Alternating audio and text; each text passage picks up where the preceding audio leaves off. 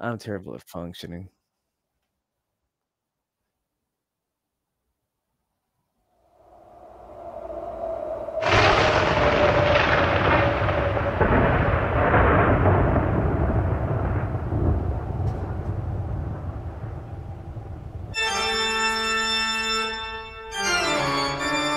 Oh, gee, what was that? It was frightening, wasn't it? It was horror. That's what all the songs in this CD set are about. Horror.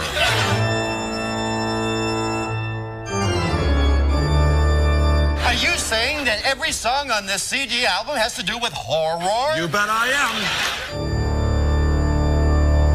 800 songs on 300 CDs. That's all about horror.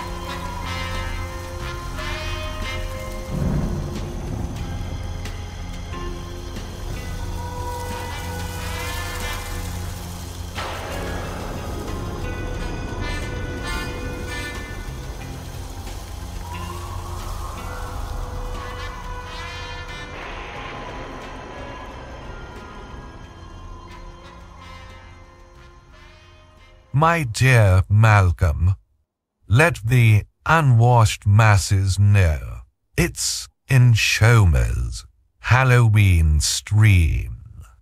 Hit it, meat thing.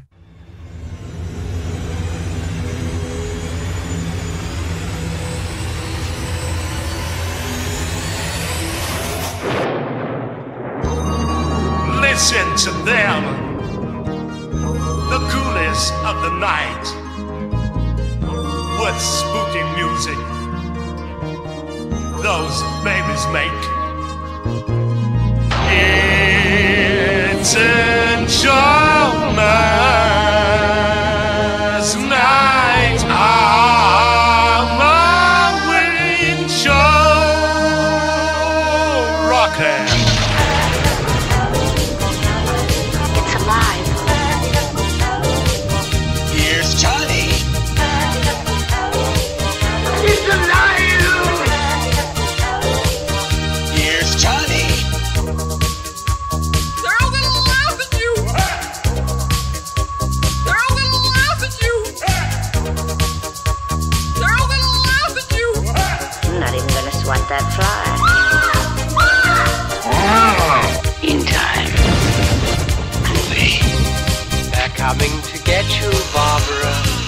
now it's time for Night Halloween with that beastly undead ghoul, Evil Showman. Wow, look.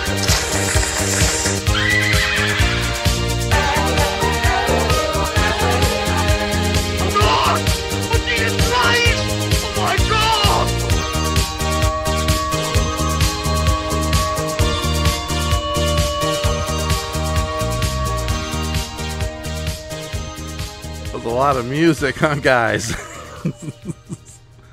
All right.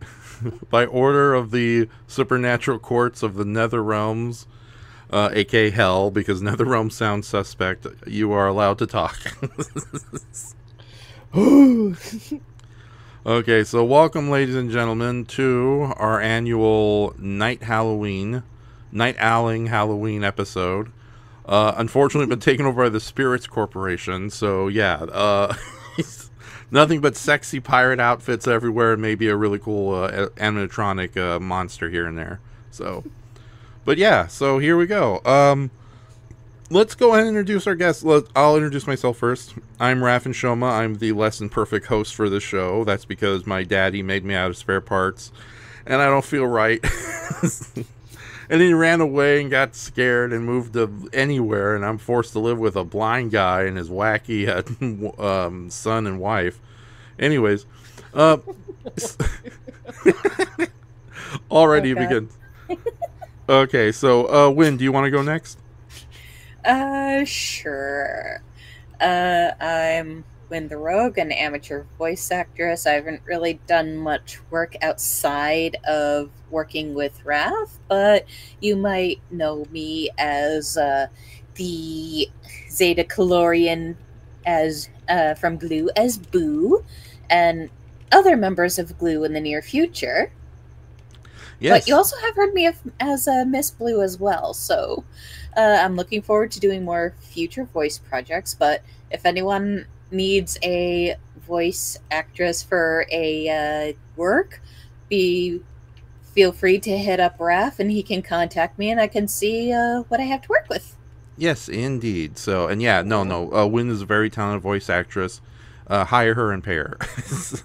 But enough about me. Hello to all you awesome people. Thank you for having me. Yes. No, thank you for being here. Yes, and also join us is Lewis has returned. Yes, this is the first time we've had Lewis and Wynn together on the same show. Brayton says he'll be coming in a little later, around the time probably when Wynn decides to go to bed. But yeah, Lewis, introduce yourself again. What? Oh, I always forget how to do this. Oh. I forgot what I said last time. So, well, my name is Lewis. I've known Raph for like a very long time now. Yeah, I do a lot of fan art right now, primarily Smiling Friends stuff. You can find me on Instagram at Spaceboy Studios. I do a lot of my art on there. I also post like what conventions I do. I do commission work as well. Yeah, I'm pretty sure I said that last time. I always forget how to introduce myself on these things. So. That's okay. If you guys have any links you want, like Lewis, if you have any links you want me to share, I'll put them in the description area when we're done here. All right, cool. Thank you. Yeah. But yeah, I'm just getting some random images ready, so at least we have some kind of visual variety for tonight. And yeah, we are the night before the Hallows Eve of Halloween. Since Halloween is this coming Friday, so brace yourself. There's going to be a lot of drunken vampires and sexy pirates everywhere. Yes. But yeah, guys, how has your October been going, if you don't mind me asking? Do you want to go first, Lynn, or I can go first? Whoever. Go right ahead. Okay. My October has been going pretty good. I am close to wrapping up. I guess you could call it another book. I just wrapped up. What? A couple months ago now. Mm-hmm. Yeah, I guess it was a couple. Like, I wrapped up a book at Comic-Con. The unofficial Smiling Friends. What is it? I don't even know the name of my own book anymore. I've just worked on it so long that I've totally like blanked on the name. No, but I did a book recently for Comic-Con. It's an unofficial Smiling Friends coloring book, but treated like it's a workbook. So, you know, there's like pages in there and all sorts of stuff that you can color and like, you know, connect the dots with.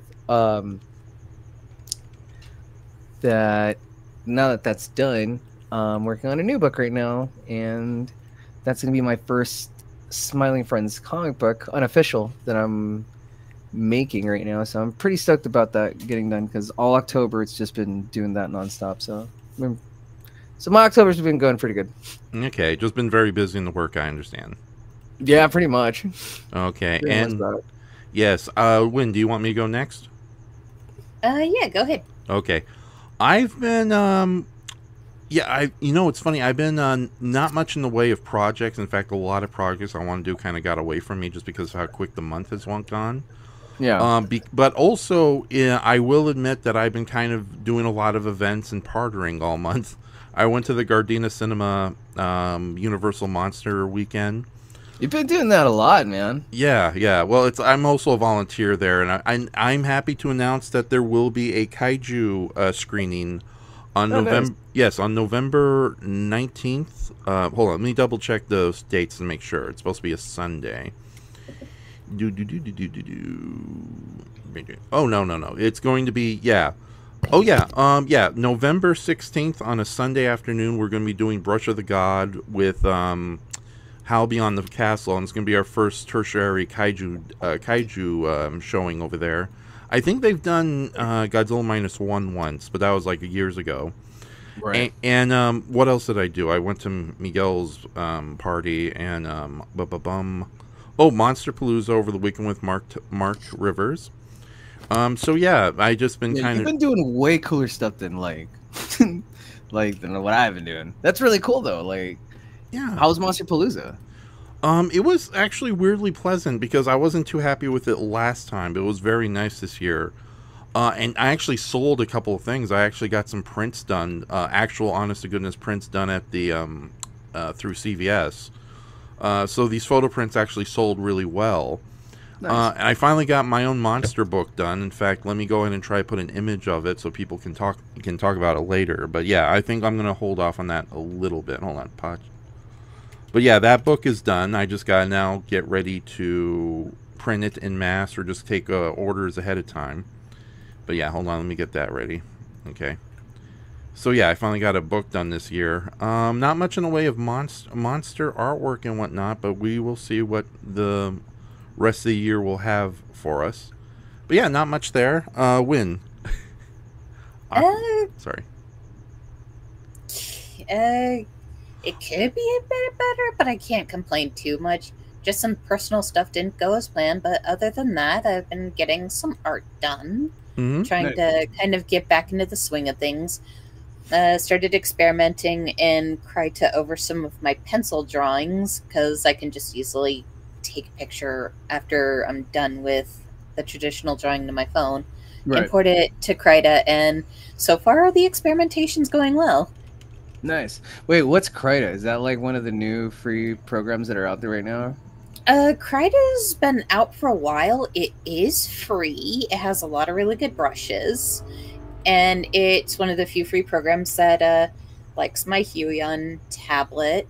And because I've tried Fire Alpaca, I heard it's pretty good, but Krita seems to work a bit better for me in the time being until I can start working more actively, so I can re-grab a Clip Studio Paint, because that was one of the programs I loved working with on my old computer, since it was, one, only $50, and two, a lot of different brushes to mess around with.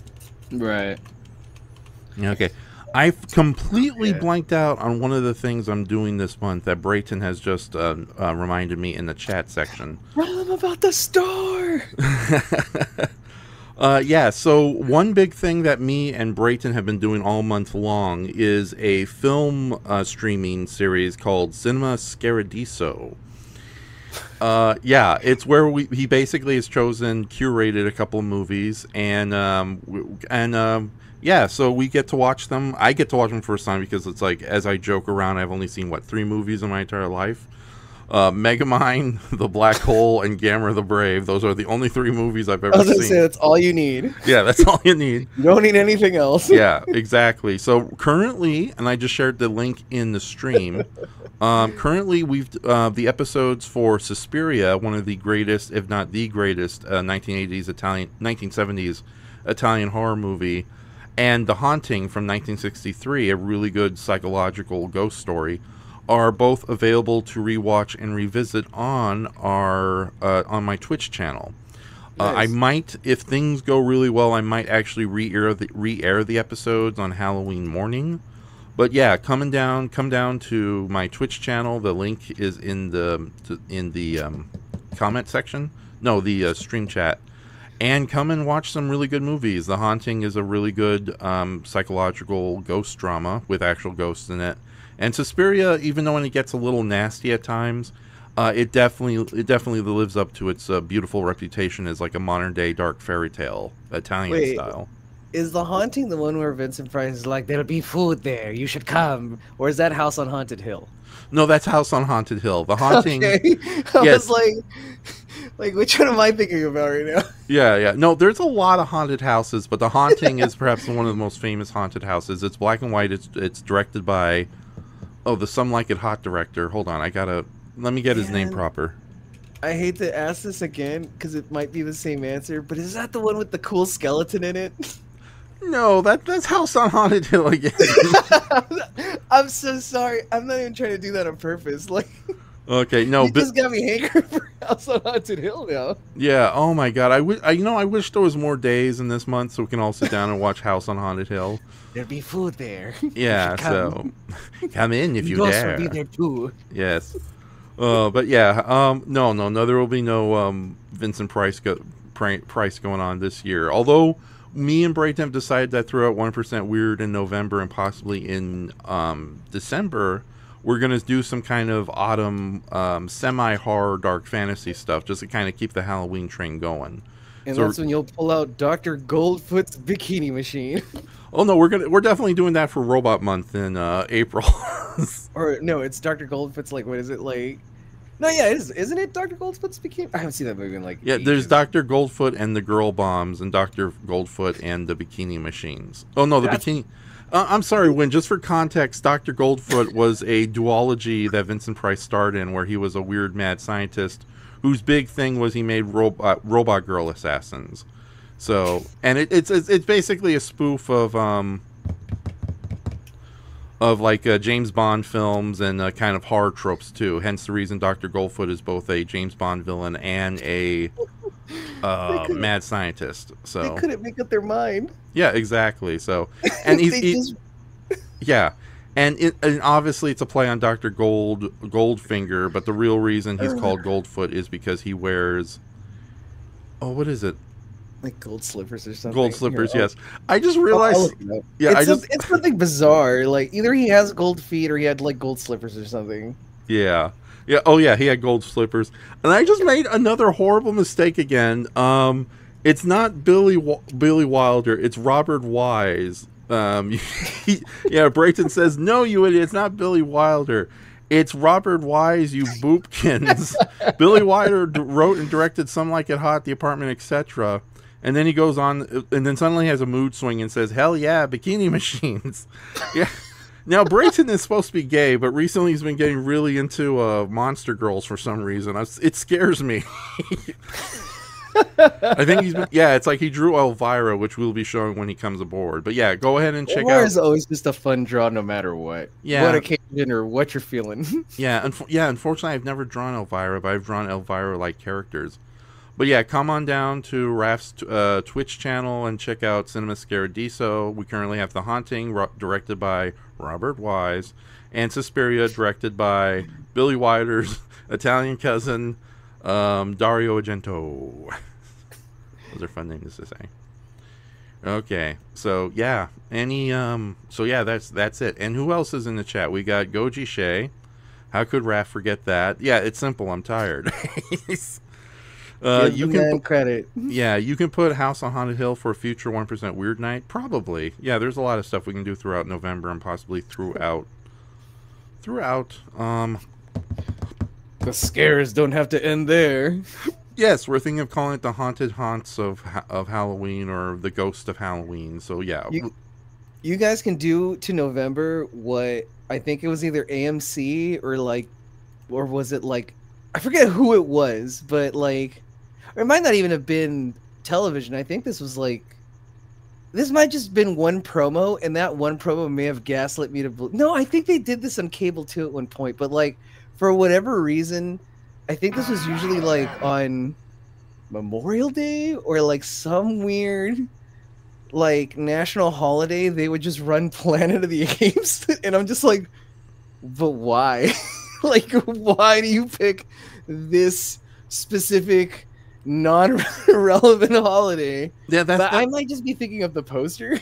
Yeah, that sounds a lot like AMC doing their Planet of the Apes New Year's Day marathon or Easter marathon. So right, where it's like, this holiday makes no sense for you to correlate it with Planet of the Apes. Exactly. You're just like, oh, is it March already? Oh, I did not know. Mm-hmm. You know. Oh god. Okay, so what's worse, Planet of the Apes on Easter or Harry Potter on Christmas? Harry Potter on Christmas, because that means I'm not watching Planet of the Apes on Easter. Okay, good point. I mean, don't get me wrong, I like Harry Potter, but it's like, if there's something I can choose to watch walking into a room, then mildly being like amused enough where I could sit there in said room and just watch endlessly would probably be Planet of the Apes more. Yeah. Like, how could you not? It's on. Like, it's on right now, and you're just like, well, what else was I gonna do? Like, there's no reason for me to drive anymore. I'll just like watch this instead for like 8 hours. Indeed. So yeah, hold on. I'm going to do some readjusting because there's something else I do want to mention. Wynn, is there any like bizarre programming that would happen on the holidays that you'd like to share with the class? I can't really say, as it's been a hot minute since I've had cable.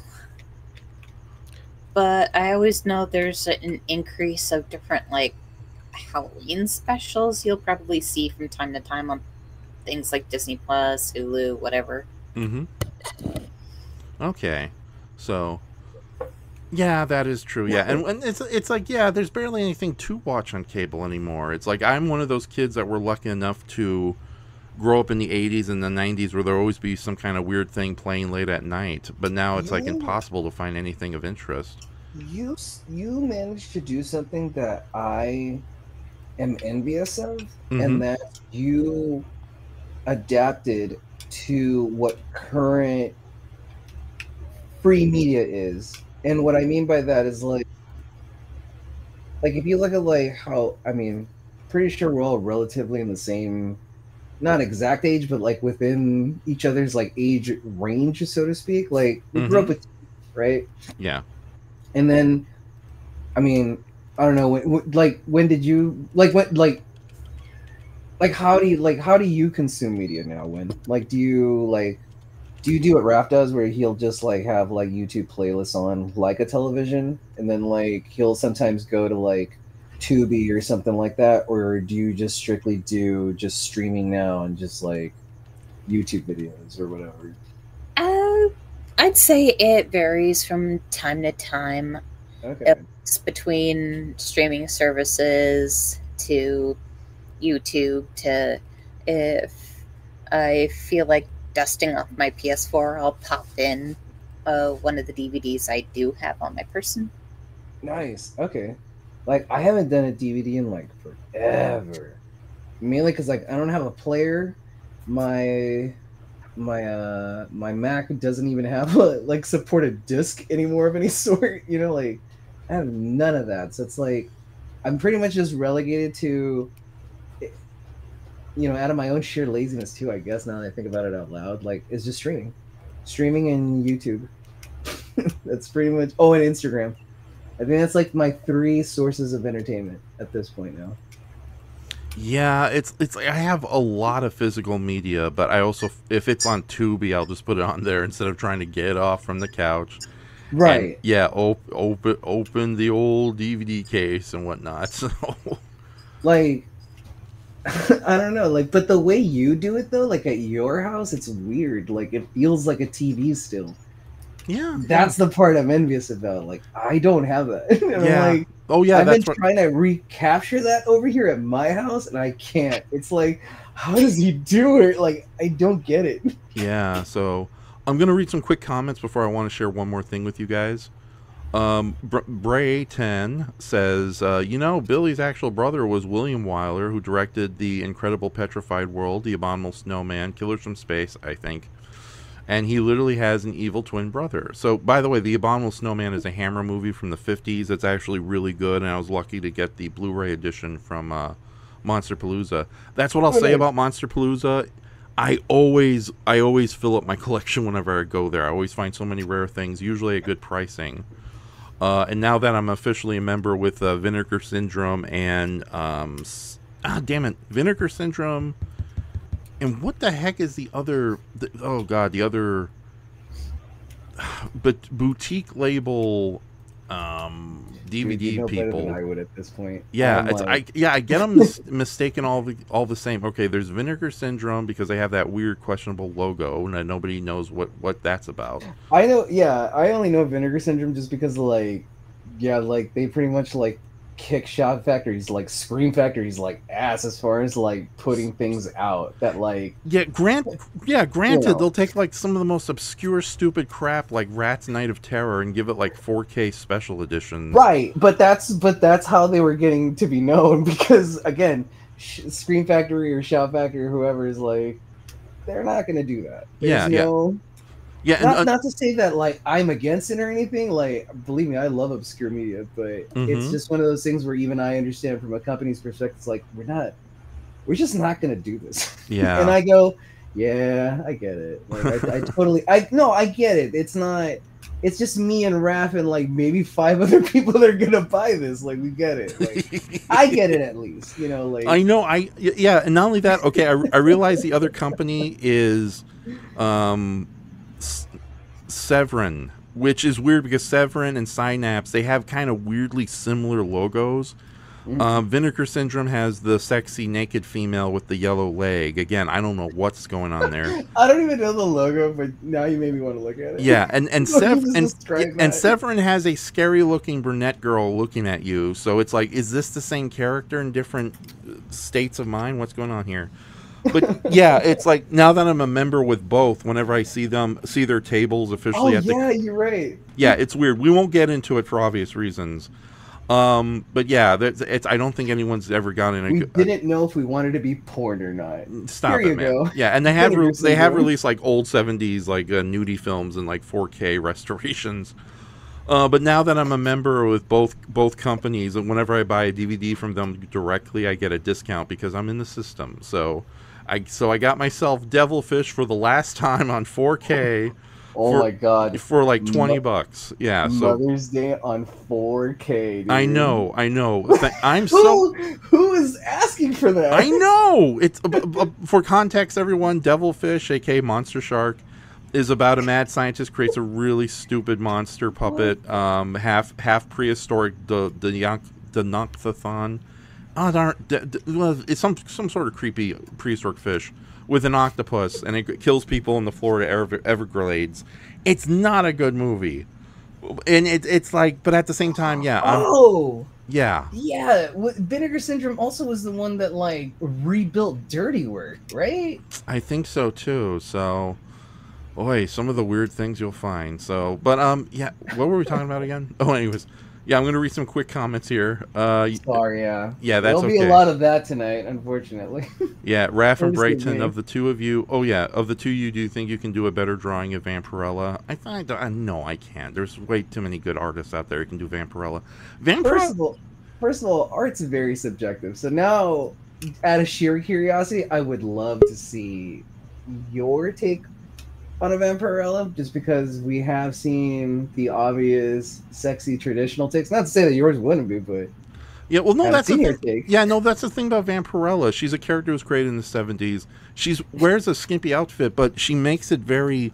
I don't know if it's the artist they chose, but it's like it's very classy and whatnot. It's not weird or anything.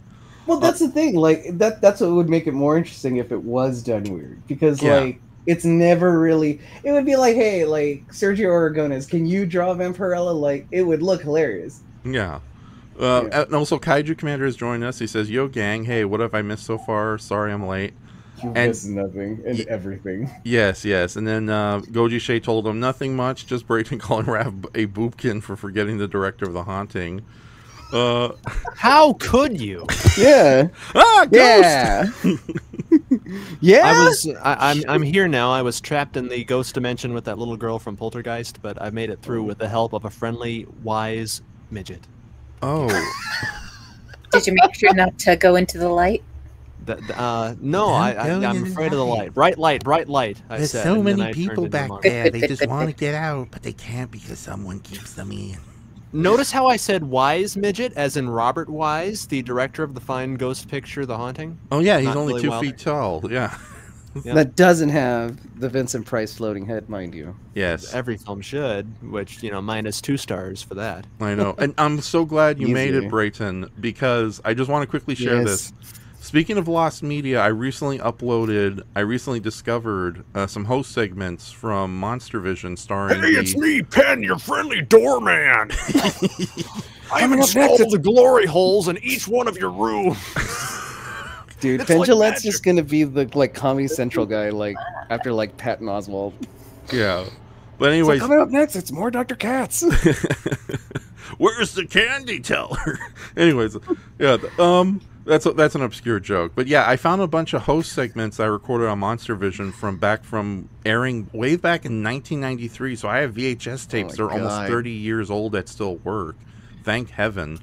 A cheeseburger was still 39 cents. I know. Yeah. Let that sink in, America. Yeah. But no, I posted it on YouTube yesterday. Not much in the way of views, but I just realized a lot of the segments have been lost to time. So so there's like 42 minutes worth of lost media up there. And I just want to give everyone, including... How many hands are you asking to pat you on the back right now? all of them! Not to blow my own shit, but I'm basically Indiana Jones. He's that one like Nigerian guy that just so happens to like have recorded Doctor Who and like saved that like 4th episode. Like overseas If you want somewhere. to make a deal, you fly to Nigeria. Then we can negotiate. Ooh. Yeah, That's his name too. Ooh. Give me all the props. Yeah, no, the thing is, I fear that in my big VHS collection and also DVD-R collection, because I was one of the few people who actually bought a DVD recorder, and I bought a new one too on eBay at a good price. So huzzah! But I fear that there's probably a lot of obscure stuff I have that will never see the light of day, and I'll probably die before I even have a chance to. Dude, the Lost Media Wiki would definitely assist you in all of that. Yeah. They live for that. That's like just all they do. I They're know. the holy crusaders of that. The strangest things too will just randomly pop. I watched yesterday a piece of lost media that was rumored forever to be like an actual type of incident.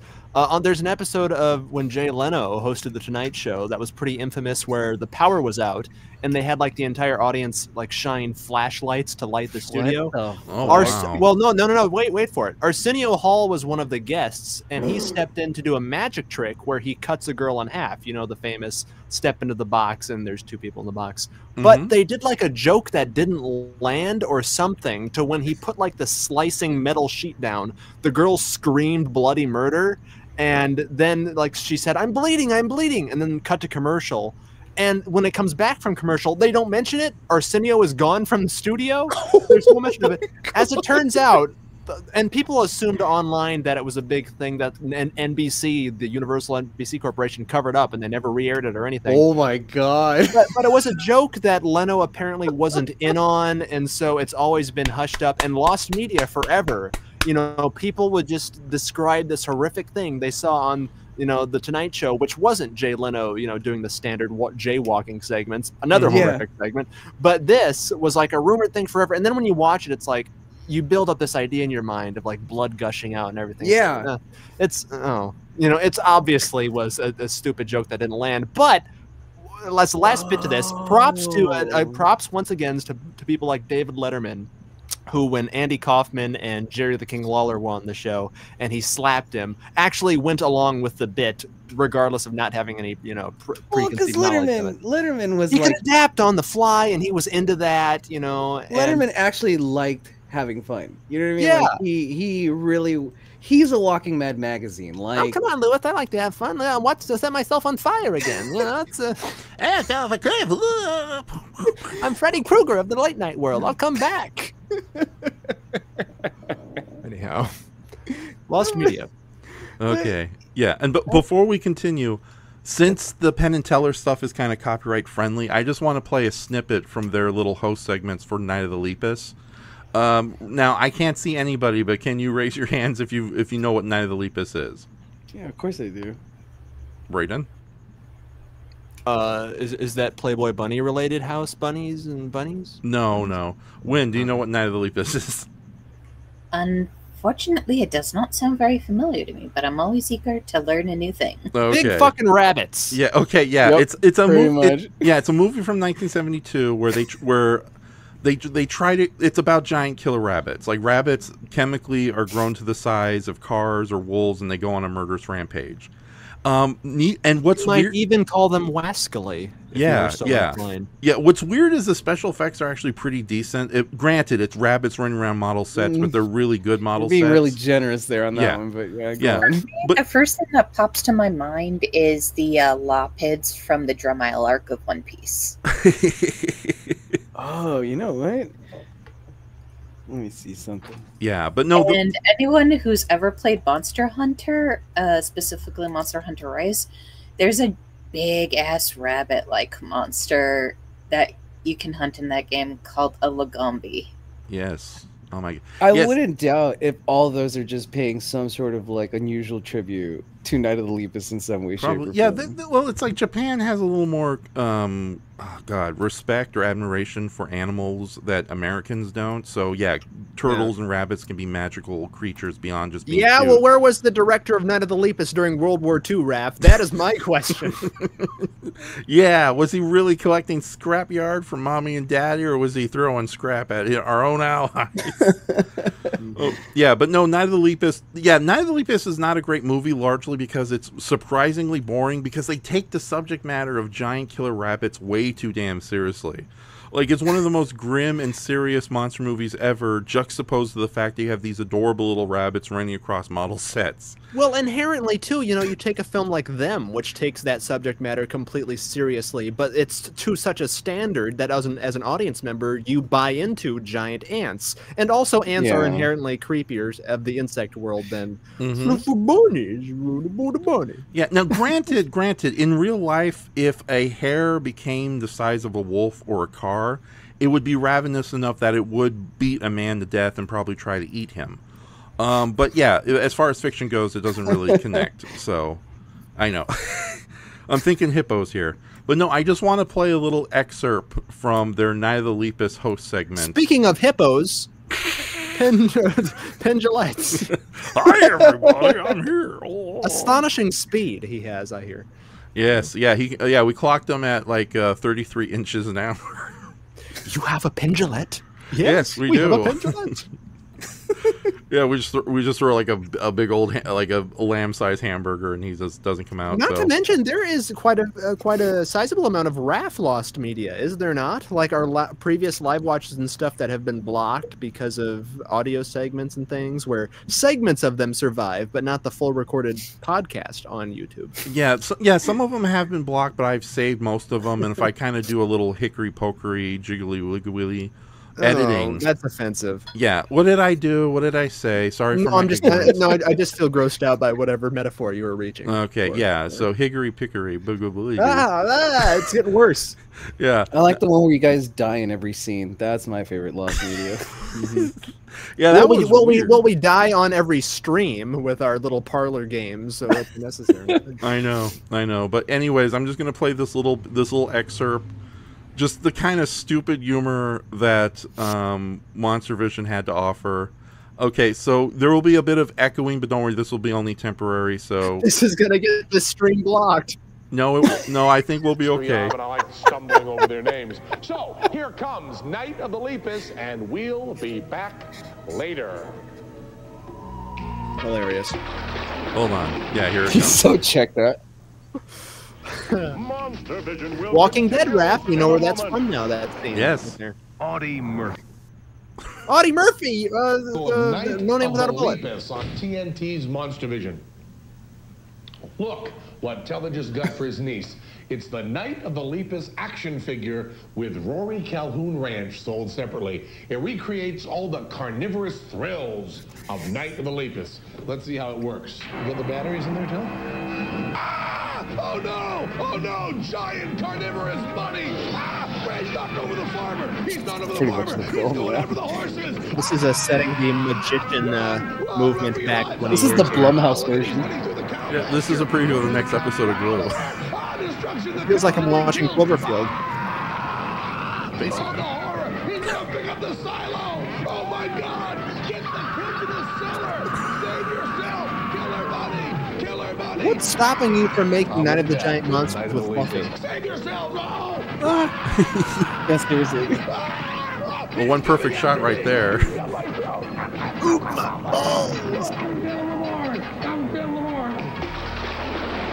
Okay, that's basically about it. So, how many takes do you think they had?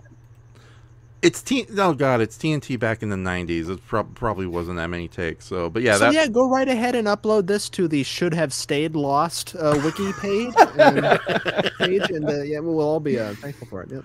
I thought it was behind cute. the scenes of that. I thought it was adorable. It's a drunk pendulum. It's like, I already did this like 30 times. I want to go home. No, Mr. Gillette, you must stay. I could have played Frankenstein, you know. Tell me about it after the Bad Bunny sketch, Mr. Gillette. Right. So he actually does play Frankenstein in one of the sketches, but we're not playing that one. So why not? Yeah, God forbid something Frankenstein shows up on fucking Halloween, you know. Yeah. I know. Okay. So all right, so streaming can be Kaiju Commander says streaming can be convenient, especially for reviewing movies and shows I haven't seen before, but I've always favored physical media. Won't vanish on me after the licensings run out. Oh yeah, that's true. And then he continues saying, "Devilfish on 4K. What has science wrought?" So. And then, well, I'll tell you this because I did listen to, and I was, again, as I said, I was trapped in the Ghost Realm, so I couldn't join at first. Luckily, I'm here now. I listened to a bit of your discussion, and I will say, just for my piece of how we consume media and all of that sort of stuff, I'm a big proponent of physical media and having it in your hands and in your player. But I will say, as I do less and less blind buys now, I will cop to that, except when like Criterion has their like twice a year Barnes & Noble sale. Then I'll bite the bullet on something. But otherwise, I need to test the water because times are tough. But a poor gay lad, frugal as ever, and I'm running out of space. So if I'm gonna, you know, shell out the big bucks on something like an overseas ultra Blu-ray release of something, I'd rather go the skeezy route and, you know, see if it's on the archive.org page first. But if it's not, then I'll consider things. I mean, I don't think that's bad. I mean, that's what I used to do like billions of years ago in like, what, 2007? I used to It was a billion years ago. Yeah, like in 2007, I could still remember like Garbage Pail Kids Part 1. It's like, all right, Garbage Pail Kids Part 2. It's like 10 parts. Where it all begins. You know, it's like a 10-part like clip of the entire film. I'm like, all right, cool, I'll buy that. Like I remember doing that. Oh yeah, because there used to be a law back in the sage olden days of YouTube to where you couldn't upload a video longer than 10 minutes or something. So full movies that you find all over the place now were like you're getting at, were uploaded in 20-part segments or whatever. Sometimes it was ridiculous. But dude, I would sit there and I'm just like, fuck it, we're just gonna, because I would try like back in the day to find links to, like, you know, before Putlocker and all these other places were like a thing, like it was just impossible to find. And I think this was well after like Kazaa and like all these websites just kind of like went to the wayside, or like nobody was like, I don't know, you had to like either get like really savvy on like Pirate Bay or like other things, and I was like, I'm not doing all that garbage. Like either you find me a link and I'll go through there or something. But YouTube was super convenient for that, and I miss that. I used to watch Planet of the Apes that way, and I'm like, I feel like these pieces are missing, but I get the rough idea of what's going on. No, it's great because then, like, sometimes if it's all in a playlist or something, and someone screws up the playlist and it includes like a clip from like a Planet of the Apes sequel or something, you can be like, wow, this is a whole new experience. It's disjointed as hell, but I'm still with it. No, yeah, like totally. But I guess, but yeah, like to cement what you're saying, it's like, yeah, sometimes you, but I mean, I think that's totally like normal at this point. Like, yeah, I mean, you got to imagine like how they, I mean, before there wasn't anything like that. You were just, what, reading like a Fangoria or like a Famous Monsters magazine, and maybe by word of mouth, you're like, I heard it's really good, so maybe I'll go and see it. Yeah. You know, everything is accessible now. It's too accessible to the point where it's easy for us to do that. But I will say, you know, when I'm not sadly and you know, self-effacingly not able to support them financially with, I support things that I like by word of mouth. And so that's why I've been happy as hell, like Raph mentioned, to do Cinema Scaradiso, our month-long Scarathon on Twitch these last couple of weeks. And tomorrow, is it, Raph, that we're watching Texas Chainsaw Massacre? Yes, everything looks like the moon's in order, the planets will align, and we will watch Texas Chainsaw Massacre as the final night of Cinema Scaradiso. Ooh. Yay! Nice. Woo! All right, I'll have what she's having. All right, calm down. I said woo. Woo to you, sir. Dracula he's orgasm. I'm sorry, that's a dumb question. That's the orgasms, joke. The satanic orgasms of Dracula. Dracula. Sounds like a Hammer film right Dracula. there. Peter, lay with me. I don't want to, Christopher. Lay with me. Stares at him. I'm old-fashioned. So yeah. Oh yeah, we saw Bride of Frankenstein. Yeah. No, not Bride of Frankenstein. What movies did we watch? We started with a Boris Karloff double whammer of the of The Walking Dead and The Black Cat. The Black Cat, yeah, those two were also really featuring good. Bela Lugosi, yes. In one of the few roles where he actually was a good guy, for crying out loud. That almost never happens. Right. And then we followed that up with The Brides of Dracula. The Brides of Dracula, which, by the way, that was a very good movie. I highly recommend it. It would be up your alley. So, what else? A total lie, though, like we said, of a title. You know, it's a mood title because the original title of that was Disciples of Dracula, which, spot on. Brides of Dracula is a misnomer because Dracula does not. He is Count not appearing in that film, as I said. It's the Baron Meinster, who is good in his own right as an alternate vampire character. There's actually, Raph, have you heard of this? I think I mentioned during that stream, Hammer did another trilogy of vampire films called like the Karnstein trilogy later on. And the third one of that, called Twins of Evil, is really good and actually has Peter Cushing kind of playing like what if Van Helsing was one of their, you know, anti-witch crusader type of characters. So he's kind of an anti-hero in that. Oh yeah, yeah. No, I'm familiar with those. I hate to say it, those aren't the Carmine trilogy better known as the sexy lesbian, the slutty, yes, busty, I was gonna say like, a lot of nudity. Yeah. Those are the ones that, like, I think on the surface level of like what people think Hammer is. Yeah. Oh yeah. But I will say the third one, although it features identical Playboy playmates, I think is the best one because that's closer to the inkling of what they used to be in their heyday. That was definitely when they were, you know, doing the as we said, blood, gore, and busts galore. You know, with some of their later films.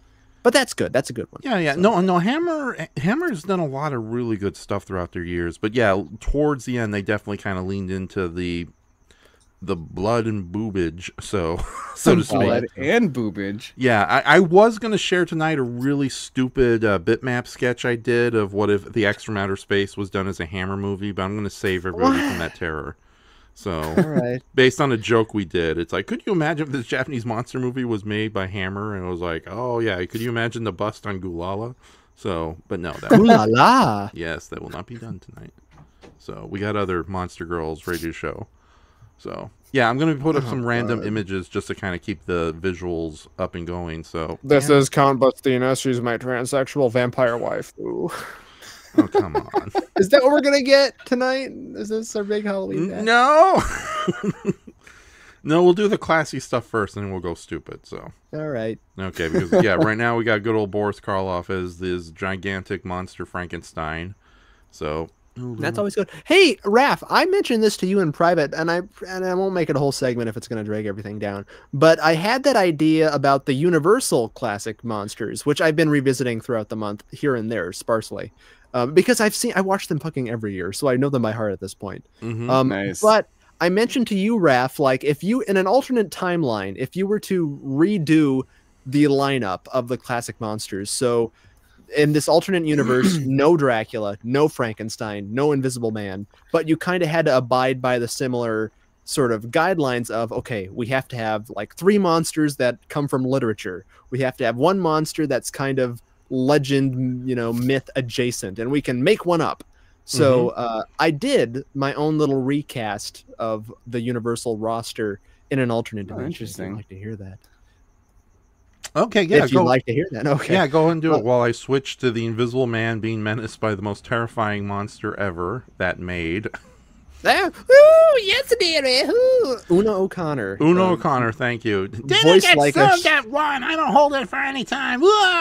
Voice and appearance like a strangled peacock. Yeah. Oh, that's a good. No offense to her, that's a very good explanation. Yeah, well, she's extremely bird-like. It's impossible to see her any other way. Yeah, no, it's like when we were talking about Elliot Gould. We love Elliot Gould, but he really does feel like a suave possum if it took on human form. Yeah, no, she's definitely. I see him and I see like a gopher. I see more like a chunky marsupial. Really? I gotta see this. I don't know. I see possum. Possums are cooler.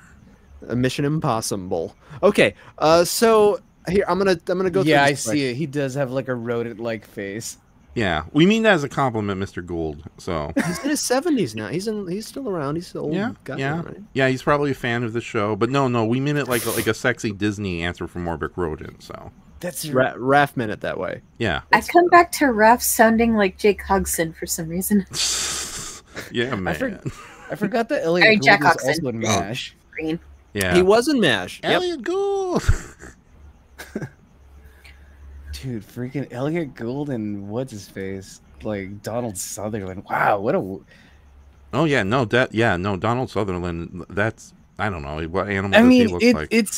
It's crazy because I mean, like for the longest, like I remember watching MASH, and then like I remember like what I just like early 20s, like I was like, all right, let's finally like sit down and watch this like fucking movie, and I'm like, it's close, but it's like you can see what was heavily borrowed from the film to adapt the show, but it's like night and day though. Yeah. Okay, so Win, just to keep you up on date, Brayton is about to share his morning fog. I see a giant freaking mummy. He's coming for you and me and drafting us to where we can't see. It's MASH. Yes. Okay. No. Brayton has this interesting thought experience. If the Universal monsters did not have the classics like Dracula and Frankenstein and whatnot, what would they have?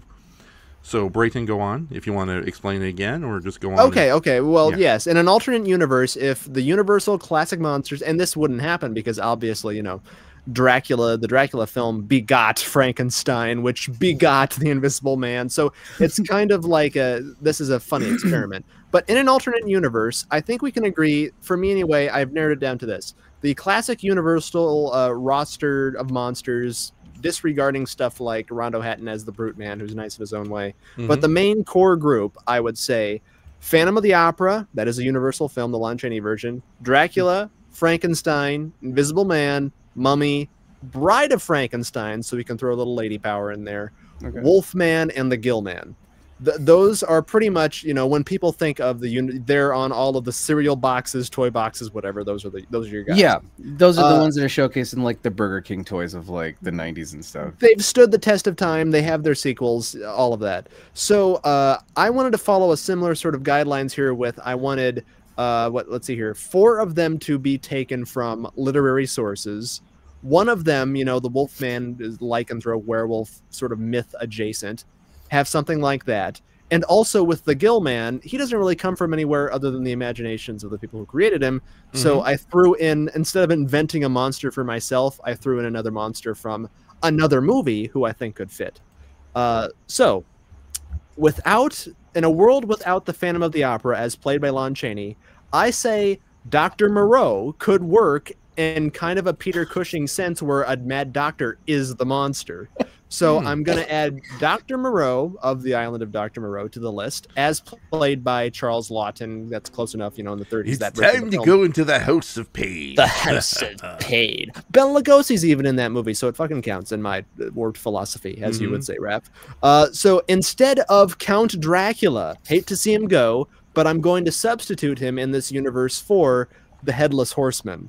Mainly because I'd love to see a Jack Pierce Headless Horseman makeup costume design of the giant jack-o'-lantern head, on top. I think that'd be really cool. So would he just be like a recurring ghost menace that would just attack people, or what's going on? Well, you could just do the Legend of Sleepy Hollow, but in the style of a classic Universal horror movie. I think would be really cool. Tim Burton's version of it is good, but that's obviously what he was paying reverence to. So something like that. I know you have or you haven't seen Curse of the Cat People, Raph, because he never appears in that, but that sort of old witchy lady kind of tells the little girl the story, and she hears like clopping hoof steps. Oh yeah, no, the one. Okay, let me just make this clear. Of the three Cat People movie, I have not seen the first Cat People. I've not seen the 1980s Cat People. I've seen Curse of the Cat People many times. I have it on DVD. Good movie. Also co-directed by Robert Wise. It all comes together. But anyway, I he's just the one who looks like Billy Wilder, right? they're twins. But I just mentioned that because there's a sequence where it's like she has this fear ingrained of the Headless Horseman that it's like, wow, that could really work if he showed up. But anyway, so there's that. Instead of Frankenstein, Boris Karloff's Frankenstein, in this alternate universe, I'm going to slot in Quasimodo, also kind of played as Charles Lawton, so he can do double duty, sort of like Lon Chaney would do later on. Now, granted, this is an alternate universe where people actually like Charles Lawton, and they gave him more roles. I like Charles. Yeah, Charles Lawton was he is one of the greatest actors of his generation. It's just that he was a fucking nightmare to be with on set and to get a performance out of. Yeah, but how do you? Man, because I'm trying to see it. Like, so far you're pretty good, but when you get to the Island of Lost Souls, like, how do you turn that into cereal? You know what I mean? Though, like, how do you turn this into a Pepsi can? The House of Flavor. No, yeah, it's like Charmed with the mushrooms, but they have hair on them is the thing, and it's delectable for kids. Oh, the House of Peppermint. That would be his cereal. Okay. Welcome to the Island of Peppermint cereal. I'm Dr. Monroe. Okay, I'm halfway through. Okay, so instead of the Invisible Man, we're going to slot this in for another literary source, another mad doctor. I'm going to put in Dr. Jekyll and Mr. Hyde as in that slot. Now, of course, there were two great ones made around the time period, one with Frederick March, one with Spencer Tracy. But for my Dr. Jekyll, I'm gonna say Vincent Price can play Dr. Jekyll, and he can be a great Mr. Hyde too. He can bring out both those personas. Oh, that's a scary coincidence because I just changed a picture to Vincent Price from House on Haunted Hill. So I had it planned all along, but you look at him in that movie, that can be his, Dr. Jekyll, and then you look at him in like House of Wax or something where he's all fucked up, and that can be what he looks like as Mr. Hyde. I don't know. Yeah, awesome. So instead of the Mummy, funny enough, we mentioned just the Wax Museum. Professor Orloff from the Wax Museum, I think, could fit in kind of as a kind of character that can carry over. He kind of has a tragic backstory, obviously set in this century, but I think he would work. Double Vincent Price again for your trouble. Instead of the Bride of Frankenstein, she never had her own, solo film, and in her own film, she shows up for 10 minutes. That's kind of a bummer, but I would like, because we mentioned Hammer already, and it kind of feels in a way like a throwback to a Universal type of horror. Their film of the Gorgon is really good, so let's throw in a Medusa to Universal horror movies. Be great. Now, would she be? Now, would she be a monstrous Gorgon or an intelligent Gorgon who could wear like super fancy shades to not turn people into stone? With a heart of gold. I like that added feature, Raph. Let's put that on the board. Index card that shit. Okay, so can agree. So two left here, Wolfman and the Gillman. Both monsters, both very iconic. But instead of the Wolfman, let's go a little more fanciful, romantic. We need women in these theaters, goddammit. So I'm going to put the Beast from Beauty and the Beast in my slot as the Wolfman. Now he obviously doesn't kill people, but kind of a similar thing, you know, the transformation angle. There's that French film, the original La Belle La Bête, which the costuming, the makeup effects in that's pretty horrific and monstrous in its own right. And you have that tragedy element to it. It'd be a sweet story. But the Beast himself as a universal monster. And finally, instead of our lovely Gill Man, slot him out with the Fly. Why not? Yes! You know, with the giant head. It could be that oh my God, please. Yes. So my theme here with all of these is big heads, creepy things on their heads. I just like heads. And yet Rondo Hatton's not here. Yeah. Well, he had the face. Well, he kind of had the big head with the face and the sort of small body. Yeah. Isn't that weird? Like, he was a hulking figure, but his body was just, you know, like a dude body. Yeah, okay, here's a quick question about Rondo Hatton and just Universal Monsters in general.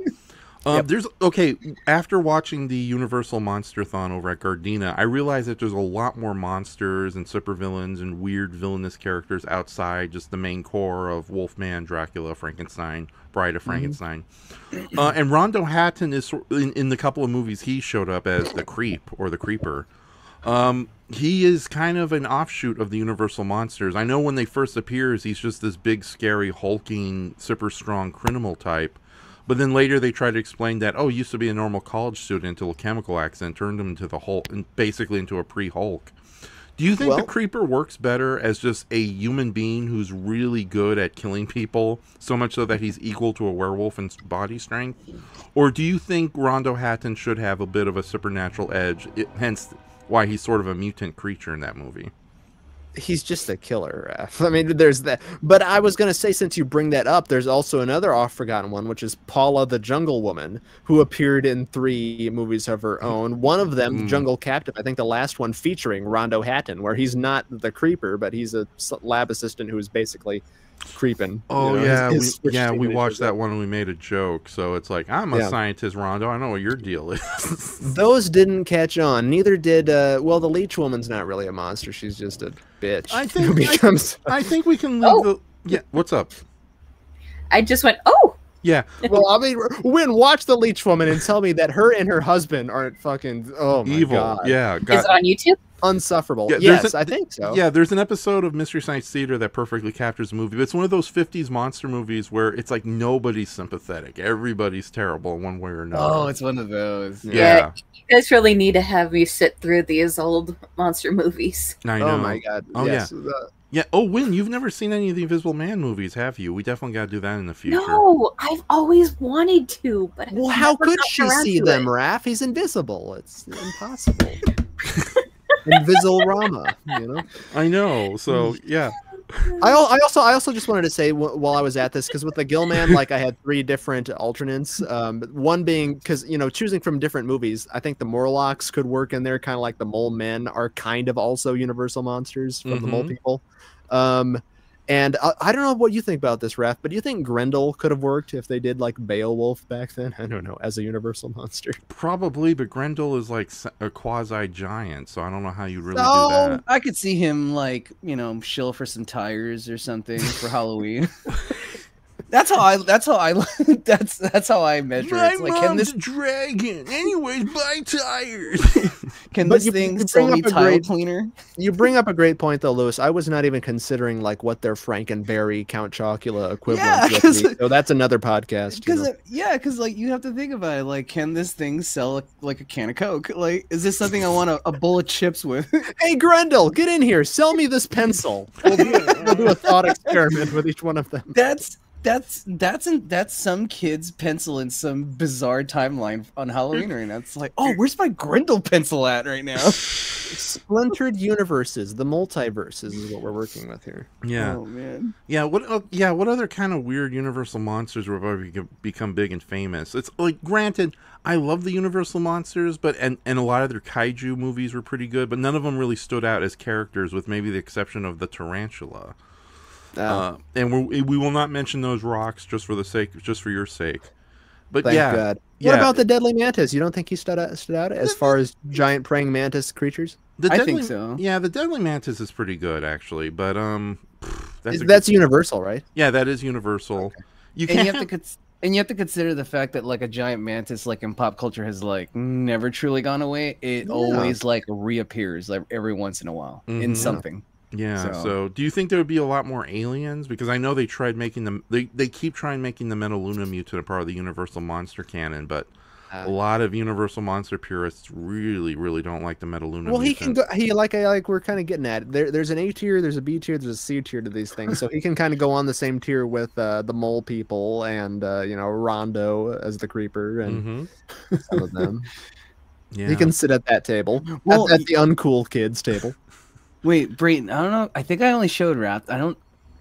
Did I only show you this, Raph? Brayton, do you remember this at all? But like, I was talking about how when General Mills succeeded with the monster cereals, they really attempted to make an entire universe shortly after that to ride that wave. Yeah, go ahead. Lewis is going. Okay, before you continue with that, because that's a whole history lesson right there, and Lewis will be happy to explain it to everybody.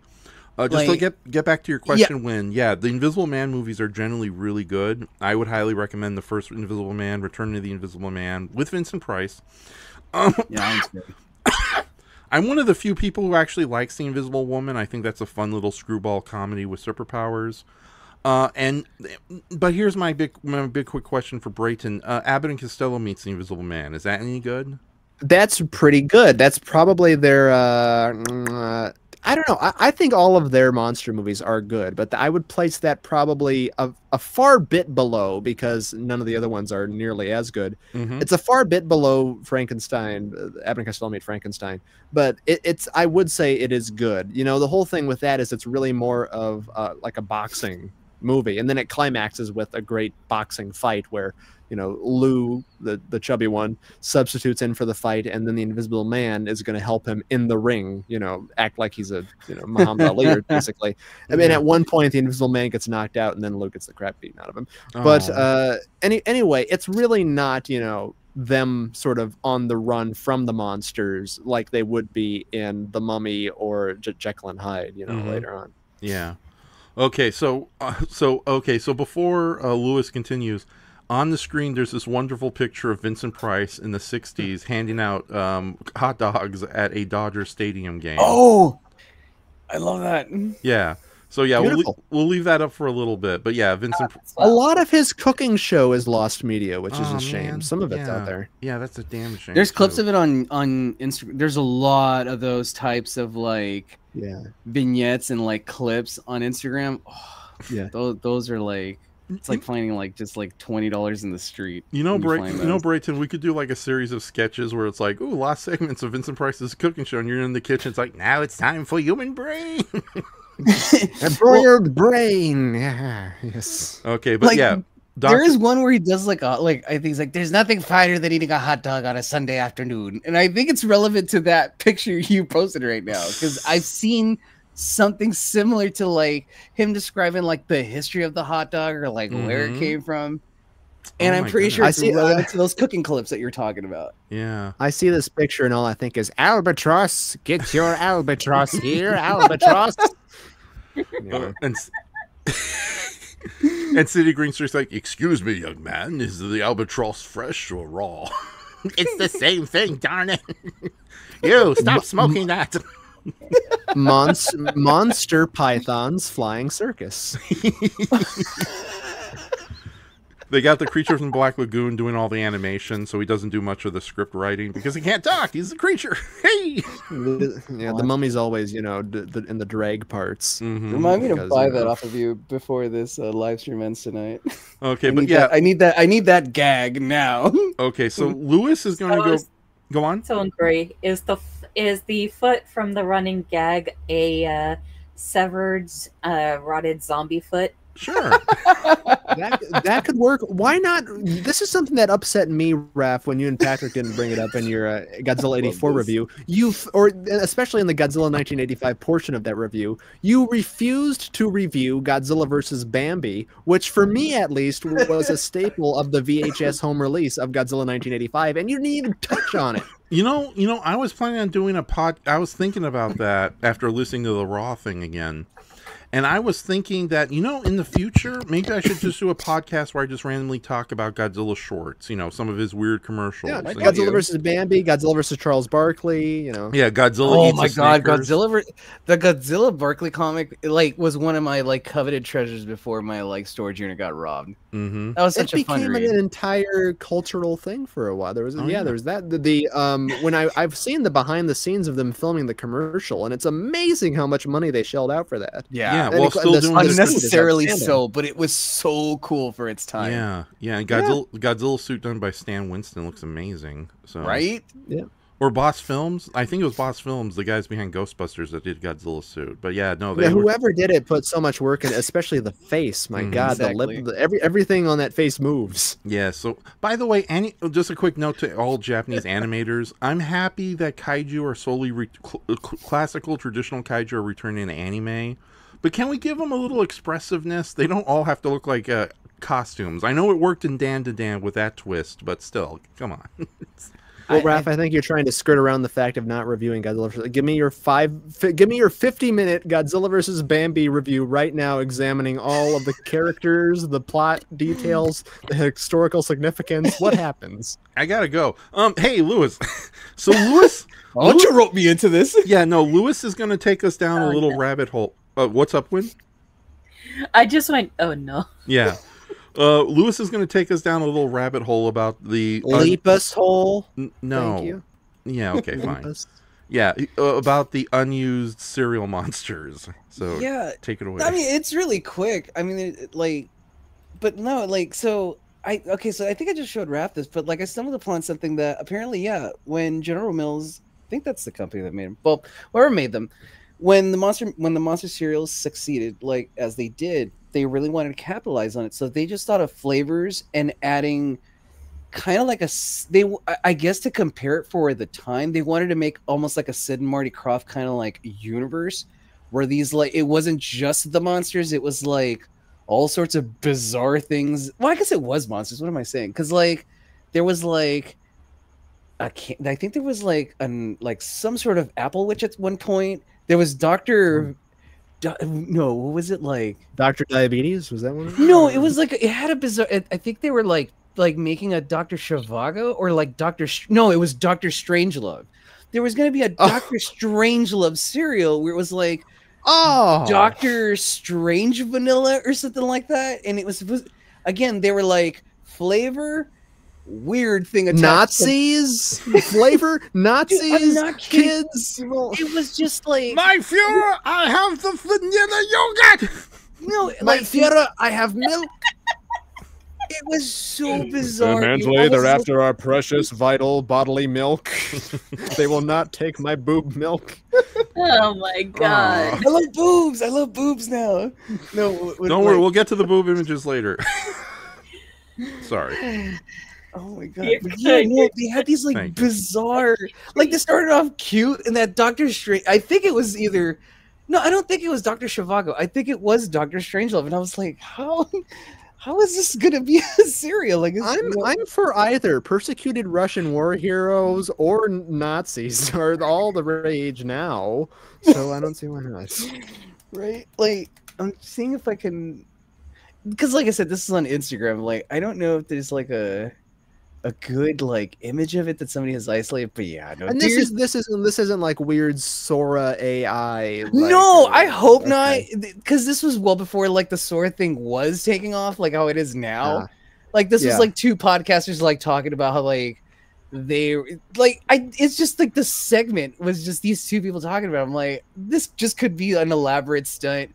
Two artists that just were very bored, because I mean, you're really good at drawing, you can really, ape that kind of retro style, but be it fake or not, it was really clever overall. I weep for the fact that we didn't get it. That sounds fabulous. Well, yeah, me too, because I mean, I don't think I'm I don't think I'm a high aficionado when it comes to monster cereal, but I do keep my ear to the ground when it comes to their history and as far as who was that marketing team at that time, and they were a pretty iconic marketing team because they're also responsible for all the other General Mills characters for their time. So that's what people that's the only as far as my knowledge goes. But to discover that you know, the cereals did not only well, but like well enough where like the company wanted to move forward by making, like I said, like here's a flavor, here's a monster. Because like because at first they sound believable. Like one was, like I said, like a witch that I think was supposed to be like an apple flavor, and then there was Gorilla Grape. I remember that. It was supposed to be like a giant gorilla. Oh my! So I guess that was supposed to be like the King Kong, if you will. I can't go one day without finding a new giant monster. Gorilla Grape. Yeah, it was like Gorilla Grape. It was supposed to be like a grape cereal, like, and even then, I'm like, how do you make that into a cereal? Like, well, I guess like Trix then, I guess, right? So it's like that's where I'm like, yeah, I'm googling it right now. I mean, nothing's popping. Well, up wordplay like and puns are definitely your friends. Like you could have Basil Rathberry cereal or something. Right. I don't know, but here's my question. I want Raph. Do you think that Tony the Tiger and the Cuckoo for Cocoa Puffs bird would work as universal monsters? Sunny? Yeah. He's on crack. Maybe they're like surviving mutants from the House of Pain. Ironically, works for me. Okay, good. Yes. Ironically, Tony the Tiger did have like a whole gang of different jungle animals, but ultimately they just decided to stick with the tiger for various reasons. You know what? This is actually starting to make a lot of sense now, because I'm looking. Because it was General Mills. I was right. So General Mills at one point had Sir Grapefellow, and then like Baron von Redberry. So they did have these flavors already, like, you know, they had these like flavors probably already existing. And with monster cereal being a thing, it's like, we'll just take the same formula, but we'll just slap like a new box on it. It's like, okay. Here's a real question, Baron. A Red Baron cereal? What the heck is that about? Yeah, well, I don't know the year specifically, but I mean, I follow a lot of like, I also follow a lot of like product art, like, or what commercial art. I love commercial art. Like, I get a bigger kick out of like looking at like, you know, like bootleg products than I do actual products. Like when you go to like to the dollar store and it's just like, you know, like frosted discs or something like that, and it's got like whoever is doing that for a living, like I envy that person. I would love to have that job where it's like your job is just to create like the most bizarre thing for this cereal that's desperately needing to be sold. Like, you know what I mean? Like so much like unusual effort is put into it that like I don't think people truly appreciate like the crazy art that you see on those boxes, like the poses, the concepts. I'm just like, there's more creativity here than I think than what you would see in a General's Mills box. Well, yeah, and I get a kick out of the. I mean, I think a lot of people do, but especially the. I'm not an action figure collector or anything. But I love the bootleg action figures of, you know, the Jesus play sets and the odd like the off-brand superheroes are delightful. Yeah. Oh yeah, like the the Galaxy Wars and stuff like that. Like Mark is like, I'll be right back. Like recently, like Mark Rivers has been doing like these really cool like custom figures. He's like a big Motu guy. Like he loves. Oh yeah, like, I've seen some of his stuff. He could get work at what we're talking about. Dude, I'm so pissed. Like so he was getting ready for Monster Palooza, right? And yeah, he's showing off the new. Dude, he made this really, and I hope he took a picture of it because I would like another one if he could make it. He did this really cool like Skeletor like melted guts kind of a creature, like Motu like guy, but it had a lightsaber for an arm and it lit up, and I was like, this is that like right kind of gross and like right kind of bootleg and cool that like I love scrolling through on Instagram. Oh my god, this is the upgrade he would have gotten if there had been a Masters of the Universe 2 with the Frank Langella skeleton after he comes back out of the goopy lava or whatever. Dude, like I looked at that and I was like, how is this not like an actual toy? Like, how is this not, you know? No, and like, and it reminded me of this other dude's custom of his Skeletor, which is like a gumball machine. He's like gumball machine themed. Yeah. Like apparently, like in the Masters of the Universe, I'm not even like a big toy like maker. Like I like looking at like stuff like that, but I've noticed like they make these like chest sculpts now where they have like pellets inside that are colorful. I've seen this on a couple of them, and I guess it's to give that gumball aesthetic. But I think the character's name is also like Gumblar or something like that. So it's just, it has that like his his ram staff is like just a gumball machine as a staff. Efficient. It's well, you know, yeah. Okay. Oh, sorry. I for some reason my call dropped. Oh, okay. Well, no, I was going to say, though, as you mentioned, that especially about Mark, the more you and Raph talk about him on these streams, the more I'm slowly convinced that he is Santa Claus. I mean, look, his house is impossible to find and to get to, and he's a toy maker. He ought to just do the whole Kris Kringle thing and hand them out to the neighborhood. Because, I mean, you can, even if you're, like, combining action figures together, you can't get, like, arrested for selling that, or not. You're not even selling it. You're giving it away. So it's like toys for but tots. There's no copyright on anything that he does, because like he's literally mashing it up to an extreme where it's like it's not even what it once was anymore. Right. He's an avant-garde toy maker of our generation. Dude, I never would have found myself being like an aficionado of custom collectibles. Not because like I was like above it or anything, but it just never caught my interest. Yeah, it caught my interest like at a distance that like, oh, that's neat that people make that stuff, but it was never enough where it's like, oh man, like I really like want to dig through like all these like accounts now, like, and that's like it's helped me rekindle my love for the early Teenage Mutant Ninja Turtles and He-Man, because like those are just two properties as I've gotten older, like they just do nothing for me anymore. But these toy makers, but when you make them Teenage Mutant He-Man Turtles, then it's something. Oh my! Have you seen that snippet, that little trailer that they dropped of that? No. Oh, dude, I was making a joke, pal. This is real. I have not seen that. Well, I mean, they might. I mean, I'm sure Mattel or whoever has probably. Oh no, actually, they did actually make those. But no, like in the new. I think it's in the new Teenage Mutant Ninja Turtles cartoon that's coming out. Like they're having like a small Christmas special, I think, for their next SpongeBob movie. But in the film, because Ninja Turtles and Christmas have always gone well together, as we've seen in live action before. Gotta find a present for Splinter. But like, thank you, Raphael. In this short though, like it's Can't believe the Sonic crap these days. I'm really biased. I'm really biased towards the story only because it's pretty much like one of my favorite parts of Superman versus the Elite, but like stretched out into a whole film. And that's like what happens when like you're just this big deal and you have like no ownership. You just like get mass merged into like garbage, and that's pretty much like the whole short. Is that like I don't know what goes past that, if there's like these knockoff toys of themselves or like giant robots or not, but part of the plot is that like, yeah, I think they are getting a gift for Splinter, but along the way they find out that they themselves have been made into merchandise, but it looks like bootleg Masters of the Universe action figures with like their heads not even being turtle heads. Half of them look human. They have like eyes like going in like the worst direction possible. Like it's just full on satirical play. I love it.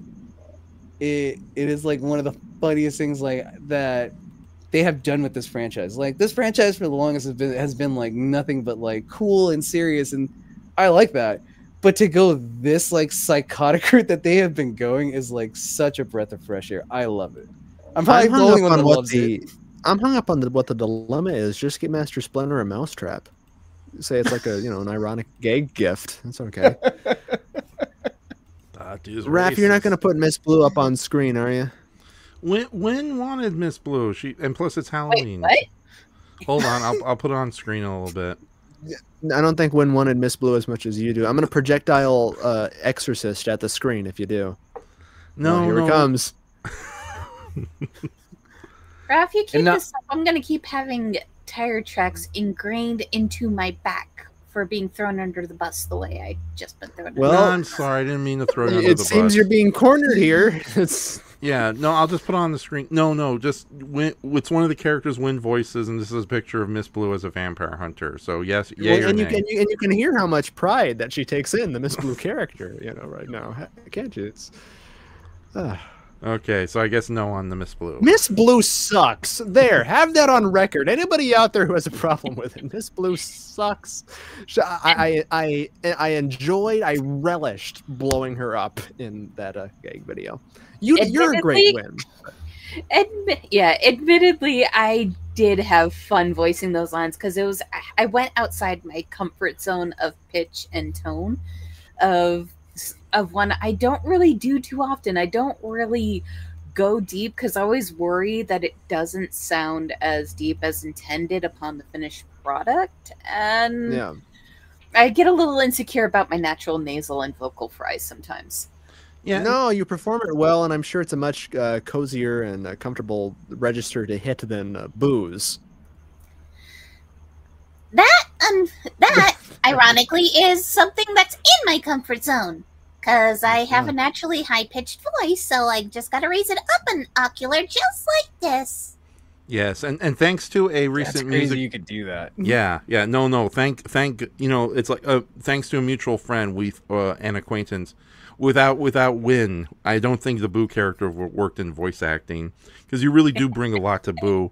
And after Brayton showed me a music video that we might play at the end of the night, I think the idea of doing a series of short mini episodes called Boo in Space is much more valuable now, especially if we keep to like the low budget nature of it. So yes. Short episode because she is 2 feet tall. Yeah. For it. Yes, but yeah, no, we'll get rid of Miss Blue and replace her with something a lot more classy. The cast of Comedy of Terrors, all just hanging around in coffins. So there's. That's what awaits all of us kids, right there. Yeah. So inevitable. But yeah, no. Okay, so there's this music video called Boo. Oh my God, that's so ironic. BOO as opposed to BUUU, which has like a really obviously fake little ghost puppet in it, but just the way it was animated. What the hell do you mean? What do you mean obviously fake? No, okay, it was completely real, Brayton. evidence of the supernatural. But yeah, we're gonna take a chance and play that at the end of the night. But I will go ahead and kind of spoil it a bit and kind of just share it in the comments section for anybody who wants to check it out sooner than later, especially if we all have to go to bed soon. So you know what you reminded me of when you said obviously fake, and then Brayton like it reminds me of what damn it. I think like I was just watching Hats Off, so that's the only reason it's like stuck in my head. But he was talking about how he was just talking about like the whole history of like Dracula Dead and loving it and like it's like production and everything. But I think he was talking about like Gene Wilder talking about like how blood looks like real and fake, like how blood looks fake when it's in color, but it looks real when it's in black and white. Yeah, because it's black and scary, I guess. But yeah, no, I know. Okay, so that's why like it hits me when you're like, you know, like obviously fake, and it's like, yeah, I like. Oh, hello. Yeah, no, I mean, there's sorry, my like thing keeps cutting off for some reason. That's okay. I probably have too many windows open, so I'll close some of them. It's the ghost of Gene Wilder. Yeah, I guess he says we get nothing. I guess with the black and white rendering of old films, it's easy to hide the fact that it's actually corn syrup with a lot of red food coloring in it. Right. And for gunshot effects, fun fact, to get those done, they implement the corn syrup and red food coloring into Gundams so they can be popped upon the blanks being shot. Why didn't anybody tell the director of The Crow that? Damn it! We could have saved so much heartache. Too soon. I have to do something like this every year. We had talks about this before the show. I vetted you. I bet he's like, I vetted you. I bet he did such a. Oh, getting demonetized. I bet he had such a facepalm after he read that. Just like, oh, I could have had a V8. Joke's on you. We're not being monetized at all. Ernie Hudson's like, he's gonna get up, right? Yeah. Oh my God. Brendan Lee is up there with Serpentis. What do you mean, Ernie Hudson? You mean the fourth Ghostbuster, Lewis? Remember, this is canon. Winston Zedmore. Winston Zedmore is a great character. I've been watching a lot of real Ghostbusters lately. Voiced, ironically, by Arsenio Hall. No, well, another master of terror, as Jay Leno found out. But he's like the fifth Ghostbuster. So the no, Janine's the fifth Ghostbuster. What the hell? I just know that Buster. Now look what you did. So what Wynn was saying about black and white and color, or what we're all kind of about with black and white and color blood, you know, obviously an evidence for that is the Psycho remake, which recreates pretty much exactly, but with extremely weird flash like stock footage things that Gus Van Sant added in as like a post sort of artistic flair, I guess, of the shower sequence. Basically shot the exact same way, performed less great in the remake, and the black, you know, blood trickling down the drain is one of the iconic horror film visuals. And yet when you see that in, you know, when Anne Heche gets stabbed in that film, it really does look fake, and, you know, it doesn't mix well with the water. There's something to be said about the unreality, I think, of black and white film, to where it adds sort of a dreamish nightmare quality to it inherently, because, you know, we do see everything in color. So there's an inherent like next step of otherworldliness, I guess, to it, if you get what I'm saying. Yeah. But what Lewis was kind of adding with like you know, what you reminded me there about me not believing that ghost isn't real. Raph, were you here to hear my posited theory about Mark being Santa Claus? No. Oh yeah, dude, you gotta hear this. This is actually well, no, it's half baked. But considering that me and Mark have been friends for over 10 years now, and he's not once gotten pissed off at me for being the gloomy psycho Gus that I am, the drama queen wackaloon. Yeah, yeah. Go ahead, explain this theory. I will believe. No, it's Lewis. Lewis was talking about his amazing toy like matchup collage art, and I said, you know, he ought to give that just to the local children, do a Kris Kringle type of thing. That would explain his toy maker abilities, and that the reason why his house is impossible to find for you too. It's like the North Pole of Los Angeles. Oh, I know, and we almost got killed by a robot too. What is that about? I had, you know, since this morning, and it is the season, I almost got killed, and I had a very scary experience with a mechanical monster known as the Street Sweeper this morning while out for my walk. I had my headphones in. I heard like a weird like whirring noise and thought it was just like a local truck or something, until I turned a corner in my neighborhood, and there before my eyes, with like the buffer things going on the ground, you had to be there. Soylent Green. Yes. Well, I was like that the sight gag from The Simpsons where the street sweeper like destroys Bart's bike and then like goes ha ha ha ha and then curses down the stairs. That was my morning. That's right. No, it like turns it into like brand new or something, and then he rides it, does it like fall apart or something? Yes. Like that? Well, yeah. Yes, that's it. He runs over it and it's shiny brand new. Then he steps on it, tries pedaling, and then just falls apart. Yeah. Yeah. What is the context behind the street sweeper just being a dick? You need context. It's a sight gag. Oh, never mind. That's all. Because The Simpsons is full of psychopaths. That's where we send all of Earth's psychopaths in the future. Is just to Springfield, and they all live there. Yeah, that's why Homer asked us about if we knew anything about Tron, because that's the portal to their universe. Tron.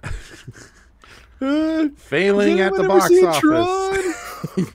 By the way, I was thinking about, okay, so I've been watching a lot of videos from a YouTube channel called The Real Jim.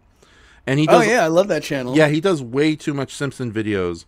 But that's his only bread and butter, dude. Yeah, but no, he recently did like top 10 actual episodes of Treehouse of Horror that are scary. Yes, and he brought up, he brought up the kind of melancholy sorrow that is Homer cube, you know, the one where he turns where he turns into a CGI character in another dimension. But it's funny, he played the clip with I think one of the best, most subtle gags I never realized until now is with Chief Wiggums when Homer asks that question, has anyone seen Tron? Oh, yeah. Yes. No. I mean, yes. No. Yes, I mean, no. Yeah, because, he answers that question 3 times. First, he says no, like it's automatic. You don't, no one's seen Tron. Everybody says no except for him. Yeah, and then it's like the other, I forgot the other answers, but the last one, it's like, oh yeah, I remember Tron now. Oh wait, no, I'm not supposed to pretend to like that one. No. So yeah, Wiggum is a nerd. Oh man, Wiggum, if you got him. I had him and Grandpa are my favorite characters. Still really? Okay, yeah. Mine is Mo, and I'm gonna say Krusty. Like Mrs. Carbachable is a close third, But because you are Mo and the Crimson Weirdo and Dirty McCutcheon. Oh my are god, crusty. yes. That's what it is. That is the persona because you relate so much. Yeah. Oh my god, I am Mo. Damn it. Yeah, and this stream is your bar. Oh man. This is Mo's. Right, Brayton, you need to pay your tab. I can't handle this anymore. Hey, does that make me the flaming Mo? I'll gladly accept it. Thank you. I need a pair of miniature drums. Hold on, I gotta have the gay episode of Simpsons is my favorite episode with John Waters as the new guy in town. Oh, that's a damn shame because, yeah, no, I wanted to do something John Waters related. Some of his more family friendly movies. That would be Hairspray and possibly Polyester. But it's like I was gonna say, what other ones were you gonna name? I was like, I gotta know these other ones that apparently I don't know about that are family friendly. Yeah, yeah, or PG-13ish. I guess Crybaby. Even if you want to add both you that. mentioned starred famous drag queen Divine. Yeah, and her whole Ursula's design in The Little Mermaid. Divine is one of the greatest screen actresses for my money, and her love affair with Tab Hunter and Polyester is a beautiful, classic style, through the John Waters lens, obviously, romantic comedy tat for tat that they have. It's like screwball comedy. It's great. Another reason to play that movie, 100% weird. And you can't forget her like awesome but short musical career. No. Yeah. I like cheap. I'm cheap. But no, for the John Waters family friendly night, now that you mention it, yeah, the episode of Simpsons where he guest stars would be a better intermission than that episode of Hell of a Boss where he plays an evil demon. He's actually really good. Dude, can you imagine if Divine was still alive? Like, if she would be on Hell of a Boss. But you got her on Hell of a Boss, dude. I know. I need someone killed. Well, no, seriously, we were seriously robbed of her. Like 100%. Divvy went way too soon in life. You know, ironically, yeah, first. Go on. I loved her in Pink Flamingos, and her energy would bounce perfectly with Brandon Rogers in Hell of a Boss. Right?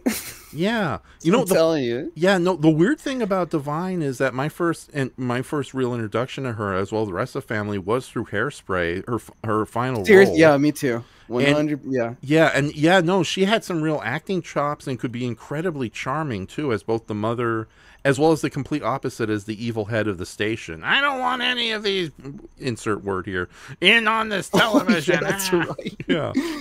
I have to say Divine would have been my ideal choice to play Baron Harkonnen in Dune, so I just want to throw that out first. Give me the spice. It would have now, made the film a lot more, for sure. Considering how weird the original Spice story was, yeah, I can see Divine playing like a floating, like, pre-revolutionary French noble person. So I don't know who wouldn't want to see that. It's all about attitude with her. Yeah. She's the greatest. Okay, so yeah, I'm getting some more images ready. Don't worry, Brayton will be showing off your wares in a little bit. Dude, Divine and Terry Gilliam. That would have been a combo to see for sure, too.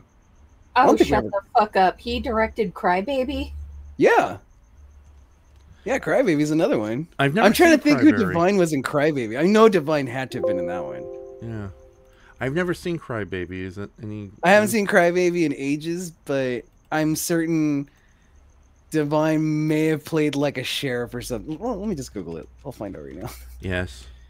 Because I'm certain Divine was in that. Unless... No, I don't think Divine was dead at that point. We'll find... Well, let's see. Let's see.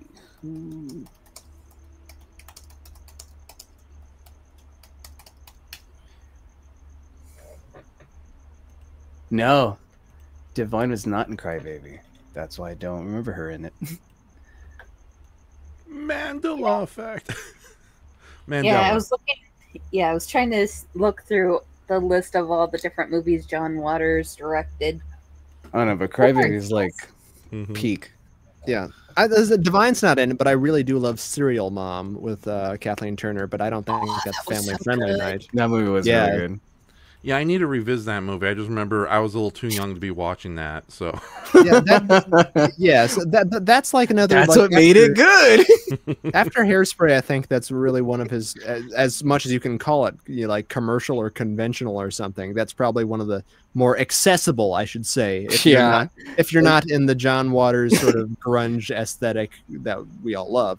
Yeah. Yeah, what's funny that John Waters in many interviews he mentioned about the great thing about Hairspray was that him and his cast and crew they didn't go out to make a family friendly movie, and yet they ended up making a beloved cult family movie of the 80s. Yeah, So- that was then bastardized by a gigantic John Travolta. You know what sucks? Okay, I have not seen it. Have you? Have you, audience? I can't possibly watch this movie. Can you? I'll try. I prefer the original. So, Tron? Tron. Okay, but yeah, no, it's so sad. We live in a day and age where the remake is being peddled everywhere. It's easier to find a remake with John Travolta. It's not bad, but the fact that they cut out so many songs and like it's another truncated musical. Musical to film, and it's like meanwhile the original Hairspray is really difficult to find. It's like, for crying out loud, I'm happy I was going through my boxes of DVD-Rs and I found my copy, so I'm happy. Ricky Lake has bought every copy. He's like, no one can see this. Oh, why would she be? Nobody must remember when I was very, very overweight. Because she's so also good at it, though. She was, and I didn't even realize it was her because I got introduced to Ricky Lake through her talk show because my mom would watch it in the evening while cooking dinner, and she looked amazing and just in relatively good shape. And when I saw Hairspray on Comedy Central, I was like, "Holy shit, that's her!" You're like, "What the fuck is this?" Acting chops, and she can sing pretty decently. Yeah.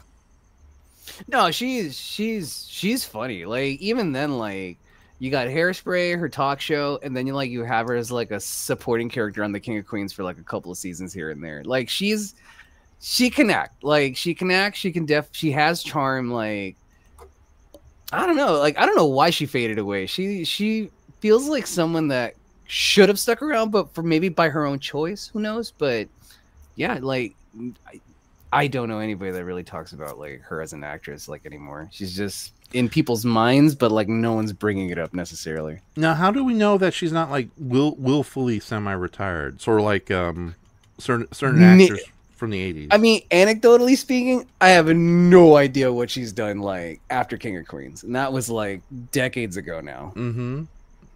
Okay, so this is officially the John Waters Hairspray conversation. Oh, damn, she still looks amazing. I just looked her up. She's 57 years old, and she didn't really age too much, except her hair's a bit silver now. Wow, it's crazy. I want to see silver-haired Ricky Lake. Okay, I gotta check this out. out. Young woman. That's wild. Just wild to think of Ricky Lake at 57. Okay. I know. And it oh makes my me feel god, old. yeah, that's not her. But it And is. It makes me feel old because I just turned 40 a couple weeks ago. Oh, I turned don't worry. 42. Yeah, no, 60 I is the turned new 42 30. a week ago, or 2 weeks ago, I think. So, not that, you know. I'm 25. It'll happen to you. I used to be cool and hip with it. So, by the way, I'm looking at Ricky Lake. Yeah, she's aged really well. Yeah, she really has. Yeah. God, I forgive me. This is gonna sound weird, but she's like a even cuter grandmother than oh god, Laurie Strode. Oh, Jamie Lee Curtis. Jamie She's Lee the other Curtis, one yeah. who really looks better with silver hair, I think. Is Right? Jamie Lee Oh yeah, Curtis, yeah. It's yeah. like oh crap. Like who played Morticia Adams in the live action Addams Family movie? Angelica Houston. Angelica. It's like the Angelica Houston effect. She got prettier and prettier the older she got. So yeah, whatever. This is the weird. Why don't you put up a giant picture of Ricky Lake's Ricky Lake. face for the thumbnail? That'll be all right. No, it's already weird enough. Yeah, but no, she's aged very well. So good for you, Ricky. So maybe she You're was saying that. You're saying that a few too many times now, Raf. Sorry about that. No, it's after the horror, after what happened to Madonna. It's nice to know that some celebrities choose to just age. So Well, Madonna. yeah, I think once you bang like, oh, what was it? What's his face? Like Dick Tracy. I think you're just like never the Warren same anymore. Beatty. Yeah, once you bang Warren Beatty, Warren like Beatty you're never. consumes your. Well, because He's the succubus of our times. You know, he consumes mean, it and adds it to his face. It's It's strange. we talked about that. Did we talk about that like off mic last time? Like just how crazy like Warren Beatty is. Yeah, a little bit. Yeah. Bulworth was a documentary. It really Yeah, it's amazing. But no, Madonna was aging very well naturally too. But then she had all that surgery, and it's like, yeah, that was not a good reveal, my dear. That's unfortunate. Unfortunately for Madonna, if the blind boxes are true, like, or the blind bags are true, or whatever, however they call it, like, she just can't get over like that she's old. Right. Lady Madonna has become Gravy Madonna. Her face is gelatinous mud. Yeah, are we going overboard, Win, as the only intelligent woman in this conversation? Notice he said the only intelligent woman because I'm here. Thank you. Oh, you are the sassiest of the ladies. Thank you. What is that land that she sings about? That like Roger like makes Argentina? No, no, the other one. Or is that no? It is her, isn't it? Oh, let me look it up. Okay, Ziza Draw has joined us. 26 is a number. Oh yeah, he's 26 years old. And Goji says he's turning 34 next month. Why are you kids hanging around here? Oh my! I don't know what gravitated me toward you, because Rafi, I'm half your age, and yet it's sad that you and I both know Soupy Sales and all of these things, and I found my people amongst the mummies. Dude, we were always here. We just didn't have the internet yet. Yeah. Oh my God, that's right. Yeah. No, it's like Wynn had to We travel. talked about that too. 83 miles through the desert sands just to mail off something. I had to bribe the ferryman just to let me watch movies online. You're welcome, by the way. You're welcome. Yeah. No, not that kind of ferryman. Brayton is Whatever you Chiron do. in Clash of the Titans. Whatever you do. I want a cheese sandwich if I'm going to take you to Hades. So Charon, the famous I'd be a good Hades. I think. Yeah, I'd be a good Hades. Yeah, in live action. You think? Yeah. Are they still trying to do our live action Hercules movie? I hope not. God, yeah. Development mothballs. Like I just don't want that period. I know. I heard rumors that they were going to try to get Bruce Campbell to play Hades, but it's like that's. Well, luckily there hasn't been a live action Disney remake in the last three years. Has it been? We've been free of them. Yeah, that's wait a minute. Desperately wants that. Yeah, wasn't Snow White like yesterday or something? Oh fuck! Yeah, you're right. I blocked it out. Yeah, I thought you were being facetious there. It's like, oh no, there never was a. No, I'm trying to like. I'm putting up a board, kind of like how workplaces have like the number of days since accidents. I'm gonna put up one for a number of days since last Disney live action remake. Yeah, and we also had Lilo and Stitch, was very low budget and was incredibly successful too. And didn't cast me and you as Jumba and Pleakley, and that is the main problem. What a missed opportunity. I am a great Jumba. That's what I tell you every day. Yeah. You just don't listen. Now come along so I can take your brain out. No. Educate yourself. Okay. I want to wear the wig because she's ugly. They've chosen me. It's funny to think that like Chris Sanders is responsible for like that, How to Train Your Dragon, like and like The Croods and like so many other like just like pieces of like children's media like that. I don't know. Yeah. Like, thank goodness too, considering the hard time he had with Carman. So we won't get into that. So and the hard time he apparently had with training a dragon. I've never seen those movies, but God, that sounds difficult. But you know what I love about Chris Sanders? Like Chris Sanders, I mean, I could be wrong, but like even when those movies were coming out, he still maintained his run-of-the-mill booth at Comic-Con. Like, dude did not have, and the crazier thing is, never had a crazy ass line or anything. It was just like him, some weird publisher, and like somebody selling like watches or something. Like, there's Chris Sanders like right in the middle of like these two. Like, you would blink and you wouldn't even like realize that he was like there. And he would sell like his like sketchbooks still. And like I can only imagine like what those books like have to go for now. Because like I said, like he was just that kind of guy that like. Yes, I just made like a giant like production of a film, but like here's this like little sketchbook I made, like a little zine kind of thing, and it's just like wow, like you really like still keep in touch with like what you do. Very few artists like that like I'm aware of, or at least that I like encounter or talk to or whatever. Like once they go that like giant route, like they don't really like, you don't really see them in the public, mainly because they'll just be hounded to death. But like, yeah, this dude like is just, you're lucky enough to like, I don't know if he's still doing it or not now, because again, like his career's just gotten like so much bigger since then. But like I remember like when How to Train Your Dragon just came out, like still maintained that booth. Like it was just like another day for him, and it was just like, that's wild. It's humbling, and it was really nice to see. Because like if you're a fan of him and you're a fan of his work, you could still talk to him. You can be like, I thought your movie was really cool. Yeah. He might talk to you. Yeah, that is nice when you do come across these creatives or celebrities who are willing to talk to you on a normal level. That was one of the great things about Power Morphicon. It's a lot of fun. Yeah, that was one of the great things about Power Morphicon before they deliberately separated the cast and stars away from the lowly sellers. Like, it was the great thing about meeting Ernie Hudson at Comic-Con too, because no one was at his booth, and I got to walk up and say, "Hey, it's amazing you still fit in the suit." And he was and then he took his cigar and just burned it on your forehead. Back off. That's right. Like the Terminator is what happened. And tell your damn friend Raph I'm coming for him. Dun, dun, dun, dun, dun, dun, dun. Just cut to the scene in Pulp Fiction where the guy gets hit by a car, but it's just me holding a burger. And it's like, wait, you're the fourth Ghostbuster. And Ernie Hudson just drives the Ghostbuster car right into me, like, you go up to him, and you're just like, man, I really love Eddie Grant's rendition of the theme song that he made for you guys. Like, did you ever get tired of just hearing the title of your movie over and over again? He's like, first of all, that's Romancing the Stone. Second of all,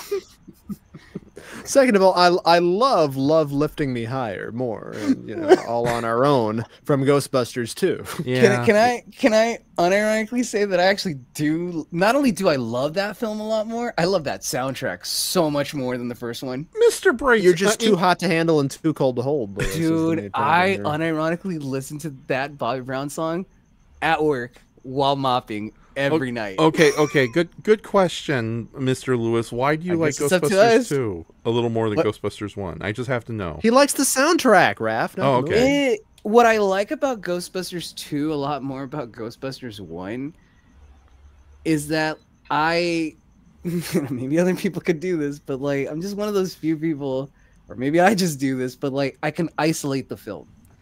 I don't connect the film at all. Mm-hmm. The film to me feels like this is if this was its first film, and there's like an imaginary film out there that we never got, and one day we should have got, and in 2025 you would end up getting. You'd be like, oh, it's not as like great as I thought it would be, like based on like all this lore that was like behind it.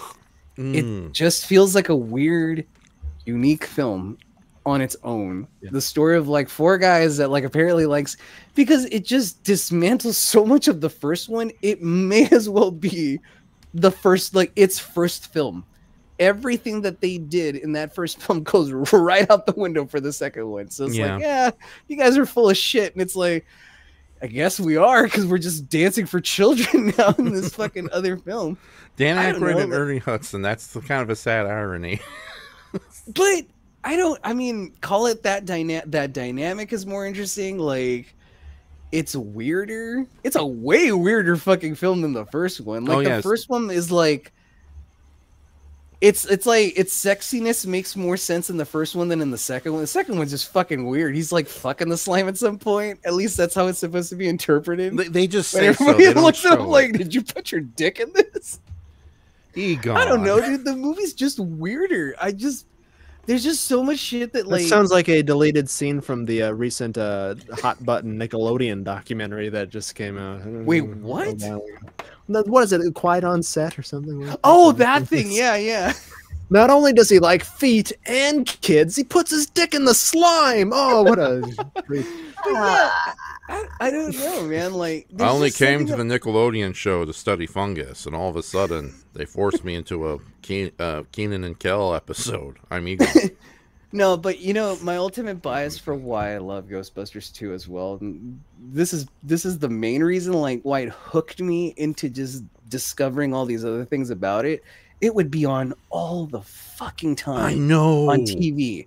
You would be lucky if you got the first one. Yeah, but on a Saturday. I will say this: growing up in the mid-90s, constantly get the second one. Yeah, there would be no Harry Potter marathons on Christmas. There'd be Ghostbusters 2 marathons on Christmas. Right, because it takes. There's like a snippet of Christmas, I think, in there. Yeah, New Year's, I think. Or it's like. Yeah, I think it was New Year's. But yeah, anyway, like, I don't know, like, that movie just... it was the same thing with me and, like, Terminator 2. Like, I like that one far more than the first one. But that's when, like, I just saw, like, an overabundance of, like, growing up. It was on constantly. Same thing with Temple of Doom. Like, Temple of Doom's another one that's like that. It's like, I like Raiders, but I love Temple of Doom. Yeah. It's so underrated. It kind of incredibly underrated.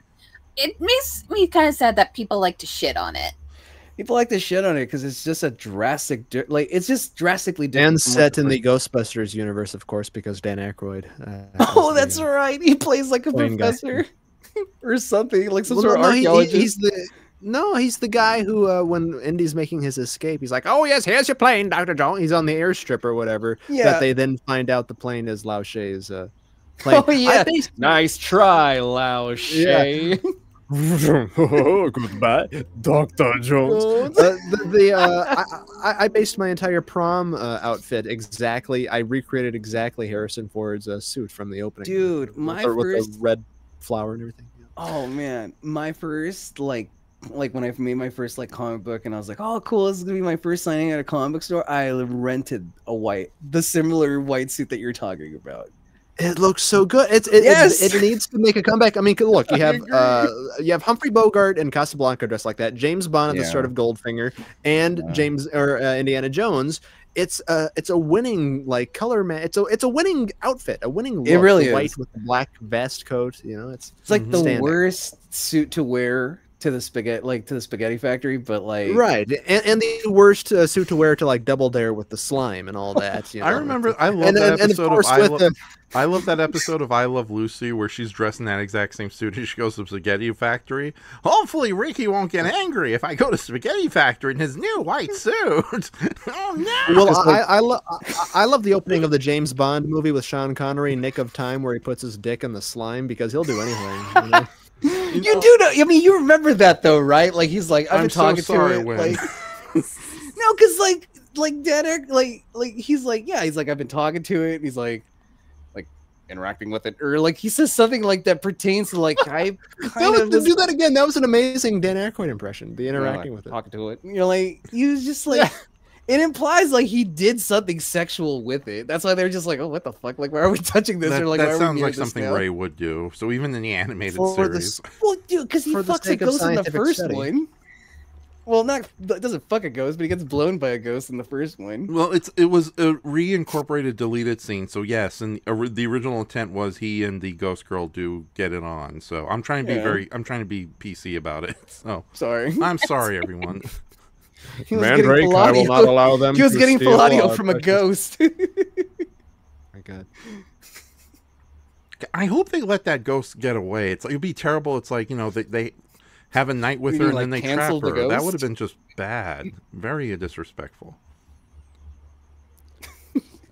Like, yeah, like Ray's like, I'm sorry. Ray just like pulls like a neutrino one from like under his bed or something. He's like, gotcha. He just like puts her in the box or something. God, that sounds like modern Ghostbusters. So I was about to make a Doctor Strangelove precious bodily ectoplasm joke, but I decided not to go through with it. Mandrake. Okay. What? I'm gonna read Raph, you're the host. Yeah, I'm gonna read the comments quickly. Yeah. I love when these like derail and then they rail and then derail again. This is my show. No, what's great is that YouTube has like it's funny anyway. They have an AI video summary service on the description like of YouTube channels. It's gonna be a riot to listen to or to look at this. Just chart where this is going along. Raph continued to pull out his hair for 5 minutes straight. Nobody stopped him. They rather found it humorous. Lewis was screaming in the background. Brayton said naughty things, and Wynn could only nod. Oh man. All right. So, okay. So reading comments, Goji Shay says, "You're my friend, Raph, so I'll forgive your Jamie Lee Curtis slander this one time." And then watch it, buddy. Then he continues to say, "I always forget that Peter McNichols was in both Ghostbusters 2, and he was also the hero in Dragon Slayer. Yeah, and he was also in Dracula Dead and Loving It, a movie we were talking about earlier. So there you go. Yeah, Peter McNichols is actually probably the VIP, the MVP of that whole movie as far as comedy acting goes. He's the GOAT, as the kids say these days. Yeah. So no, he's great. So, and then he continues in saying, I think people mostly hate on Temple of Doom that they don't like Kate Capshaw's character as much as Karen Allen's. Which, to be fair, she can be a little. But you're not supposed to sometimes. compare them. First of all, that's like comparing, like, I don't know, a muffin to a brick. Like they're not the same. Yeah, no, I need. They're both delicious, but they're not the same. Yeah, if you have a hot wife, or you're not going to put her in your movie, you know, I can't blame. Yeah, and she does have good comic timing. Kate she's Capshaw. hilarious. Yeah. So yeah, it's I love the character Marion, but Billy, to her credit, is trying. She's trying in her character development, damn it, and she complements the scenes with short rounds so perfectly. Oh yeah, they're a good double act, those two. Yeah. Yeah, so it's like you just don't like fun. We get it. You understand? It's okay. Yeah, and you're missing out, but when you're ready to have fun, we'll be over here. We, the cool kids, are gonna be over here watching. He's crazy. See you in hell. I mean, no, but it's tonally different. So I can understand, you watch it, like if you're someone who's watching the first one, you're like, all right, this is a really cool film. I like this kind of aesthetic. I like this kind of action. I like this kind of character. And then you're watching the second one, you're like, what the hell is this? This is like nothing remotely similar to the first one, even though I think it is, because I mean, like, Indy doesn't change as a character. He stays the same. His environment is what changes. So it's, that's really the only thing that changes. But I mean, like, that's my understanding of this character, is that, like, he's a trekker. He goes into different areas. They're never going to truly be the same. And it's funny because, like, that's why I'm not a big fan of Last Crusade. Like, I was gonna say the third one is my favorite, and when you watch that, it is essentially the same as the first film, except James Bond is there, and it's one of the greatest Father's Day movies. It is. Like, my dad and I watch that every year. It is. That and, like, Con Air have been, like, the go-to, like, pop culture, like, Father's Day, like, type of film. Of course. And I like it for that. But, like, if I had to pick between the three, though, like, easily Temple of Doom is, like, my first one. And then it's, I guess, like, Last Crusade can duke it out for Raiders. But if I really had to pick between those two, maybe Last Crusade. Yeah, no love for Son of Frankenstein as a Father's Day movie. Well, I mean, when you put it that way, I mean, it's like the original Kramer versus Kramer, but with a gigantic undead homunculus in the middle. Oh my God. And with me, your favorite uncle who the hanged. You dig up the bodies with me. Listen, Igor, I don't want you hanging around my undead monster son, grandson, whatever the hell's going on. But I can play the clarinet and you can dance. Yes. He plays the clarinet in that movie really well. Oh, yeah. It's not Lugosi playing the clarinet, I assume, but he's a musical weirdo. He's a snake charmer. So where would you place then? Because Raph and I have a big bone of contention about the Dial of Destiny, which I like, but Raph hates because they didn't take a lawnmower to the Nazis. That's obviously ahead of Crystal Skull, right? No, not for me. I love Crystal Skull. Thank you. Jordy. I haven't seen it yet, but I will say Crystal Skull is a guilty pleasure. Yeah. Oh, for Christ! You all are you're all triple agents, and I don't trust you. You know why I love Crystal Skull though? Because Crystal Skull did something on accident that they obviously never wanted to do, and that's how do you take hire Shia LaBeouf? You mean they did well, that that's part of the formula. It's what? How do you make a movie that feels like something you should be watching on TV on a Sunday afternoon in a theater? That's that film. That film is just. It's I don't know how to explain it. Like, it's weirdly melancholy. It's weirdly nostalgic. It's weirdly heartwarming. It's just a bunch of like weird tones duking it out on a giant screen, but they all somehow make some unusual sense in the end. Like, that weird feeling you get from watching that movie, it's there.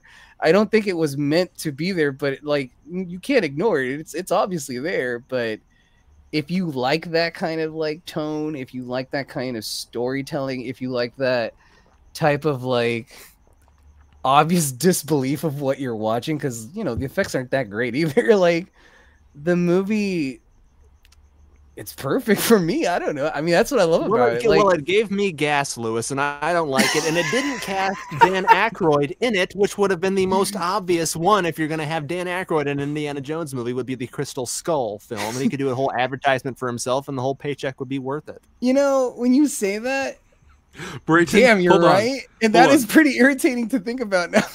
Okay, I just gotta say this. Okay, Brayton's review of Crystal Skulls. This movie gave me gas. It did. This movie was so terrible. It gave me I was gas. stinking up the whole theater The when I movie's saw not it. gas, as kids would say. The movie gave him gas. That's right. Like I said, I still need to see Dial of Destiny. I know it's streaming on Disney Plus. It's just something I've never really gotten around to watching because I had a bit of a backlog. And also, gotta love that streaming ADHD with actual ADHD. Yeah. Well, to take it back to Halloween, a similar sequel that Raph hadn't saw that I also liked, you know, your decades-long prolonged sequel, is Beetlejuice, which I also liked, and Raph has not seen. But You haven't seen Beetlejuice, Raph? No, we're planning. Can we just watch that when I come over next time? Oh, sure. Oh, wait, I no. wanna get your- We were going. Me and Brayton were going to do a double feature of Beetlejuice, but maybe we'll just do a single watch with all of us. Just overall, just watch it. I want your opinion on it. Okay. Yeah, I grew up with the original Beetlejuice, so I might be a little like. Right. Yeah, it's sort of like my feelings about Tim Burton then, as opposed to Tim Burton now. Oh yeah, well, they're two different people. By the way, to anyone who says Pee Wee Herman is an outcast, a moody outcast in his movie, have you watched the movie? He's just the Godzilla in a sea of wackaloons and weirdos. That's what makes the Pee Wee's Big Adventure so wonderful. Nature has a way sometimes. Just him falling into a volcano. Ah! Right. Pee Wee, I want your bike. Let's fight. It's poorly green screened.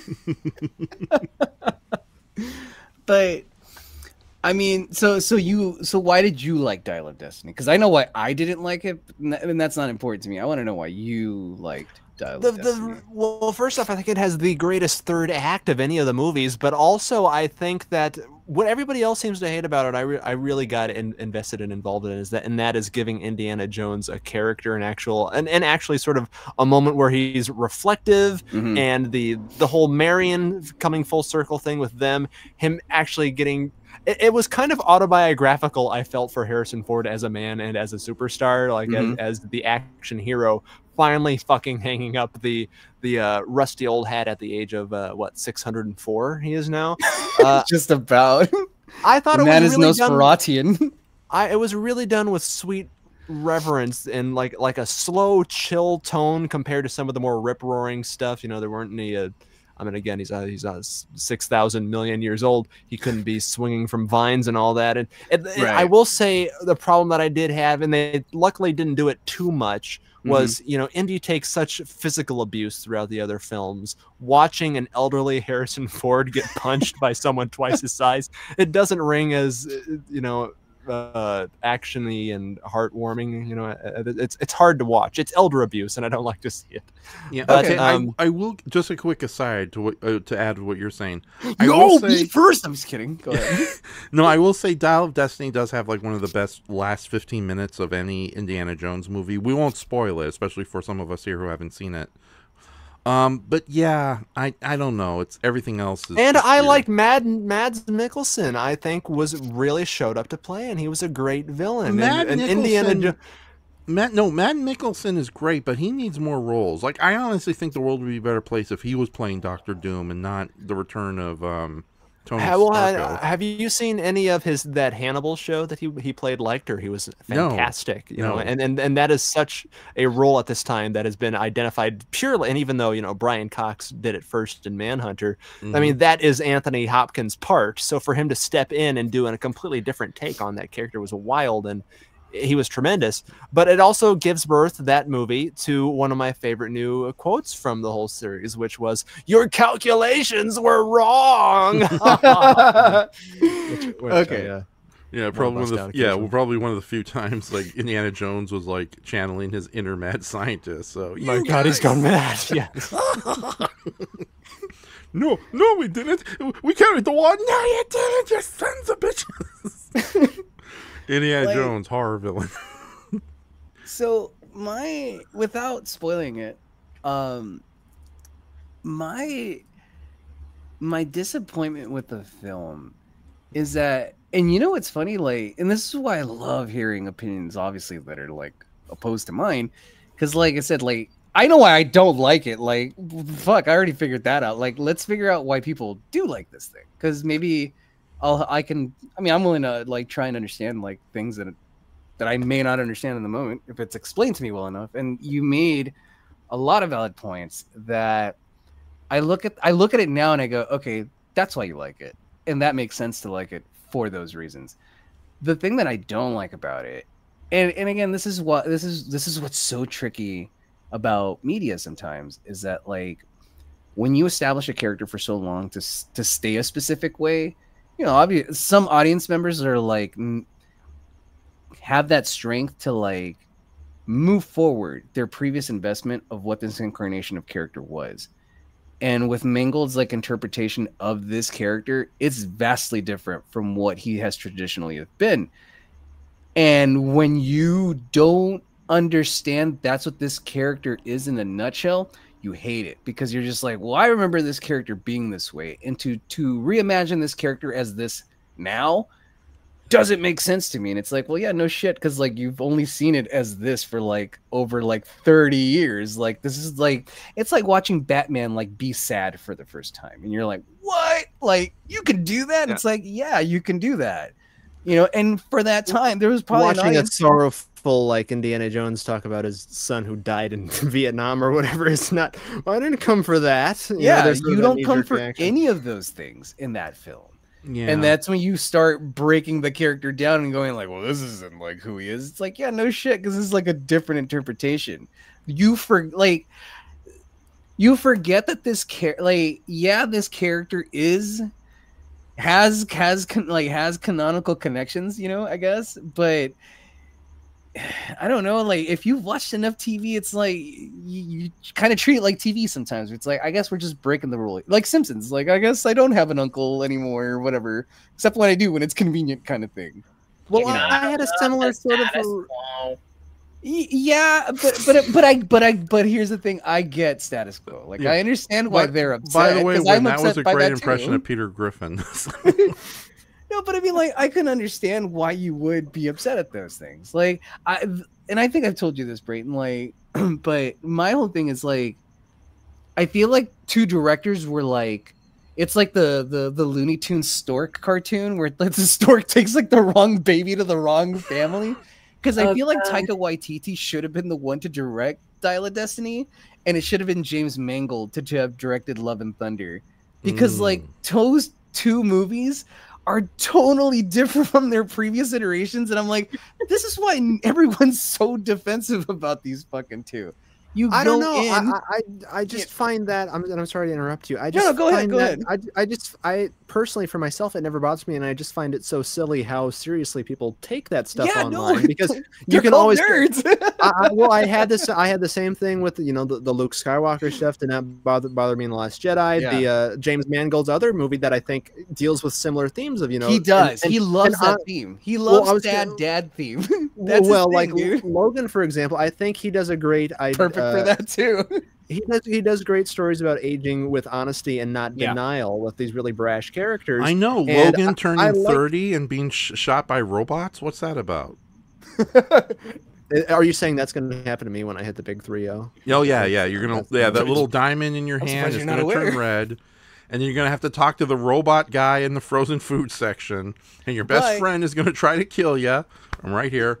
Or played by Edward G. Robinson, by the way. Yeah. So we just shoot from below to make him really tall. But no, no, but you're right though. Like, I think Mangold is an amazing director. I think he's an amazing filmmaker. I think he's very good at taking that type of like you were talking about, like that melancholy, like a somber tone, like showing true honesty behind like an old masculine figure. 100%. To do it with this kind of character was such a daring thing to do, because it's like, if it would be like doing that to Batman. Like, so many people would be split on that too, because it's that kind of, it's like the world's greatest detective, and you're telling me he's even more vulnerable than we've already seen here. It's like, yeah, anything is possible if it's told well enough, and if people can get behind it and give you like a good reason. You know what I mean? Like, there's validation to it. That's and I got behind it, and I just thought it was such a, like, he's older, yes, but the age and the things he's going through with age doesn't erase who he was. I think it adds layers to it, and as a sort of fitting evolution of his story with a character that you were mentioning doesn't go through a lot of that. No, I mean, I don't know, hardly, dude. He hardly goes through it in any of the films. But I think it's an interesting thing, rather than just doing what Crystal Skull was, in my opinion, was just another. And which, I mean, look, I love the character. Just say you're cynical. No, just kidding. I'm as connected to the character as anybody, but it's just another Indiana Jones. And especially we live in a world where there's such no reason for any decade or legacy sequel, as they call them anymore. I thought it had a reason to exist. And like I said, it sort of holds a mirror, and it's kind of a weird sort of metatextual reflection on Harrison Ford coming back to these roles, like with Han Solo, and saying, okay, finally, I think one of his quotes when he was talking about it was like, "This is the last one. I will not fall down for you again." He's like that though. Then he did Red Hulk, so we're back in it again. But I mean, he didn't play the Harrison Ford. Look, my thing with Harrison, and I used to really love Harrison Ford. I've seen like my collection had like Hollywood Homicide at one point in there. Like, that's how much I loved like Harrison Ford. Like, is that the one where he kills George Lucas in an attempt to escape Return of the Jedi? No, that would be Hollywood success for him.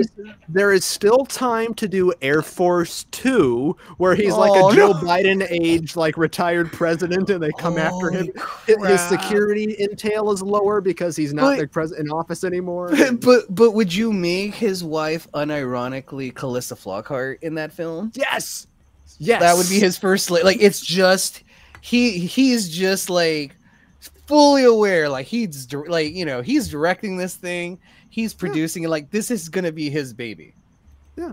All right. Calista Flockhart could play his age. I mean, she's a bag of bones already, so just add some wrinkles. She could play the skeleton on House on Haunted Hill. Oh my god! I'm sorry, ladies and gentlemen. There'll be food there. And Calista Flockhart. Now, the fact that Vincent Price is back from the dead to star in that movie, now that's some real age positivity. Yep.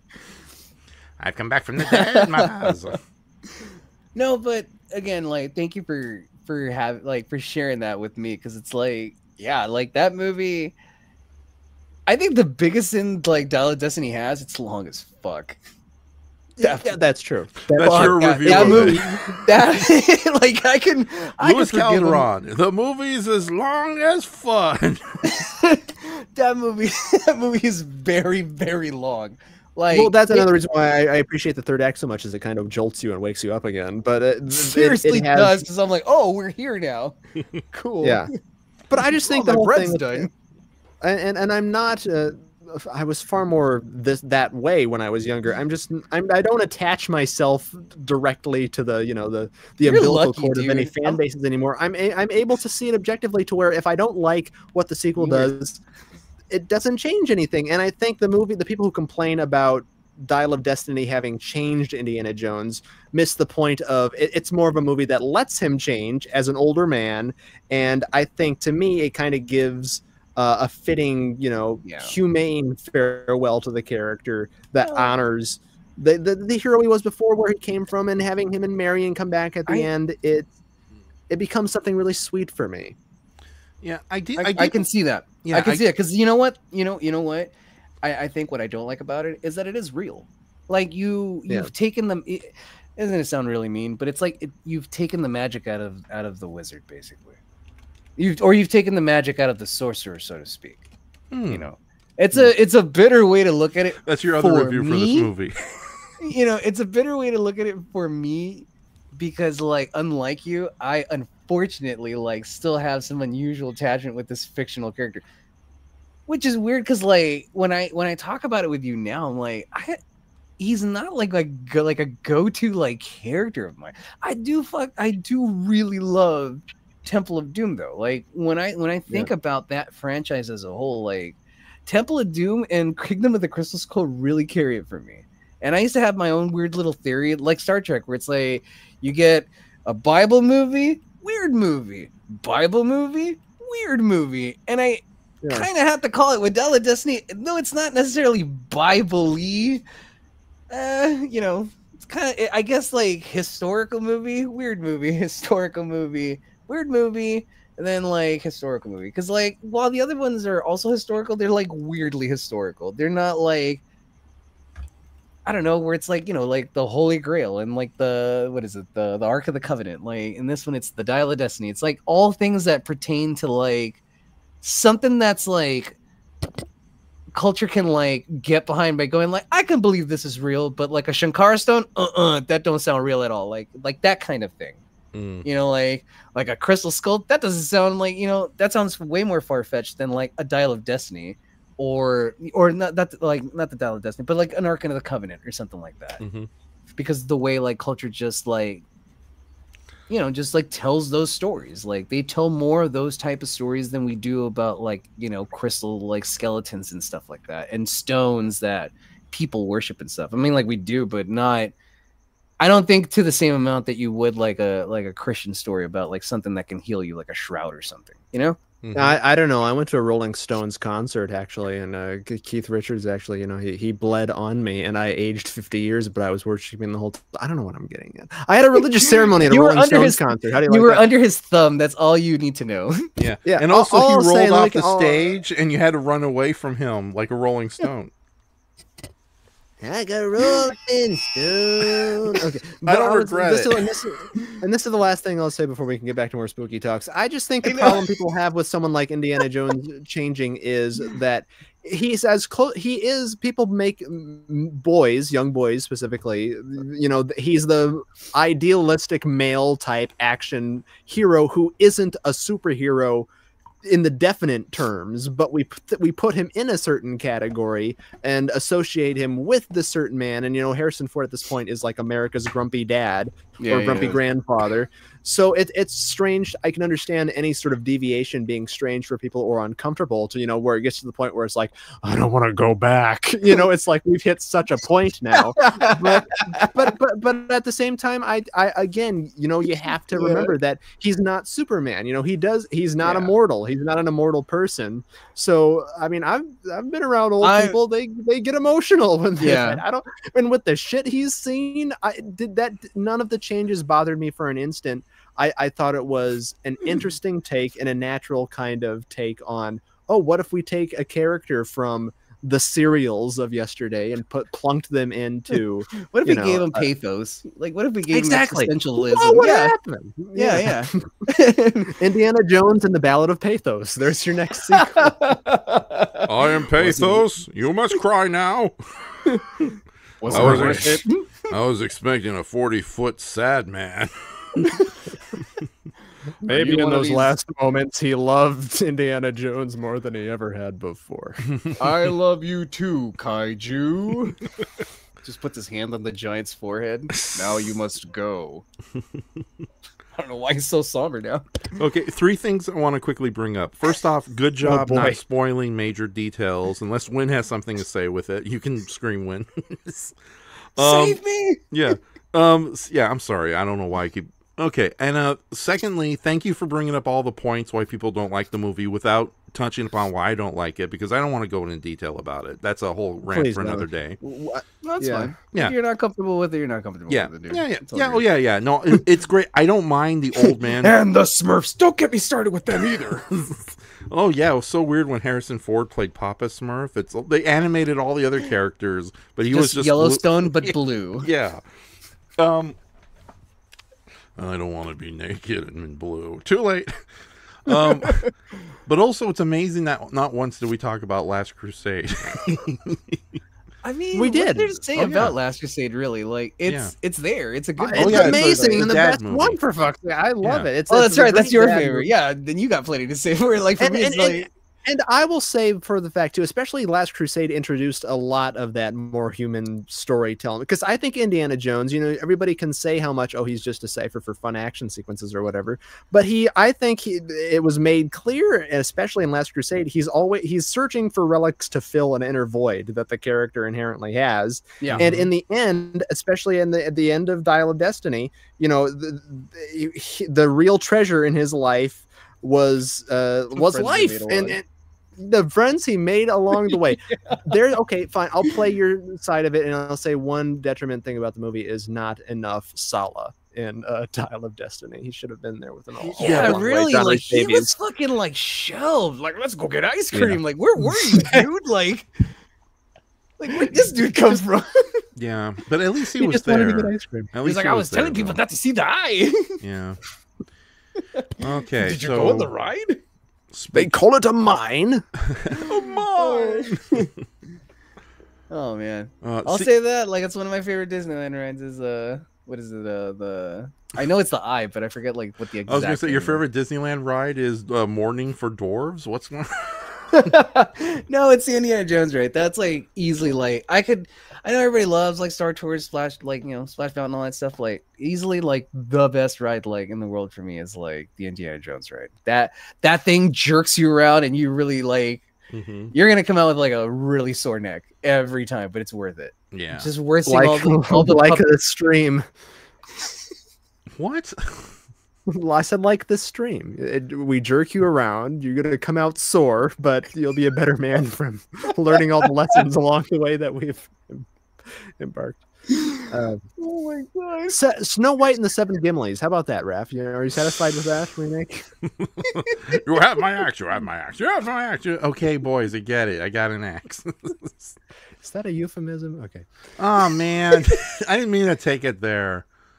Brayton, why are you is that a euphemism? Why are you such a dirty-minded boy today? It's Halloween, man.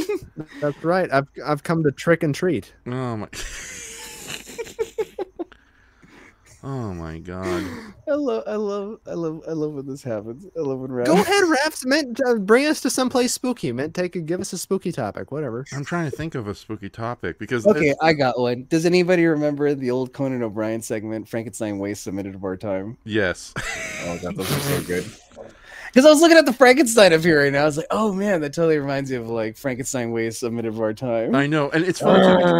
Yeah, it's like a piece of gum. The friendliest, happiest Frankenstein monster ever. And it's like, right? Frankenstein, where are you taking us? And he just like, points to a little light switch. It's like, that's it, Frankenstein?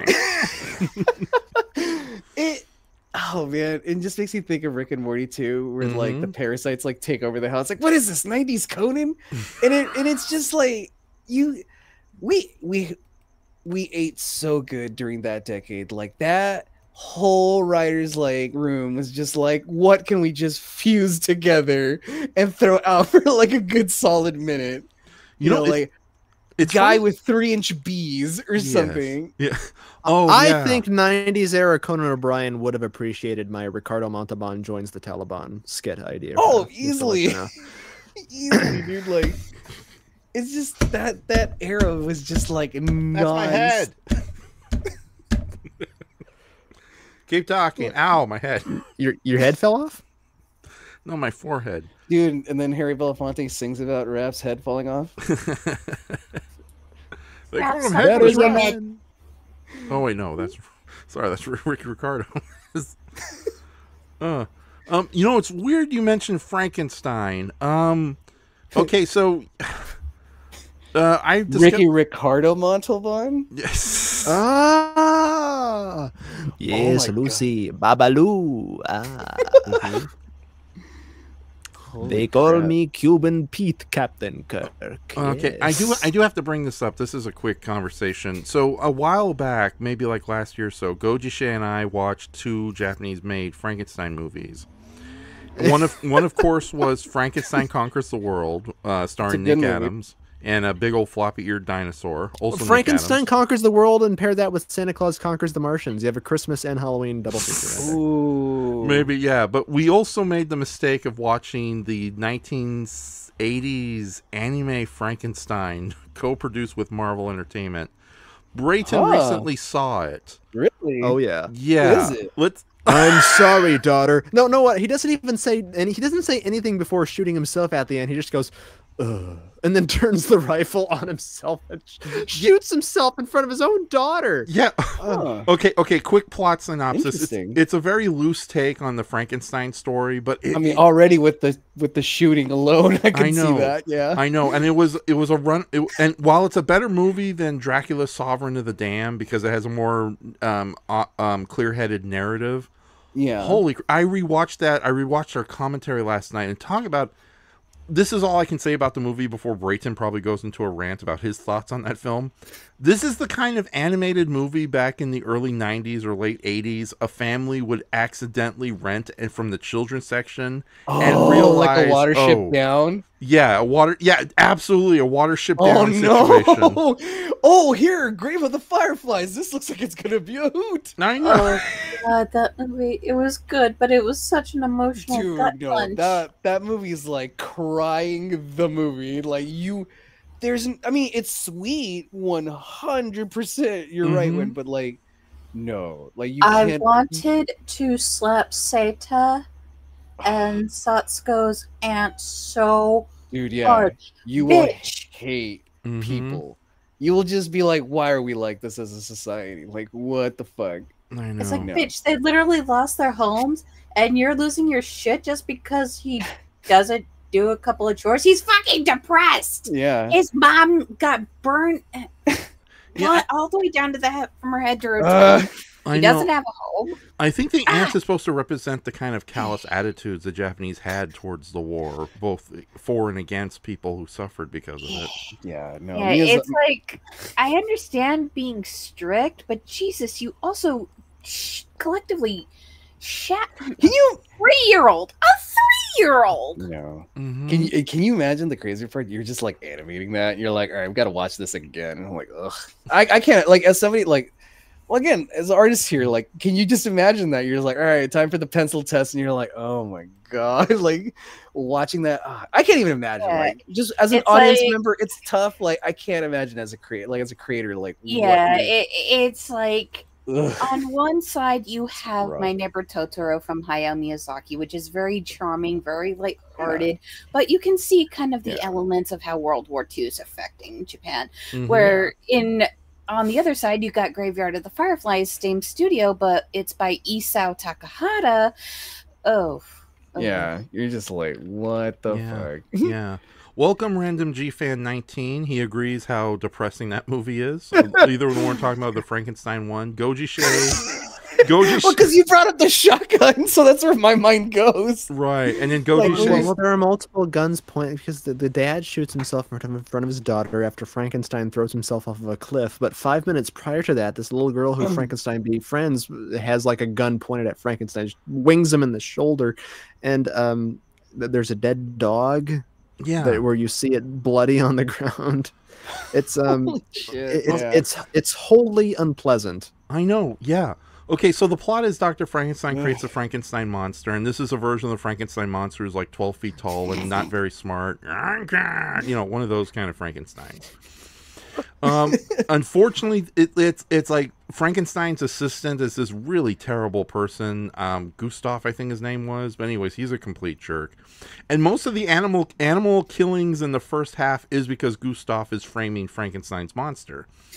until the monster which shows was an up. element, which was a deleted element of Bride of Frankenstein. Actually, what's his name? Dwight Fry, as the assistant in that film, was originally going to be a murderer, and they shot those scenes and used Frankenstein as a scapegoat. But when they submitted that, they cut like 10 minutes out of the movie, I think. So when you and Mark watched that and complained of it being too like short, they cut 10 minutes out of the fucking thing. Yeah, So that's an interesting point, though, that they used that as a plot element in this of framing Frankenstein. Yeah, exactly. These just sound like films that like Colin, like I could just imagine like Colin Robinson just like watching Grave of the Fireflies and like this film and like others like on Halloween, just like, where's everybody going? I know, but yeah, okay, so yeah, so Gustav gets killed. I'm probably getting the character's name wrong, but yeah, the assistant is murdered by Frankenstein on screen too. It's not like off camera. He gets his neck break, and then Frankenstein accidentally stumbles upon the old maid of the house who decides to leave because she ain't having any of this, and she dies of fright just because Frankenstein doesn't like luggage. Luggage bad. Ah. Meaning Frankenstein had to stand there for like 15 minutes scaring this old lady while throwing around a suitcase like Okay, so from there, Raph, communicate the rest of the synopsis in Frankenstein sounds, please. Anime gets scary again when Frankenstein kills Doggy. No, Gustav. Okay, I'm not gonna do that. I can't keep It's an immaculate Harrison Ford impression. Thank you. No more Star Wars. Air Force One, go. Retirement better.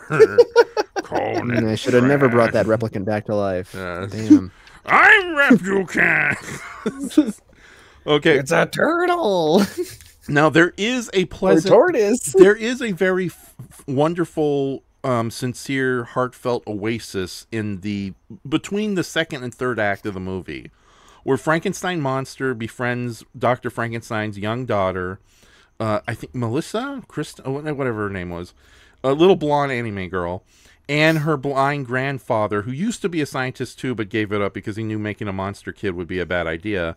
And it's sort of a really nice take on the whole blind man befriends Frankenstein, because now Frankenstein is in the safety of both the blind man and the little girl. Little girl, friend, a blind man, friend. Unfortunately, that gets ruined because Dr. Frankenstein decides that he has to kill the monster at all costs. And then there's a fire that breaks out where Frankenstein's wife and the little girl's mother dies in one of the most... Holy crap. It feels like 5 minutes of just trees falling on top of this poor woman. Trees on fire, mind you. And holy crap. Where was Smokey Bear? Yeah. Oh my God. That's how Smokey Bear's... Yeah. Smokey Bear's mother died off camera because of fires. This poor Mrs. Frankenstein dies on screen, and it is not one of the most goriest anime deaths ever, but it's definitely harrowing having to revisit again. So the mother's dead. Dr. Frankenstein blames the monster. Grandpa was injured, but Frankenstein the monster rescued Frankenstein Grandpa, blind Frankenstein. So he's being mistaken for that. Your Frankensteins were there. Yeah.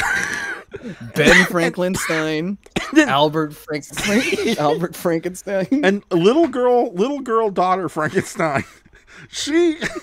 Her friend, her German Frankensteiny. Her young German boyfriend comes Bill back. Nye Not the boyfriend, a friend. Oh who my happens God, to be a boy. Bill Nye the Frankenstein.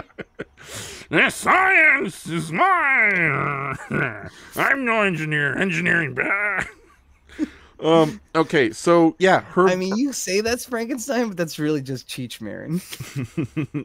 He's not home right now. Okay, I'm not gonna sing Undead Clown for this crap anyway. Whoa, he's alive. He's alive, man. He's alive. Whoa, it's alive. Get in the car. We're gonna go. Anyways, so I got a basketball, Jones. Yeah, Okay, so daughter of Frankenstein's best friend, who happens to be like a kind of dumb 11-year-old boy. I think he accidentally gets killed by Frankenstein when he tries to shoot Frankenstein and accidentally hits the kid into a wall, breaking his back. And then you killed him. And then little girl daughter Frankenstein pulls the gun on monster Frankenstein. It's like, you can't live anymore. I must destroy you. And Frankenstein, and it's so Frankenstein the monster is so sad because oh no. So Frankenstein goes off in the mountains, probably, you know, to die. And then meanwhile, the most happiest detective in like one of these cheesy animes, along with his gaggle of police officers, try to stop the monster. Most of them get killed. And then Dr. Frankenstein finally comes up and realizes shootout. Yeah. He realizes the monster was only trying to rescued blind grandfather Frankenstein, but failed to rescue wife lady Frankenstein.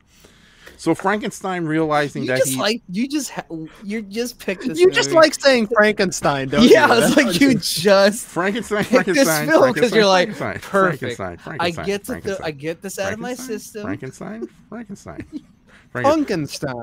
It's Frankenstein. So, okay, so Frankenstein the monster commits suicide by jumping off the cliff because I guess he realizes he really is just too much for this world. He's just too much. And then, Brayton, do you want to take it over? How the movie, like one of the weirdest out of nowhere suicides in anime in cinematic history. Period. The father just lets out a and does like a cartoonish hanging of the shoulder type of thing, and then I don't even know how he does it. He somehow races with, because usually, you know, you'd think. I mean, I wasn't there when, you know, Kurt Cobain or who else? Hemingway. I wasn't there, but like with one hand, he points the shotgun or the rifle at his face, blows his chest. His chest. That's right. They can't show a face explosion, but they can show two suicides in front of a 8-year-old child. And, severed horse heads and pig heads. He dies laying on the ground in front of his daughter and like says her name and then just dies. And then the conclusion, it wraps up there, pull out. The conclusion is this detective character giving one of the ham-fisted like man, the greatest monster type of thing. I guess I'll never know. And he puts his hat on and leaves. Roll credits. Yeah, and meanwhile, Frankenstein is here to save. Oh yeah, the rap song at the end, of course. All on our own. He's called Frankenstein, and he's out of his mind. He's got a me dancing Frankenstein for the Frankenstein too. He accidentally kills all the He accidentally kills all the spectators watching him do break dancing. Which I think was Cheech Marin in the second one?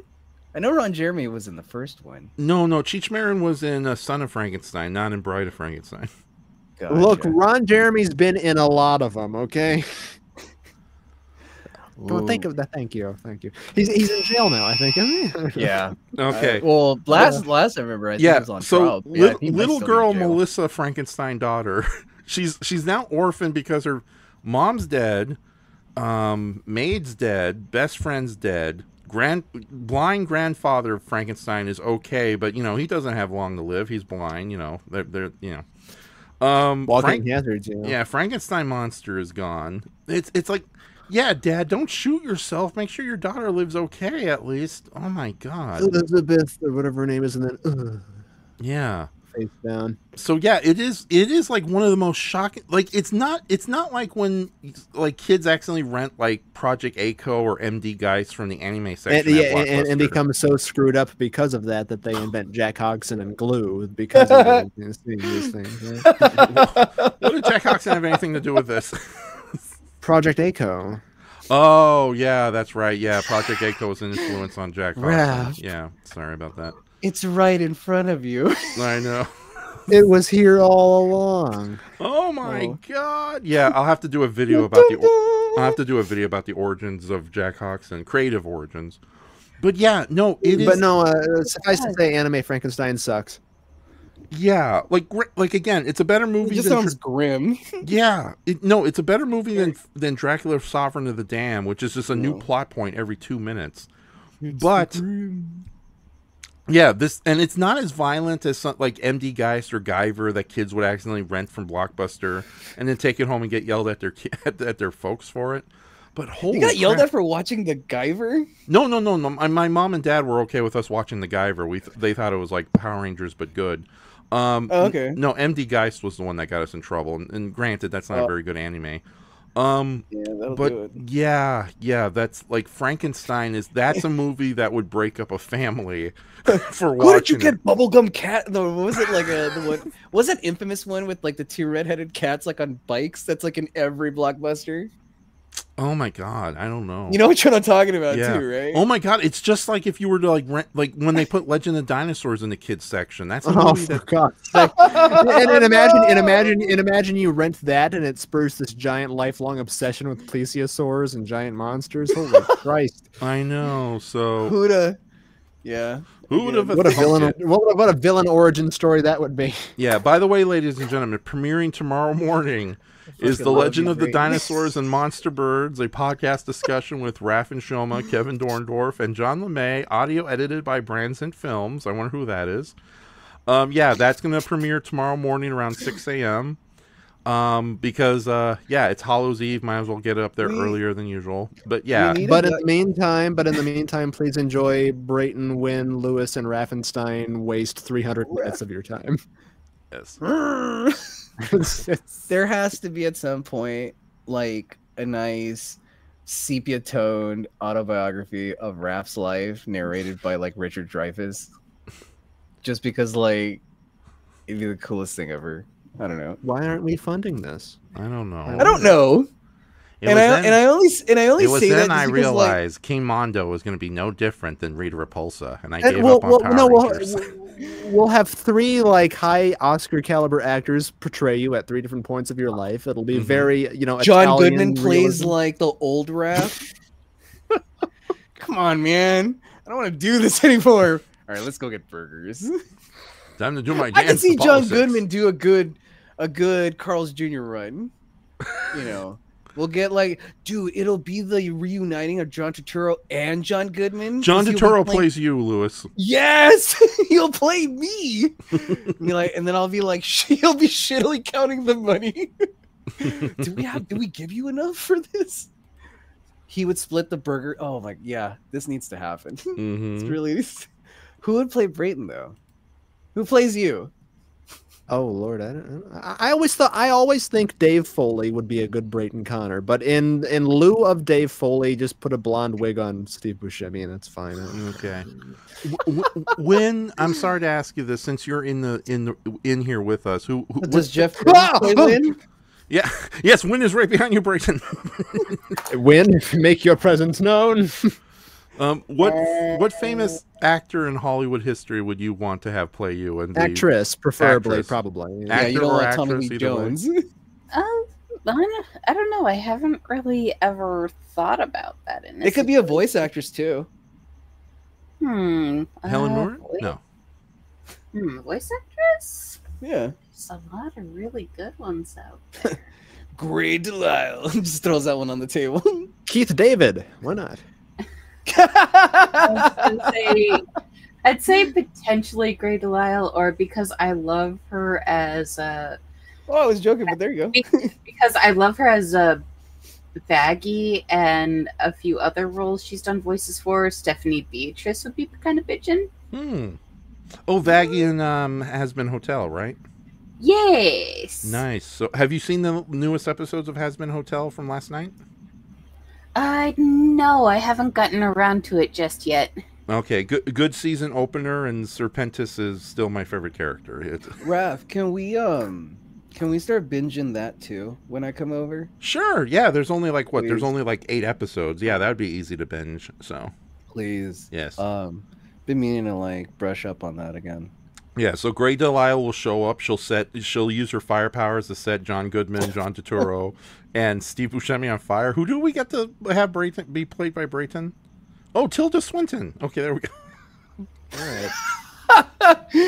and then as the movie's about to end, Tilda Swinton comes out as Brayton, like reciting the line, "Don't Tilda that Swinton, we'll be right back," and then it just cuts to credits. Do we get a sequel? I don't know. You have to find out. Yeah, we'll have Keith David play the evil Jack Hawks on my shoulder. I think Keith David could play Boo. You know, if he doesn't have to play Wynn, but he could definitely play Boo. I think. Little alien girl. Keith David's too old. Oh, that'd be so great. Hello, The voice. Jack. He could do the voice. Hello, Just Jack, somebody my feed beautiful that into an AI, Jack please. Jake. Just like all Boo's lines, like recited by Keith David. Keith David or Kevin Michael Richardson, Raph. You've met him. You have connections. You know, I've met Kevin Michael No. Richardson several times at conventions. He would dress And up it's in on a video. Boo It's on costume. video on your channel. It's on your video. It's on your channel. People And at can the watch very it. least, you can always like reach out to John Landis. John Landis. No, John. No. John Landis hates me. Vet your helicopter Wait, hold on. pilots if you Brayton, do you for know God's this sake. story? Oh, yes, with his. Oh, yes. Wait, and Lynn, do you know this story? Raph's John Landis story. My memory's a little fuzzy right now, and I'm kind of running on fumes. So kindly regale me. Yeah, Please, Raph, I but love before this you do, story. but before you do, Raph, I'm sure Leonard Moulton will give this review 5 stars.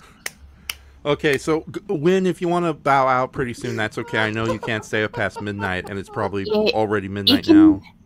I was gonna say, feel free to regale on the story first, and then I think that's where I will call it for the night. It'll be a good closer. It's a good closer. It's Okay, a again, really good okay, closer. so usually Raph hates being the dancing clown / Frankenstein tap dancer, but I will tell this story because it was such a bizarre, surreal moment.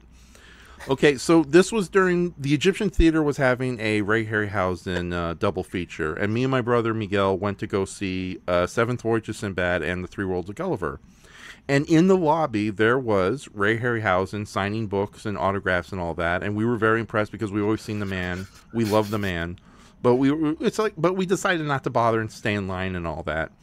And then we saw one guy sitting at the corner, just sitting in the lobby, talking to a friend with a stack of Ray Harryhausen DVDs, just getting really excited about it.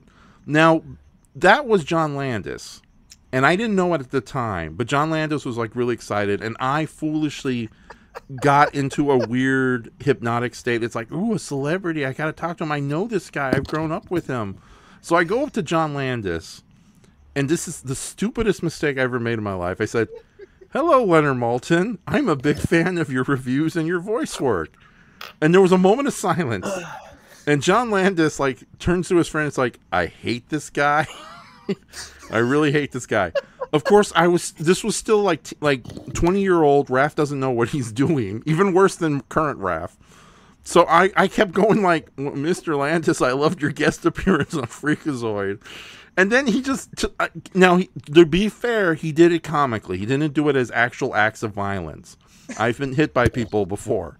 But he took his stack of DVDs and hit me on the shoulder, comic like, Then I just got confused and walked away slowly. But when I did, I turned around one last time and says, "I look forward to your next review, Mr. Moulton." You know, if anything, it's a dodged bullet that you didn't go up to Ray Harryhausen and say, "I love you, A.G. Subaraya. Thank you for Ultraman." You didn't do that, so I mean, yeah. So it was only like months later did me and Miguel were talking about that situation, and Miguel was like, "Dude, I think that was John Landis." Holy crap!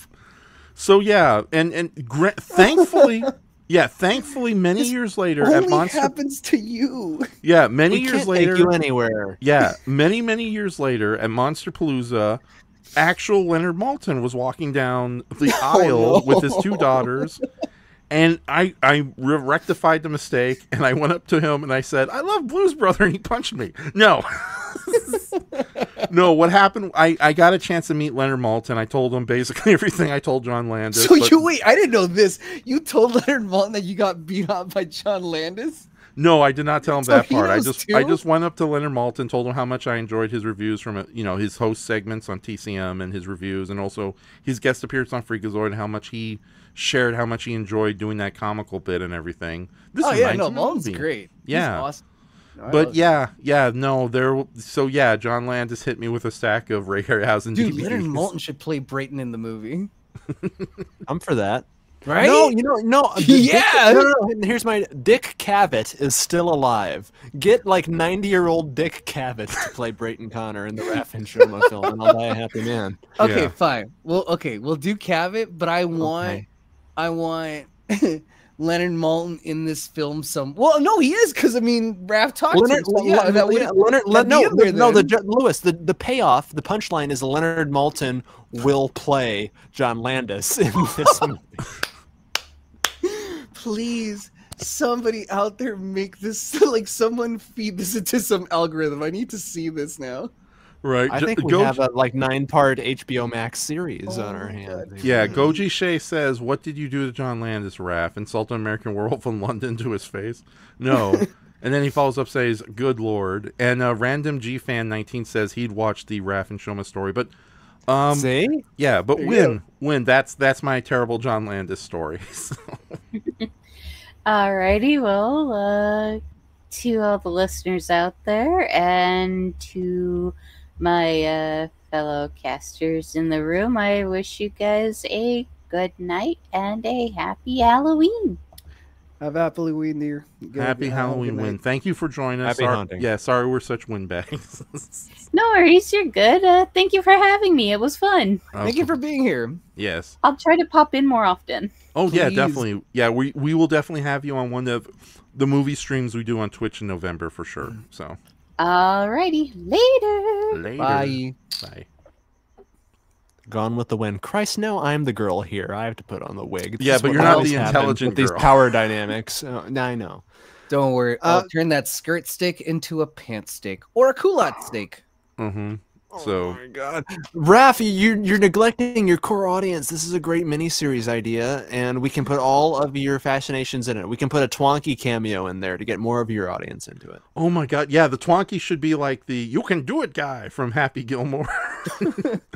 It's like at no point. The reason I don't care for the Twonky as much is because at no point does the Twonky say to Hans Conried, "Welcome to primetime, bitch." Until Hans Conried, otherwise it'd be primetime, bitch. Why would you say that to me? Because you're a bitch. You're a horrible talking TV man from the future, and you're a bitch. They allow such dirty things on television. I don't. Like you, the bitch. Twonky, stop. Foul-mouthed Twonky. Your audience will love this. So what's a Twonky?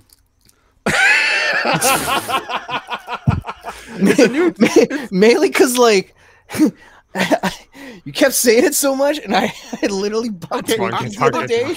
I went to go get one. Okay, Brayton, do you want to explain the Twonky? You're gonna need a lifetime to explain Twonky. Oh, that's fine, dude. I got like Mr. Pibb and a Twinkie in my hand. I got all day.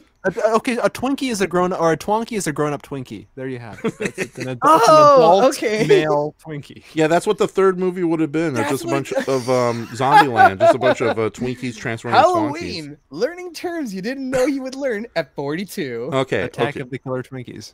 Hold on. Okay, so the When Twonky did that is become a term? Is that like fairly new? No, I'm the joking. Oh. Raph is gonna lay it all out on the line here. Yeah. Oh, hey, brace yourself. You could have fooled me. Yeah. I could have accidentally gone to work and been like, "Is this a thing? Can I get clarification on this?" And I would have been. That's what Egon was making. Loads and loads of Twonkies. You know, he loves those things. Picture this Twonky. The Twonky 30 miles long. See, that's a shame that Harold Ramis is gone, because Harold Ramis really would have been like old Raph. Yeah. You could be a CGI ghost in your movie if you don't want to appear. If you want to take your name off it. If it's a Stay Puft Marshmallow, you can go to hell. I can't help it. That's Okay. all I was thinking. So, what was it? It's like, I can't help it. That's all I was thinking about. Like being at camp. Oh God! that If we were in fire. that situation, I would summon forth one of the Power Ranger monsters I had a crush on. Oh, but nobody wins though. There, like, we'd still die. Yeah, it's Somnibot. Why is she here? Why didn't go for one of the sexy ones? Like, you're not even getting to wish yourself at an adequate size to. Well, I mean, then again, I don't know. Maybe you want that size comparison for all I know. But yeah, I have. You could have like a Richard Gere gerbil relationship with her. What the hell? No, it's a good thing. I mean, because like it's so small. It's diminutive. And if you wanted to, I don't know. A Twonky. We need the Twonky lecture. Okay, so in 1953, okay, so the Twonky is. Look what you did, Win. Look what you did. She leaves, and all of a sudden, the class goes with her. she's like, oh my god. Anyways, okay, she's fun. Yes, I really enjoyed her. Yes. Oh yeah, no, we'll definitely do this again in the future. With we definitely want to. Like I said, we're I definitely need to make more these stuff. a habit with you guys. Like these are fun. Like the only reason like I don't do these as often as I'd like to is life. I'll just sum it up to that. Money. Life sucks. Like when it's like I know I could be doing this right now. I know. Let's why hope life? Yeah, let's why, hope it doesn't you get like too that? bad. Hey, Lewis, I only do this out of contractual obligation. Everyone else was voted off the island. And contractual obligation means blackmail. You won't That's believe what Brayton has done in Vietnam. Blackmail. Idris Elba forces me to sit here weekly to deal with. Read my mail. I'm blackmail man. Anyways. Random G fan have it chase Hans Conried character across the town while he goes insane. Okay, you know what the Twonky is. Let me explain what the Twonky is. Sit your butts down, Dude, Indian style, legs crossed. This Twinkie I have is like incredibly dry. I've never seen. Dude, it looks like a prosthetic. Do you want to get some whipped cream and just dunk the Twinkie in the whipped cream? No, I don't have anything. I don't have. This is somehow worse than my Richard Gere analogy. Just oh god. Dip the Twinkie. Oh yeah, that's right. You're not a texture guy, right? That's actually a pretty good idea. Get some chilled whipped cream in the fridge and just dunk your Twinkies in. I would love that if I had that. But Good night, everybody. I don't have that alternative. All I got is like lukewarm Mr. Pibb right now in a jar. Yeah. It was really good. It was really good, Mr. Pibb. Anyway, okay, we're the Twonky. The Twonky. Sorry. All the time I'm going to talk like Hans Conried. So my boy, it's like a really dry talk. pancake. Yes. So the Twonky was a short story from the 40s about a robot from the distant future coming back in time and becoming a sort of a house TV. Unfortunately, I can't do it now. I'm starting to sound like I don't know. It's gonna. Wait, are you guys stale peep guys? Huh? Are you a stale peep guy? Stale peep? Yeah, those little peep birds. Like, well, yeah. Do you like peeps in general? They're okay, but they're no. I'll take a Twinkie any day. So. Like, have you ever had one stale? No. They're really good when they're stale. Are you high? Kind of. And by kind of, very. Okay. Twonky talk. I'm not high, but my dog is, and so am I. Okay. But all okay, right. yeah, please, Twonky. Okay, so the Twonky is a short story from the 40s, I believe, about a robot from the future that comes back to modern times and disguises itself as a family television. Eventually, though, it's revealed that the robot from the future is from an authoritarian government, so it ends up killing the household for very minor reasons, and it basically waits for another family to come in. Now, the movie was adapted into a low-budget science fiction movie. Hold on, let me bring up some names too, so at least we're a little more educated here. Twonky movie. Oh, there we go. Make up the name, Jeff. It's Melissa, the daughter of Frankenstein. No, I'm not going to do that again. Okay, so Arch Obler, a kind of a low-budget science fiction peddler in his own right. A peddler, you say? Yes. He decided to adapt the Twonky in 1953, which was supposed to be the big year for comedian and television personality Hans Conried, who me and Brayton have a mutual love for. Yes. And they make the story more comical and a little more lighthearted, but it's still about a robot from the future disguised as a television that ends up becoming an unwanted pest/partner to Hans Conried's college professor. And he has to find ways to get rid of what this basically a virtually immortal unwanted house butler in the form of a robotic television, which is just a little puppet that's piloted across the TV. And the Twonky does eventually start talking, but it's like a very simple, like, can you send some entertainment to this particular location? Stephen Hawking, man of 1,000 voices. That's right. Stephen Hawking's no. He Anyway, throws his voice. Listen Yeah. to me do foghorn leghorn. Yeah. Well, I tell ya, boy. Well, I. Your impressions are horrible. So I like the Twonky quite a bit. I think it's a very fun little science fiction gem, even knowing that I can understand the limited appeal.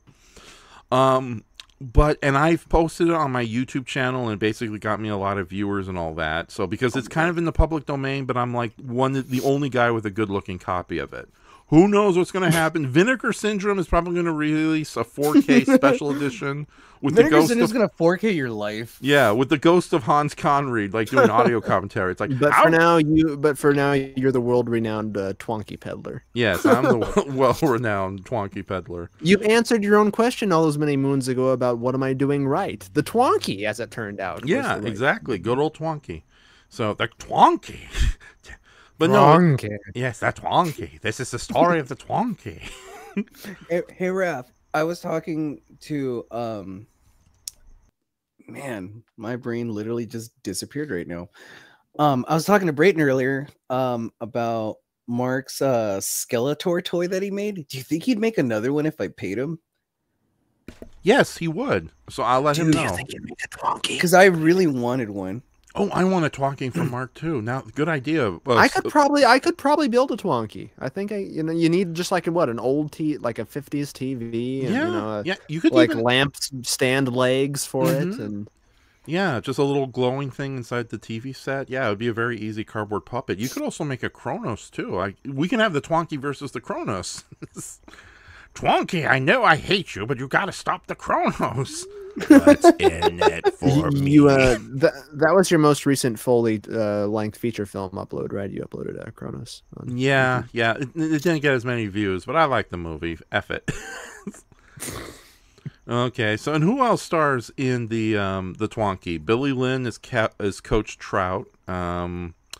Janet Warren is Caroline West. As Twonky the Kid. Yes, yes. Twonky the Kid. Yeah, anyways, yeah, the Twonky is filled with a lot of these like C-tier television comedians whose works have been lost to time, hence the reason Hans Conried is a star.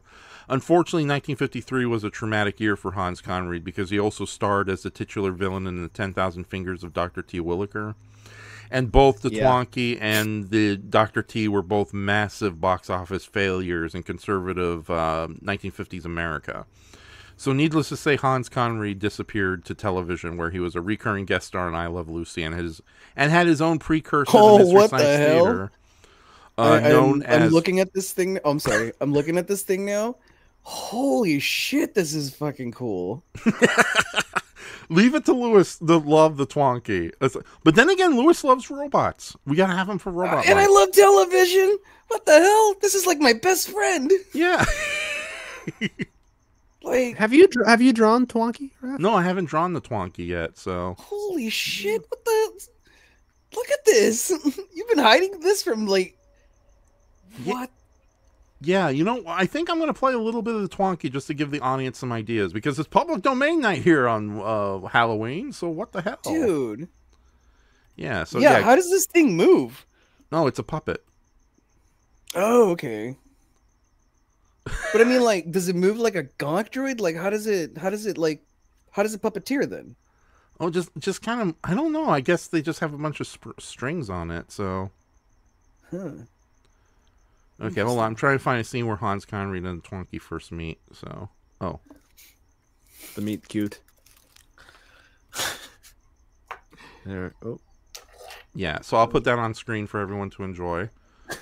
Put the Twonky in a miniature set. Kaiju. Oh yeah, I guess you could do that. Join the club. I want to join these two. Okay. Yeah. So we'll for one more. Yeah. Join us. Okay, so yeah, let me go ahead and put a little Twonky in your life. Okay. Put a little Twonky in it. Yeah. Twonky. Okay. Does that raise my arm and sass my head about? Yeah, so we'll play a little bit of this. Okay, here we. All right, here. Channels and programs.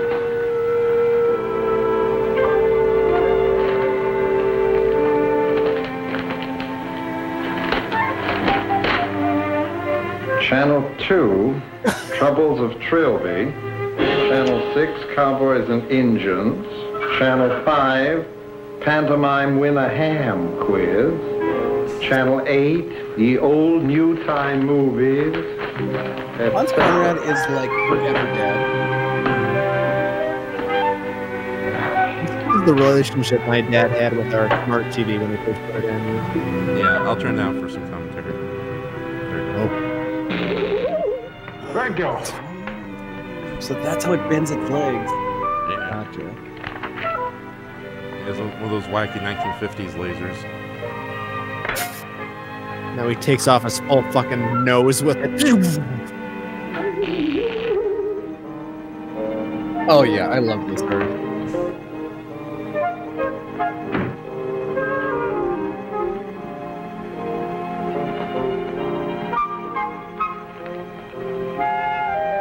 We ordered the death ray package.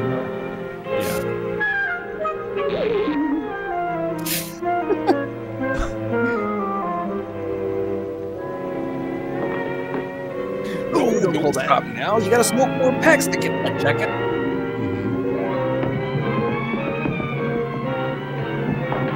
And I'll stop it just after we see the Twonky come into the kitchen.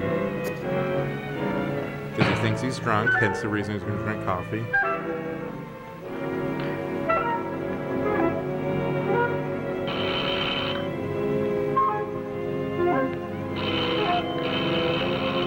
Oh wait, is his friend just going to show up? I thought the Twonky was going to meet him. Okay, okay, I think that's enough. Alright. Well, and that's the movie.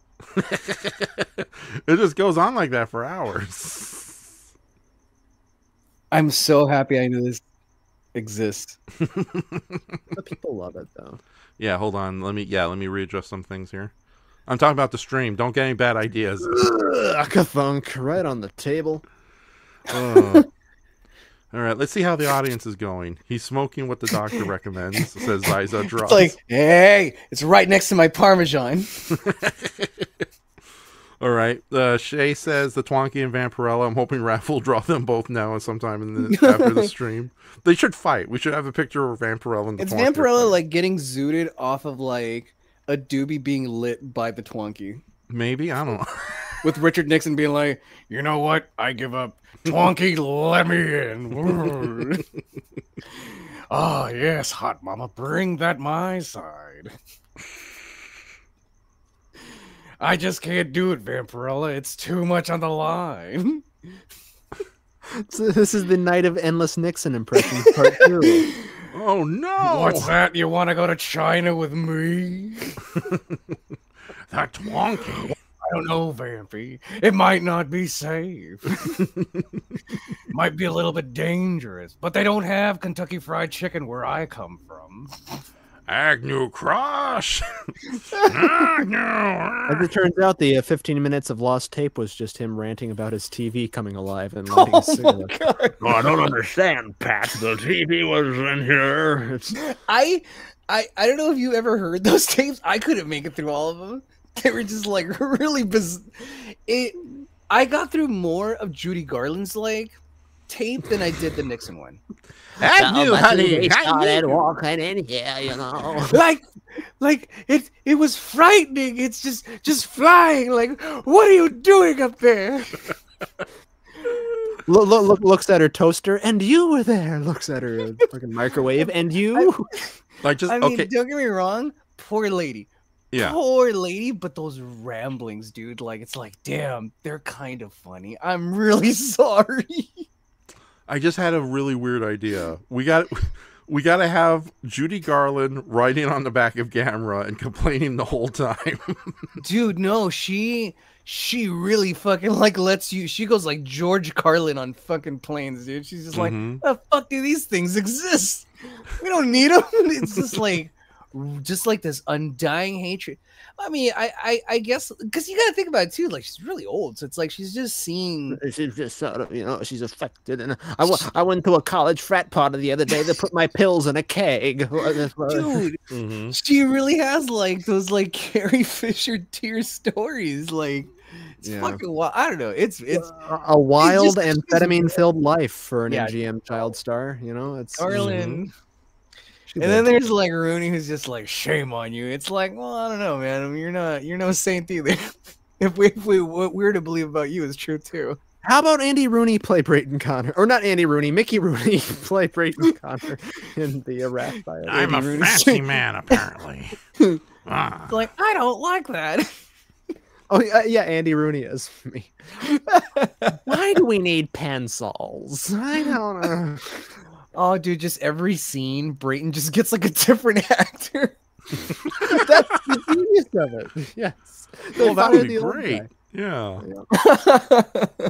We'll just do that. So not even every scene. Every time the camera cuts to me, a cast of thousands were brought into play. Oh yeah. At one point, it's just Bernie Casey like playing Brayton.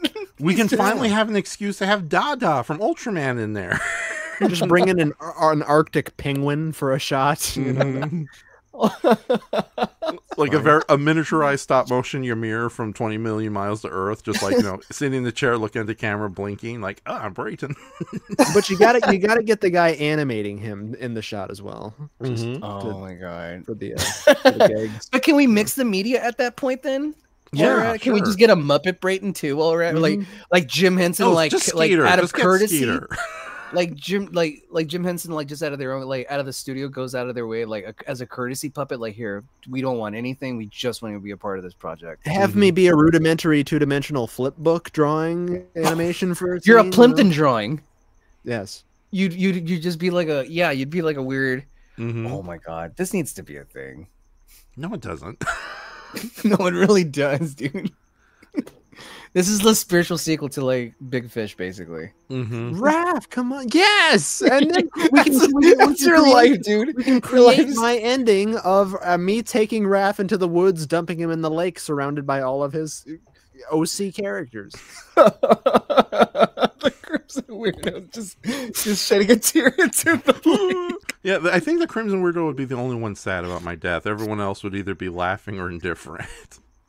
Yeah, the Crimson Weirdo does come off to me as like the most endearing like character out of your bunch. Yeah, like he's the most misunderstood one because he's the most powerful one. Secretly. Yeah, but he's it's weird too because he's also a bit of a prima donna. But yeah, he has more humanity than Jack Hodgson and Dirty McCruption combined.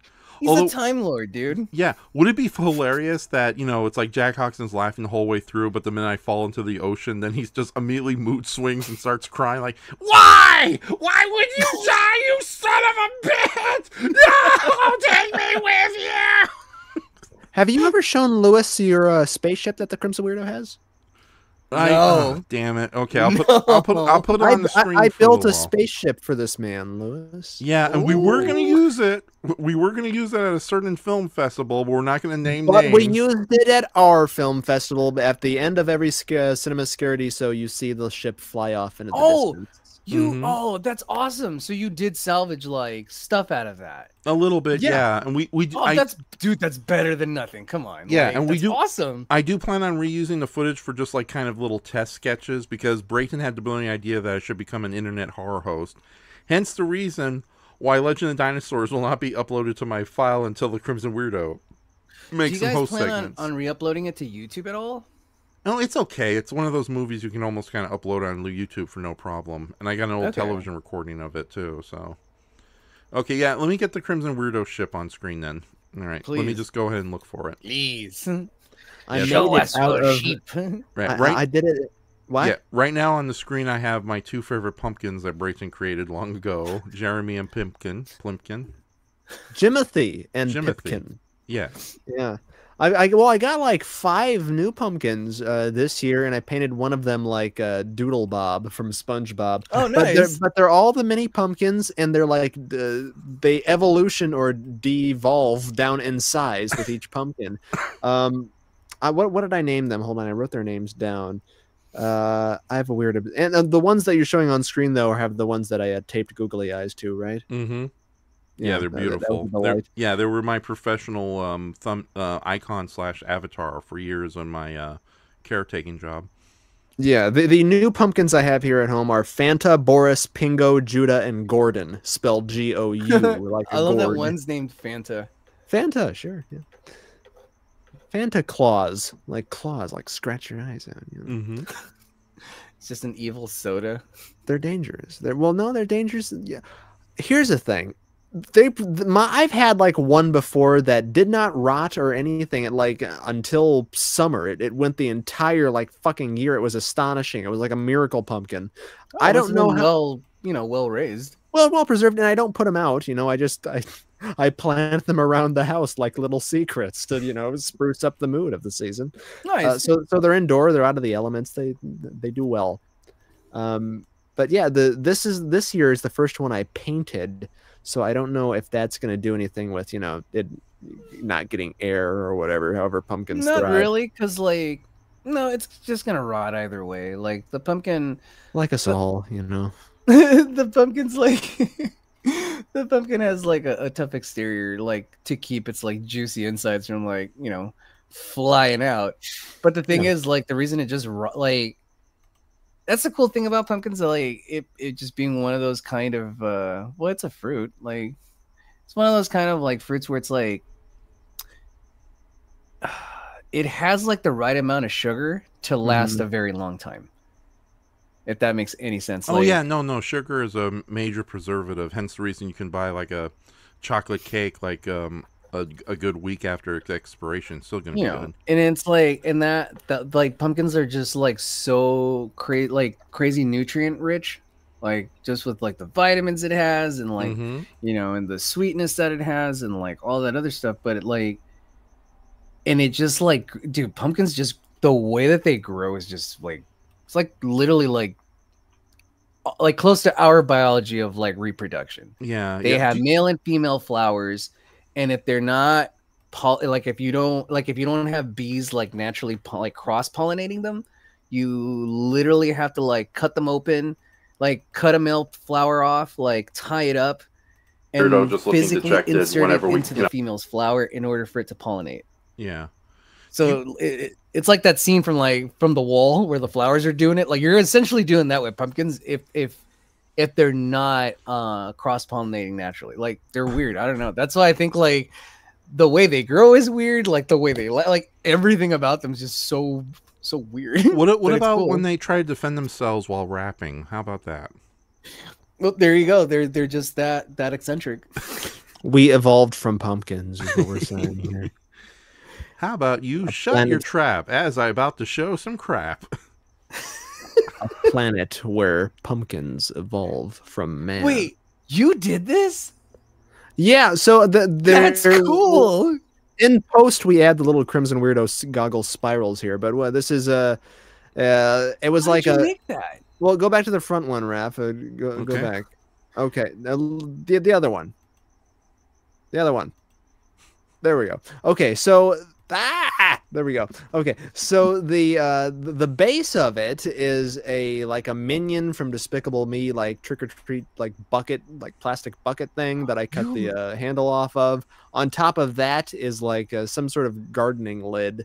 Then the rest is cardboard. The wings are cardboard. The little base is cardboard, and his little spiral tap is just a piece of tubing. That's really good. It's something out of a Leica project. Yeah, I thought so. This is this would be the Crimson Weirdo's mode of transportation in a Ghibli film. I think he would fly around in this. And... Oh no, I see it in a Ghibli style as well. Yeah. Holy crap, this is really good, dude. Thanks. You'd make Clokey blush if you saw this. Done in about an hour, and yeah, I was really fretting, sort of. I love that. There we go. I love that. But it's pretty identical. We showed this off on a previous art stream of Raph did a concept sketch for it. So do you have that, Raph? I'm gonna have to dig through it, but yeah, let me. Yeah, in fact, yeah, let me go ahead and find the actual photos that has the prop. That is a really cool prop, dude. Well, I was just worried because Raph did such a cool sketch that I wanted to find all the right pieces where it could approximate Raph's sketch, and it came out perfect. And it looks, the beard and stuff is just cardboard, the teeth are cardboard, it looks janky, but it works for the Crimson Weirdo, and it just fits the tone we go with the character. So it's cute, and I've got it right here on my bedroom shelf. Perfectly kept for future projects. I want to keep doing these podcasts. You guys have so much lore. So much. No. Do you understand? I am part of this lore now. And who knows? Oh, I yeah, might the be the Cone Rodimus Wizard. Prime of this lore. You know, like in other words, like really crappy lore, but like the lore though is there. And If anybody dedicated enough with no, social calendar whatsoever wants to make us a TV tropes page, have at it, please. This is how it starts. Like, no, but I'm just saying, like, you got like that ship was really cool. That ship was really cool. The like story behind it's really cool. Like, just jealous. I'm just very jealous. You guys are like always making all this cool stuff.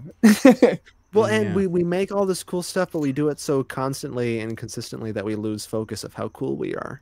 And Rap, you and I are too cool for school. See, there's kind of our original test thing. I did like a little face, and then Rap did the wings. Yeah. And the That makes it even better. Look at it. Yeah. All right, and I'll get some pictures. So was this supposed to be like the TIE fighter front? Is that what you were going for, Raph? Yeah, I think so. Yeah, originally it was supposed to be like a little thing where I peek through it, but then we decided just to have like literally him just inside the nose there, making the ship Yeah, and bigger. I have like a placeholder bottle cap for his nose, but eventually it will be a window that you'll sit in, and we can green screen you in. Yeah. I don't know why you have laser guns. You have turbo cannons. Meteorites. Meteorites, man. Okay. Yeah. You see the lore. Look at that. This is it freshly painted, yeah. Yeah, to be honest, I since fucking love that. the You don't ladder would be understand how much I love this prop right now. Yeah. I'm not showing it on screen, folks. You do have an image of the Crimson Weirdo ship, but yeah, it's just going to be a little difficult and I can't multitask. But Like, yeah. are you not allowed to share this for some reason? No, or... we can share it. I don't feel like putting it on the screen right now, outside of the one image that is on screen right now. Copy. What's on the screen right now, Raph? It's the Crimson Weirdo ship. Oh, okay. Yeah. Hold on, let me make sure. It might be a big buxom vampire. No, we're good. Yeah, We're speaking good. of pumpkins of unusual size, when are we going to show my Elvira drawing? I was going to get to that soon. Yeah, so those were your drawings in there. Somewhere, Raph saves all of my crap against my better wishes. It's fine. He understands good art when he sees it. He's See, there we go. So. There we go. That's it, freshly painted. That's a part of my spaceship set in the background. But yeah, I don't know. You have a little ladder there where realistically you would climb up through under the beard. That's what that is. Okay. Mm-hmm.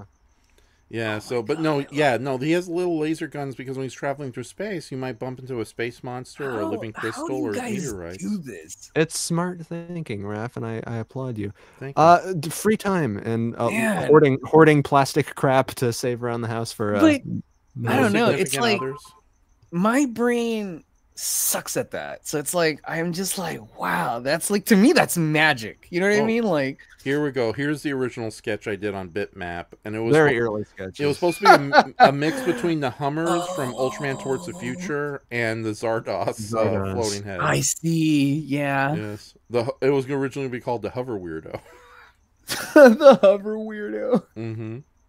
Can you hover, Raph, or do you have that capability? No, but I have weird dreams where I just hover like 15 feet off the ground. I don't go any higher because I get scared. And he spits out guns. Yeah. And I'm married to Daryl Hannah. She was a Gorgon. But the leaky roof, after all. Yeah, that's the one bad. Why did you post that? It was nice to have a good dream for once after all these years of having scary, weird dreams that make no sense. So I'm proud of that dream. Though it makes no sense. Yeah. No, it does. I live comfortably with a Gorgon and under a leaky wolf. How do you beg a Gordon? How do you beg a Gorgon? From Sesame Street? Yes. I don't know. It's a Medusa, by the way, if you want to go with a colloquial sense. So, I don't know. We were just happily in a platonic romance. So, there was nothing hanky-panky going on. I loved her. I think it would be the same way the snakes do it. Oh, you mean they cuddle for warmth? Yeah. Yeah. No, we didn't do it. We just, we shared a bed, we cuddled, but, nothing sexy. Oh, so it's like I Love Lucy rules then. No, we shared a bed. Oh, you shared a bed. Okay, Yeah. so it's like I don't know who started like sharing a bed after I Love Lucy. Who shares a bed with anybody, man? Okay. 2025, no one shares a bed. In the dark future. Kurt Russell comes up. I heard Right. you're sharing a bed here. Okay, what other image did you want me to share? Oh, your little Yeah, his illustrations. drawings. His Elvira drawings specifically. Yeah, hold on. Yeah, I have. Well, I'm not done with her yet. But okay. but, Well, specifically, not that one. Yeah, no, I can put them on screen. But specifically too, that so. one. Aren't you going to do a little art sharing of your own too? Or I guess you've been doing that. I'm gonna share some art soon. Yeah, I will. Okay, good. But yeah, I need to like learn how to like do that with you guys. So like I'm working on a Smiling Friends book right now. It's not Halloween related, but I could have been showing you guys that. Though it's not very interesting. It's just a bunch of police cars outside of a house. Oh, Well, I mean, okay. that's timely. That's Yeah. timely for our age. Let me check the comments section. We have very good people, especially. You did that? I did some of it. Yes. Oh, hold on. Yeah, I did not photograph Peter Cushing himself, but I placed that. We'll talk about this in a minute. But my dad dug up out of storage the other day. I didn't do it, but it was like pre-technology, pre-Photoshop or whatever. A picture of me when I was really young and into Shrek. And I guess I wanted to exist in the world of Shrek. So what my dad did as a gift, which I must have been over the moon about, was to literally cut out a picture of me and paste it on top of a printed picture of the poster of Shrek. And somehow I was in Shrek. And it's a haunting image. I'll take a photograph. I look That's like awesome, dude. I look like one of the kids off of the Missing Kids like boards you see. No, but I get what you were trying to do though. Yeah. Well, Like- my father was, he doesn't understand technology, but it was a very sweet gesture, I thought, of him. So, yeah, I was like 4. Okay, so really I'm gonna read some comments quickly, just because we have some good people in the chat, and I feel like we discard them. Well, we think they're good people. Yeah, they We know what you did. Because we do it too. And put your hands on your head and circle them to the side. We shouldn't say good people. We should say like-minded people. What? Wait, they became Devo fans all of a sudden? God bless Devo for remastering and rediscovering a lot of their music videos. You've been on a real Devo kick lately. Yeah, it's weird. Yeah, it's like No, I mean, no, it's not, because Devo's great. Yeah, it's like Disco Boy. Welcome, brother. It's been a long time. Thank you. I've It's never great to be left. here. Yes, peekaboo. Ha ha ha ha. Okay, I'm just gonna say this. Okay, no, I'm not gonna say it. But no, Disco Boy isn't one of their best songs. But holy shit, Are you experienced this though? Yeah, it's a one hell of a experience. I'm a disco boy. Okay, enough about this. You know what I love listening to after I Yes. drop you off, because it makes me miss you so much, is Hit the Road Jack? No, the different song. From Mama Cass. Yeah. Yeah. Every time I drop you off, like, here it comes 3, 2, 1. Woo! I missed this guy already. That's a song that's gonna end the Glue TV series. Like, you just see sad Dude, Boo floating in space. That's while, the song that we yeah. put over your face, just to, like, just to sum up those last years of your life with the text and everything, where you jump up in the air and it's just like, yeah, Raph ate like 50 chicken wings and we never saw him again or something. Mm-hmm. Anyway, so let me read some comments. Are you ready? Action boy now. Action girl now. All right, so Chicken wings are good. They Random are G fan. delicious. Random G fan says Giant Twonky versus Futurama Nixon. Okay, that's awesome. Oh god, I wish I had time to They draw are all all this. for me. All right, then Goji says Mickey Rooney as Brayton pretending to be Carmen Miranda singing Mama Ma Caro. All right, Random G fan says, I want to see the Crimson Weirdo turn giant. Just kidding. I just want to give you the visual of Colossal Weirdo. I'm big. Now Oh my god. beat Jack Hawkins' a ass. bigger Crimson Weirdo. Yeah. It would just be that episode of The Littlest Giant from Ren and Stimpy where they just bully him. Like the other giants just bully him. Yeah. The weird thing about the Crimson Weirdo, he doesn't go giant size, but seeing his spaceship, yeah, he could take on a kaiju roughly the same size. I would hope so. Yeah, Dirty McCruption is technically a part-time kaiju because Brayton came up with this insane idea that it's like Amazing Colossal Man rules. Yes. Yeah. Well, my question is because Dirty McCruption and the Crimson Weirdo appeared on the same screen at the same time during your cameo appearance in the critically acclaimed Zillafoot, but when you look at that footage, the Crimson Weirdo is like 2 heads taller than Dirty McCruption, made suspicious because you're playing both parts. How does that work? Well, standing on some rocks. Oh, okay. It's the fake Shemp of Raphs.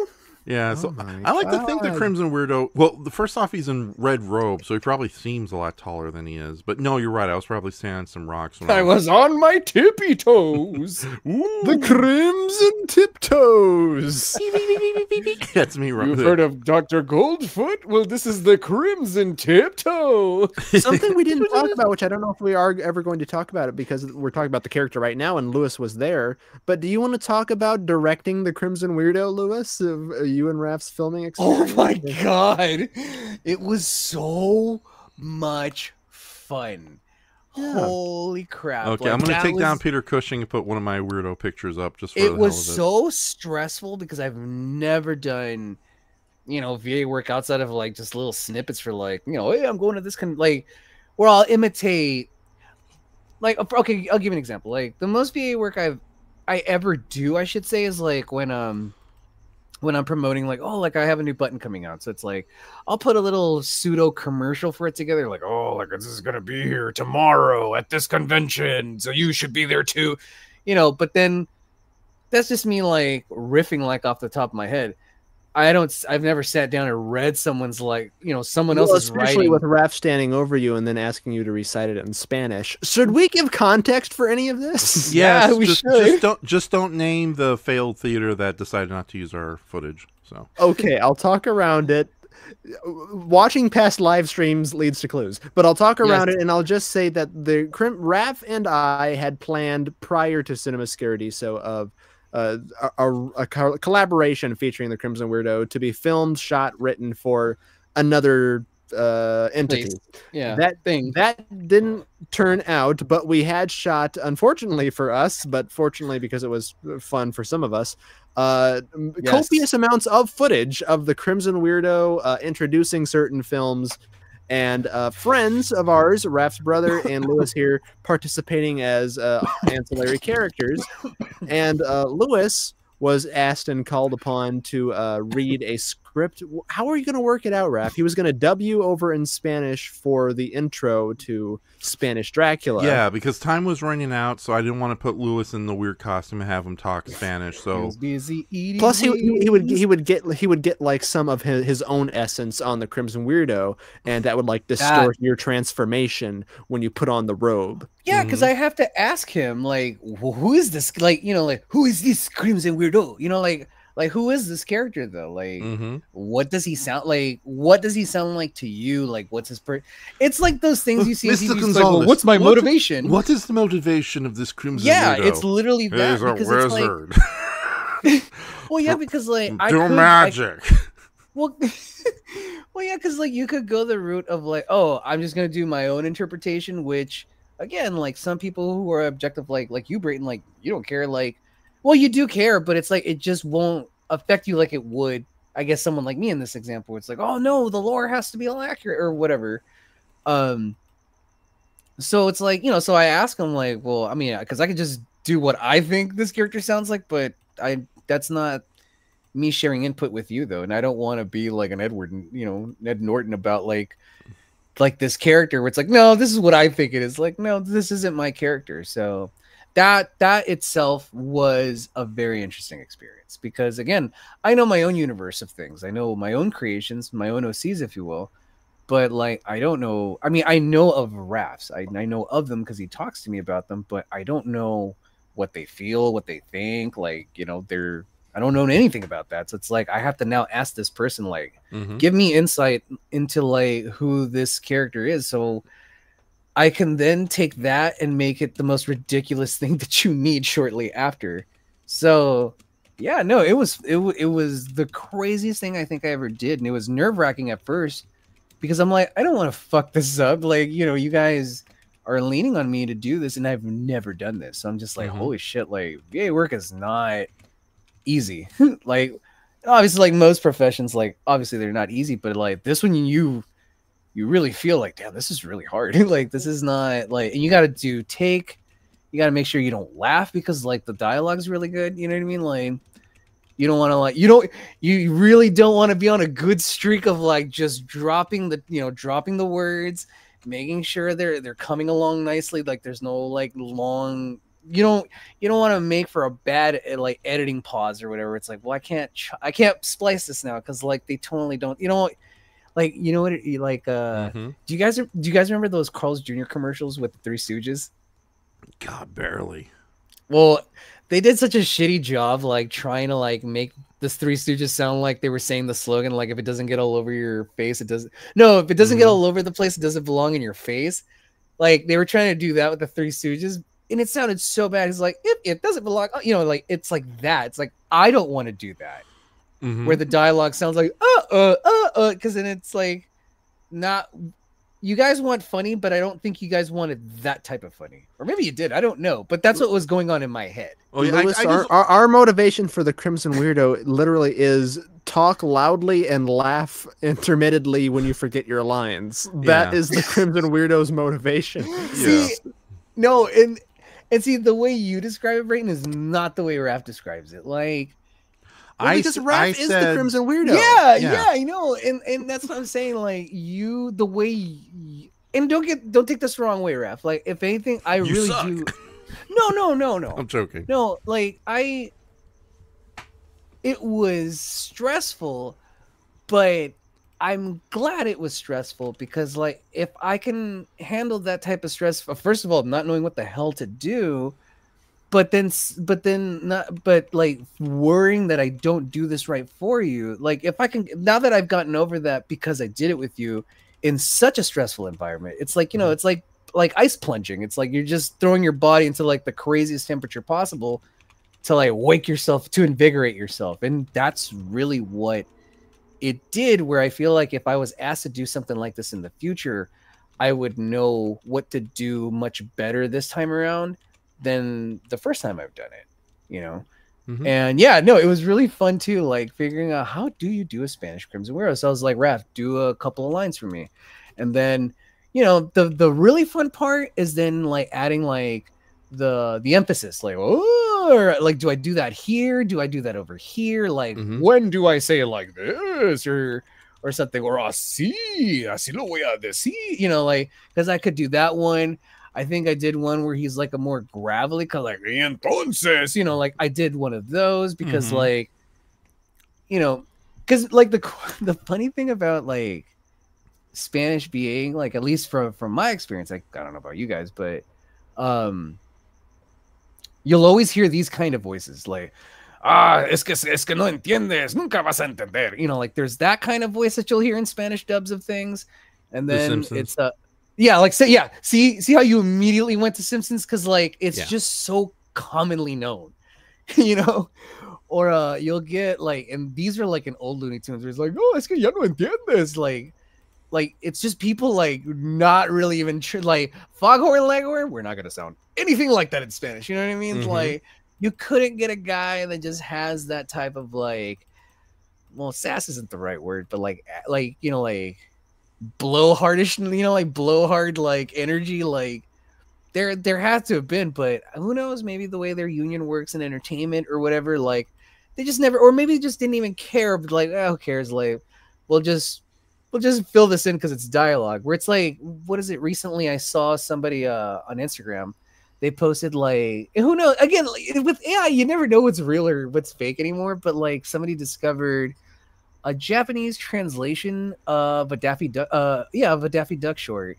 and like the Japanese guy that's like doing the dialogue, like he's doing the lisp and everything, and and I'm like, he's trying to make the sound like as funny as possible, and it really does sound funny because like, and maybe because like that inflection, like the what is it, the inflection or whatever you call, like when you have like a lisp or something like that, like like that's there, so it's like maybe that's why it's not, maybe that's not a fair comparison, but that's what was going on in my head. It's like, now's my chance. Did Raph mail you like 5,000 hours of the Crimson Weirdo reading the entire dictionary front of it? Like, I don't think Raph put as, what was your direction to Lewis when he got there, Raph, for the Crimson Weirdo? Well, I wanted to mention this earlier. Like, okay, dub the Crimson Weirdo as if he was like a soccer announcer, like, oh, everything is going on, and now the goal is, something like that. But that's what he wanted. Yeah, but it's also a very straight dub, sort of like, you know, it's like, El Santo, I'm glad you're here. Yeah, I was gonna say the El Santo one. Like I gave you like 3 different versions of like El Santo, no, and I was like El Santo, no, you know, and God knows what other ones I did like so many of those for you. Yeah, those are really good. Yeah, no, like, the dialogue was, dude, translating the dialogue was fun too. Because like I had to take all that dialogue and go to Google Translate, and I was like, wait, but this word doesn't make sense now, based on what you have here. And and Raph, you can see Raph's frustration. He's like, all right, we'll just cut like this portion. I was like, no, we're gonna figure this. And I would literally like go through like the dictionary and be like, all right, so this word's supposed to be this word, but how do I like? And then you got to add like the comedy K thing to it, where it's like, this has to sound funny now, but we have to keep what's originally here. I didn't want to compromise anything. And you didn't, because it was ultimately a pop shoot, as one weirdo might say, in certain bloopers and outtakes. But I will say this: the Crimson Weirdo, like I was kind of getting at, when we talk about making a Raph motion picture, it's hard to fan cast for me, because ultimately, you know, I think of like Brian Blessed as the Crimson Weirdo would be awfully funny, but there is no one. These characters can only come from Raph and Shoma. You know, these are the one-off characters that Raph made 12 years ago for, you know, one-off joke videos that have persevered almost a decade later or whatever it is now, since the original Crimson Weirdo tape, is so intrinsically, there's no one else who could do it in my mind. You know, if I was going to make a film and Dirty McCruption appeared as a gag character, I couldn't just get a guy from Central Casting to do that. No. It'd be impossible. And these are such rich characters with backstories, Raph, and family ties and histories and relation. Like, I remember one of the first things you said about Blou when you were getting into it. It's like, everyone has all these interconnected relationship problems. Yeah. They're all head cases. Yeah. They are. So yeah, no, that's I mean, Doctor Who will do that to you. Yeah. You know, Doctor Who, Ultraman, some of the better Ultramans, I should say. Yeah, I mean, like, that's Godzilla. Like what is it? Plesiosaurs. I mean, that's what I love. Okay, this is what I love about creating, but I don't always like it when it comes to people's media. Like Rob Zombie's a good example. Like, he's very hit and miss for me, because he's very much and I don't know if I brought this up to you either last time, but I'll bring it up again. Like, I've personally come to the conclusion, if I had to choose between, like, if you're making something entertaining, who are you doing it for? Are you doing it for an audience, or are you doing it for yourself? And I find myself more often wanting to make media because these are things I want to see, or because I don't see them anymore. Like, somebody online like said it really like awesome. Like, if somebody was making what I'm making right now, I wouldn't even make what I'm making. I'm only making this stuff because nobody makes it anymore, kind of thing. Like, I would love to watch like an episode of my own thing that I'm making, and I'm like, that actually makes a lot of sense. Like, you're, at least to me, it's like you had this thing, like, it's like a pie. It's like, no one makes this pie anymore. I'm gonna make this pie whether people want it or not. Like, exactly my thinking with our junky MST3K fan made episodes. It was they were born out of spite and out of longing, and my audience was the patients at Bellevue, and I think we hit all of our key demographic market with our 2 episodes. I can imagine you like walking into like a patient's room, like Boris Karloff. Now it's time for Mystery Science Theater versus Turtle. Yeah, throwing shit at the wall. But and I don't know. We'll get past this. But the Crimson Weirdo came again to existence and came to life because of that project. Because it was a one-off joke video that Raph had made, and then I needed a mad scientist. I needed an antagonist for that fan series, and I asked Raph to do it and to don the red blanket once again. And his reaction was, "Really?" And then we talked more about it, and he upgraded his costume, and he fit right back into the role like a glove. Yeah, and it's become his most praised, universally beloved, drawn character that he himself has played. So, I think a wide success. Yeah, like there's just like, you know, not to sound too shitty, but it's like you don't need Hollywood anymore. Like, and I'm pretty sure they're already aware of it at this point. Like, you are your own Hollywood if you are driven enough. Please, Lewis, we're Bollywood at best. No, like you guys, I don't know how else to say it. It's like you guys and your like. I love you guys. Sorry. Well, no, it's like Sorry. We're all gonna die here together, man. Oh no, I'm very much hyped, but no. What I'm trying to say is like there's just the type of entertainment that like you just don't see anymore, mainly because. Well, I mean, like the people that made that media are like ancient now, right? So it's like, well, who takes that mantle? Who takes over that mantle? And I see this in some pieces of media, not all of it, but sometimes you're not fortunate to see an evolution that you like. You'll see an evolution happen no matter what in entertainment, but because entertainment's so sentimental and you know it's subjective for everyone, right? It's that like you get to those moments where it's like, oh, okay, like this isn't what I want, but I still want this thing. And worse, the streaming network that I subscribe to doesn't have it on there anymore, so I can't even find it because they never put it out on DVD or anything. So it's like you start kind of jonesing, and especially if you're like a normie, like where do you go? Like what do you do? That's when they discover you guys, and they're like, I remember this. Like nobody's filled this void. I miss media like that. You know what I mean? Like I unironically like miss I miss the 90s bizarre media. Like I wish it never left, but I have to understand that like we evolved. It's 2025. That media was like a long time ago, but that's not to say it wasn't good. It should have never left, but it was meant to evolve into what, you know, it's like the state. The state was never going to be the state forever. It evolved into like Tim and Eric and like so many other weird, you know what I mean? Like Loiter Squad and the Whitest Kids You Know, like just into weirder pieces of media that were just like, wow, like that's insane that like this like subtle evolution of like comedy like births like into this like other weird thing, you know? But yeah, like you guys carry like the most unusual torch ever, and it's like I respect the shit out of that because not many. I mean, when it comes to weirdness, like even that has like its own subsect, really. So it's like this type of weird, unusual, like appreciation for things, like I don't think I see as often as I see it with you guys.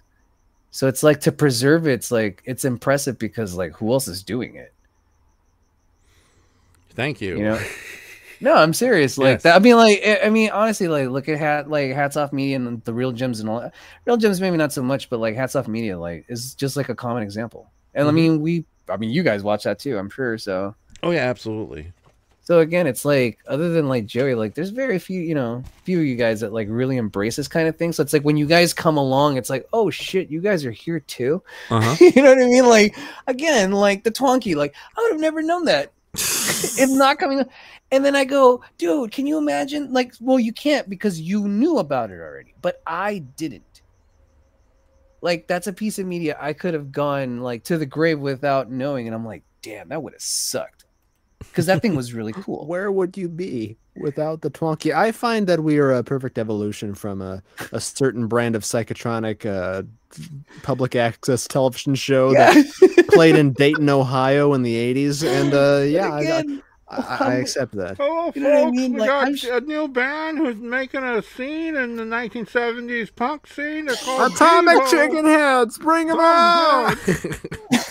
No, but you know what I mean? Like, I'm sure there's a Reddit for like stuff like this out there, but it's like, I like this more because it's mainly organic. You know what I mean? Like, I get to visit one of you at least. To oh no, we're heavily chemically altered here. It's we were the 8% juice like generation. The rest was God knows what. Juice. Yes.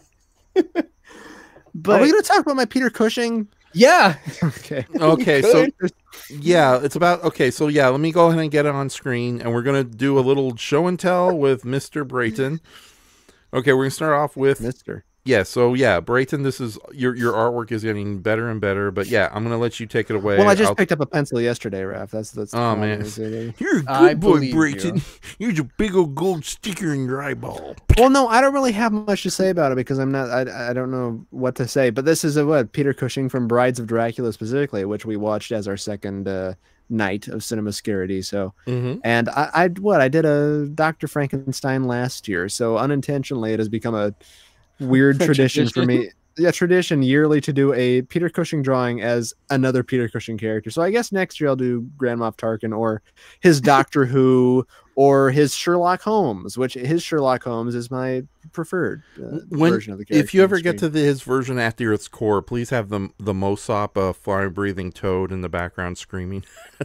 Right, and we'll do a giant collage photo of all of them, and like I say, more Cushing for the pushing. You can never have enough. There he is, Van Helsing. Poor man cough. Okay, yes. So next up, go on. Baby Jane Hudson, played by Miss Betty Davis. The key to these drawings, I think, is to just find the people with the most strange faces because they're a lot easier for me.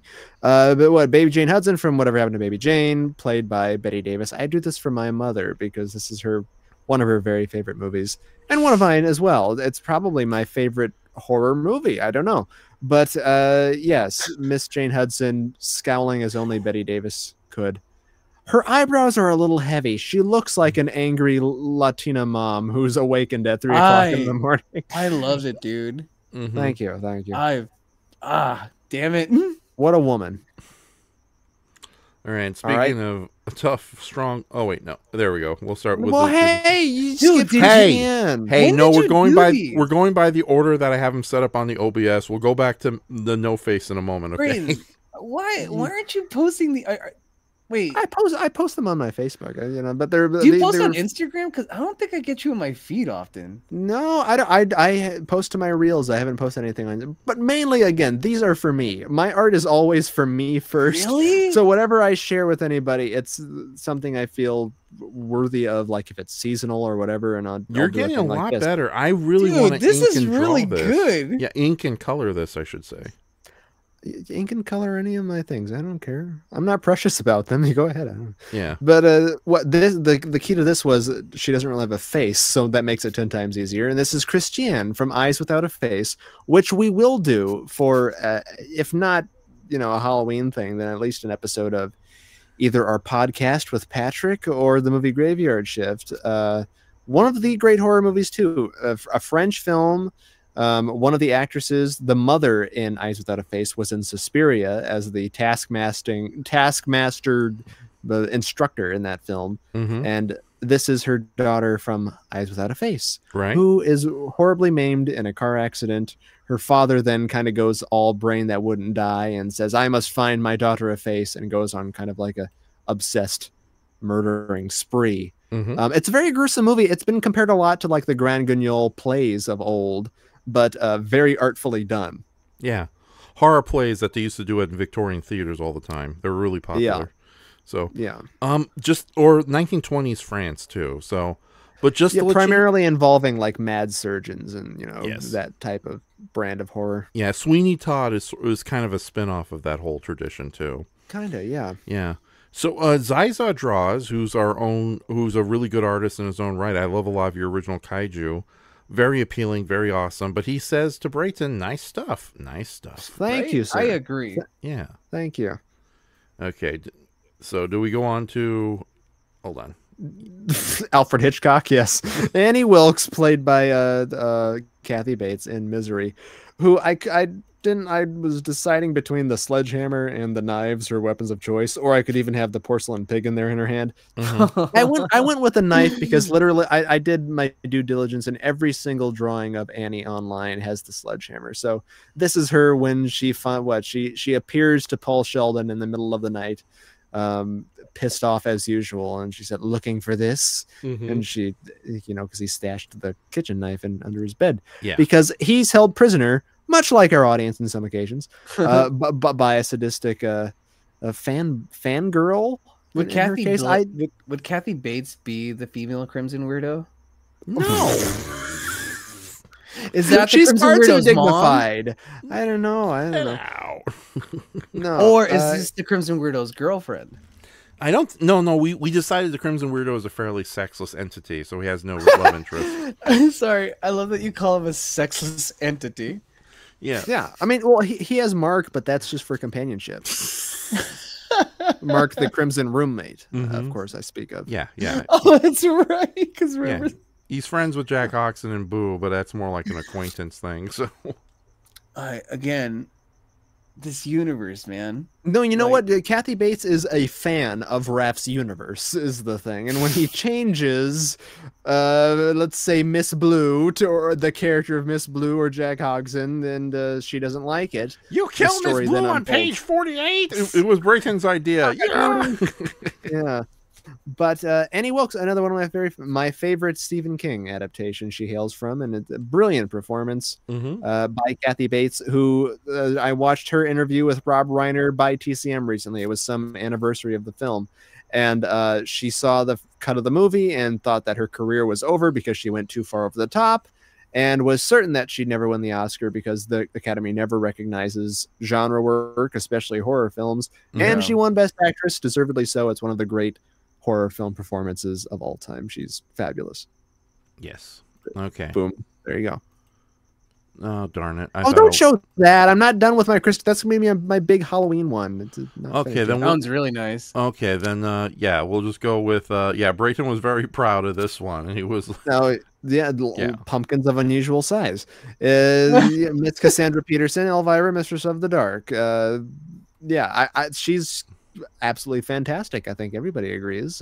Still radiant and beautiful to this day. Hilarious. He still holds up as a very they're still holding up. It's amazing. Yeah. She announced that she's never going to put on the Elvira outfit ever again because she's like 79 right now, probably younger than that. Dude, but nobody gives a shit. Like, you know what I mean? Like, they'll still see her as like a very iconic woman, no matter what age she I know, like, and I love that people have kind of like Elvira. She's not Tiffany. Yeah, no, I love that people have always loved Elvira, the character, but I love that in recent years people have discovered Cassandra Peterson, the actress, and how popular she's become in her own right. So yeah, she deserves that too. Yeah, absolutely. So, and she was at the last Monsterpalooza too. I just never saw her in person. I saw Katie Seagal from Married to Children of Futurama. So I feel sorry for not getting an autograph there, but. Yeah, no, more power to Elvira. She's a class act, despite the bizarngers. So we're okay. I can't think of anything. Head of the class. Yes. She's a classy bra. Not broad. I'm sorry. All right. There you go. Okay. All right. So, gentlemen, it's the 4-hour mark. How are we holding up? Oh, good. As well as Elvira's rack. What more can I say? I've never seen Mistress of the Dark, her movie. I have yet to see that. Really? Okay, that's fun. That's an interest. Yeah, it's a very fun film. Yeah, maybe we'll do that for November. A part of our what was it? The Fright. Like, I can't say I've watched it in recent years, but as a kid, I remember really enjoying them. Yeah, what is it? Her and Pee Wee should have crossed over. They were best of friends in real life. Her and Paul Rubens. I imagine I have not seen the film, but in my own mind, my perception of what I want it to be is like a mirror verse version of like Pee Wee's Big Adventure, where it's her just existing in its own little universe. I don't know anything about the story. I'm pretty sure Cassandra Peterson is in Pee Wee's Big Adventure. No, yeah, as the biker babe. Yeah, there you go. Right. Yeah, I was like, she has to be in there.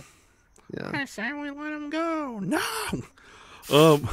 But no. I will say this about my Mistress of the Dark. It is a better, much more intelligent, much more hilarious version of what Big Top Pee Wee was supposed to be. So yeah. But it's good. It's good. I would recommend it just for the camp value alone. Yeah. So yeah. No. The actors are great in it. Oh yeah, definitely. The lady who plays like her shitty neighbor, like the one from Small Wonder, like she's in it. Like I forget her name, but like she's hilarious. Yeah. So no, it's a pretty good movie, but I haven't seen it in ages too, so who knows if it holds up or not. I remember there's a soup monster in it, but it's creepy. Oh God. It's Earth versus soup. No! Oh God, no! Oh no! Oh no! There's 10 pages of no here, Raph. No, it has to. We have to establish how terrified this poor waitress is at the soup. Oh God, no! Oh no! Oh no! Oh. Crawling towards you on all fours. All fours? Yeah. What do you think? Soup is a biped? That's one of my favorite lines from that sketch. Okay. Oh my God, we gotta make like some sort of compilation of every time Earth versus Soup was put together. No, there's there's a video out there of Crow's whole Earth versus Soup story of the 3 episodes where it played a key part in the segments. Mm-hmm. It's been done. Yes, it's been done. So, oh my goodness. Okay, I'm gonna stretch a little bit. Let's see what we got in the chat. Everybody back up. Yeah. Okay. Random G fan says in Happy Halloween Scooby Doo, both her and Batman Scarecrow makes an appearance and it's revealed the Scarecrow is a fan of hers. Of course. Oh, nice. Yeah, unfortunately because it's a like an honest to goodness crossover movie, that's kind of one of the harder Scooby Doo movies to get on physical media these days. I know it's not streaming anywhere. It's kind of a similar situation with Batman versus the Teenage Mutant Ninja Turtles.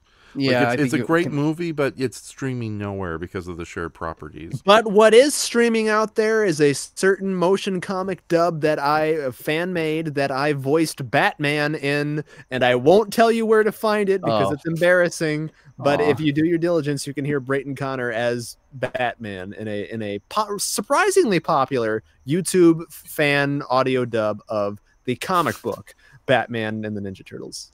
Oh, nice! I got really? That down. Yeah, yes. I'm not making this shit up. Yes, I did. I was paid for the part. I don't know if what I can the hell, that, dude. Why aren't you posting this on Instagram? Yeah, at least share it with us privately. I want to watch this. Yeah, I like to live in mystery. Okay, fair enough. All right. So, didn't you also do the voice of Alistair from Hazbin Hotel? Yes, I did. Yes, yes, yeah. I'm not going to do it for you now. I'm not a trained animal. And yet you guys throw peanuts at me and tell me to dance elephant. Because you take love doing it. Yeah. No, I don't. To be honest. Raph. So, do not deny. I did enjoy the Frankenstein rant, just because any opportunity to say Frankenstein over and over again. So, Random G fan says, "Happy Halloween, good night, guys." Okay, that's more than all right. Buddy. And then Shay says, "I got to get to bed. Thanks for the fun stream tonight, guys. See you again tomorrow night." Oh, that's right. Tomorrow night we are doing the Texas Chainsaw Massacre on Twitch. Zyza Draw says, "Nighty night, Shay." Okay. And a guy called Blue Eagle American says, "You're all weirdos." I don't like it. No, sir. Un-American. Yes, completely un-American. Okay, so yeah. No, we don't need to share my artwork. Oh, come on, what? You made me go through that hell. You share some of your things. Okay, yeah, sure. It looks nice. I like that. Yeah, okay, let me go ahead and, because I didn't label my stuff, I just put random picture here, random picture there. This is Sydney Green. It's not fair. I didn't bring any cool, I don't even have Halloween art or nothing. Just, like I said, drawing a police officer in a Smiling Friends universe. Yeah. I mean, have you taken a picture of your breakfast or something? We can share that. It doesn't need to be as spectacular. I'd really go for a hamburger right now. It's because I'm a teenager, don't you know? Okay. All right, so yeah, let me go ahead and change the picture on the screen here. Okay, so this was kind of an update of an old kaiju. I used to have a series called Kaiju Portraits, which would just be a monster, a portrait, and a black background. But to be honest, it got very monotonous, and plus I do like basically portraits all the time of every and any character, because I can't draw feet, but-a-ding. But this was, I basically took the Stay Puft Marshmallow Man and did and updated the artwork with the help of our friend Earth Baragon, who did the digital inks based on my original inks.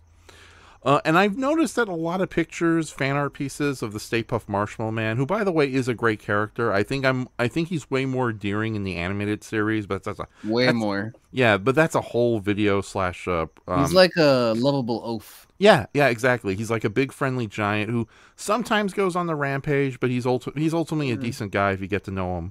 In fact, he's more harmless than anything. He's just more terrifying to look at, like a spider. Would he be a candidate for Enshoma Likes Giant Monsters? Yes. I would like to do a video about the Stay Puft Marshmallow Man. Granted, I wouldn't cover every bit of media he shows up in, since he's like one of the most iconic giant monsters ever in and out of Ghostbusters. But I would like to talk about like his deal in the real Ghostbusters, because in the movie, a lot of people tend to forget that he's just an alternate form of Gozer the Gozerian, aka the, choose your destructor, that lady, so to speak, because she's a shapeshifter, and ironically, of course, Ray.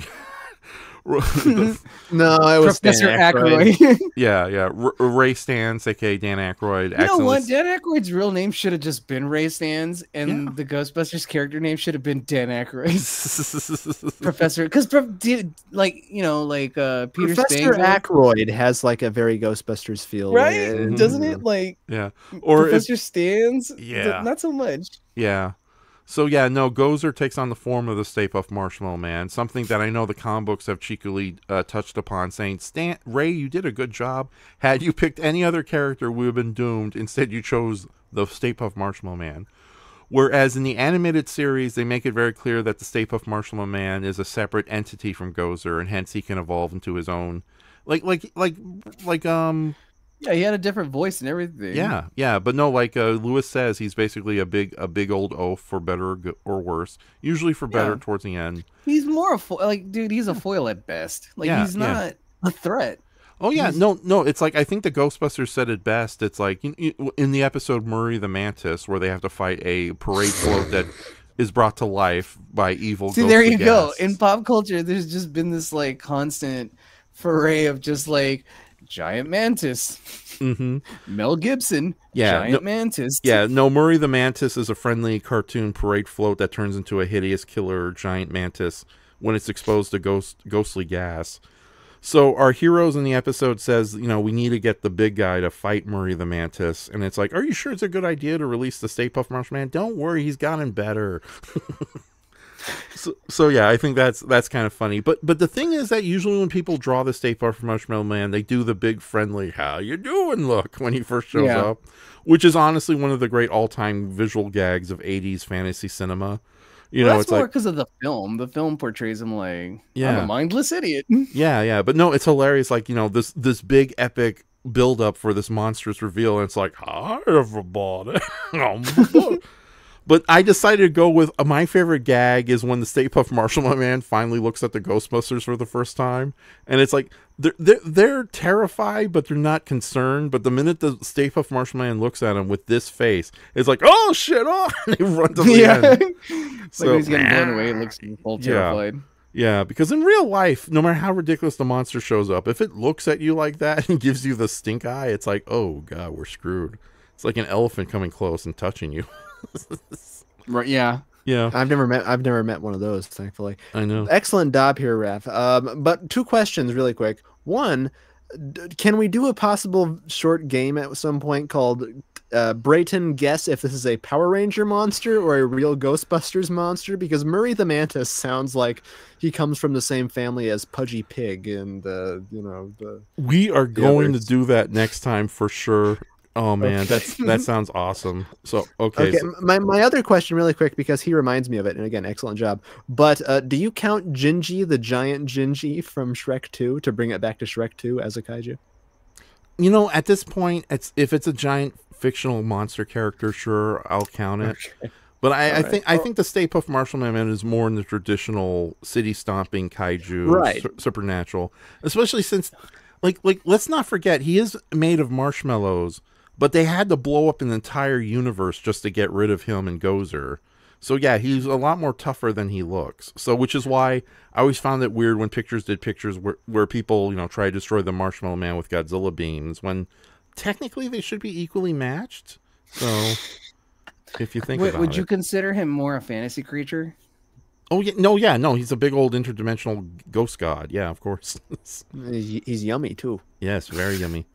Okay, it's like when I asked Raph once, I was like, where do you compartmentalize Pac-Man in this world of yours? And he is a fantasy creature. Mm-hmm. Oh yeah, definitely. I love that. And you I obviously know the words, but I've never really heard it put together like that. It's like, yeah, he is a fantasy creature. He doesn't. He's not a monster per se. He doesn't kill people. He's a compact man. he in his own way is a ghost buster. Yeah, I guess so. Yeah, he is. All right. Okay. Vampires in space. Could this vampire, we know that Stay Puft Marshmallow Man could probably beat Godzilla. Could this vampire, this Dracula here, beat a Tyrannosaurus Rex Raph? What do you think?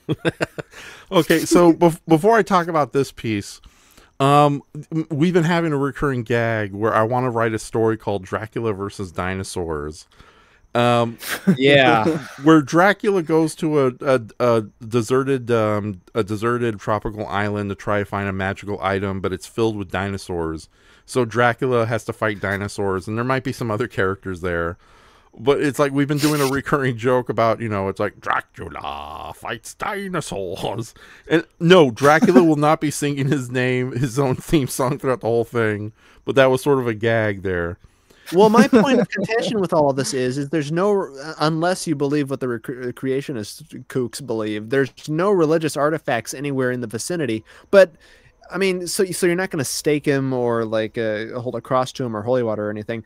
But if you eat Dracula, can he die? I mean, that's a good question. How far do those rules extend? Like, if you eat him, that's pretty much it, right? Yeah, it's spicy. Yeah, well, remember Taste the Blood of Dracula? They like take a little bit of Dracula and he just takes over. Yeah.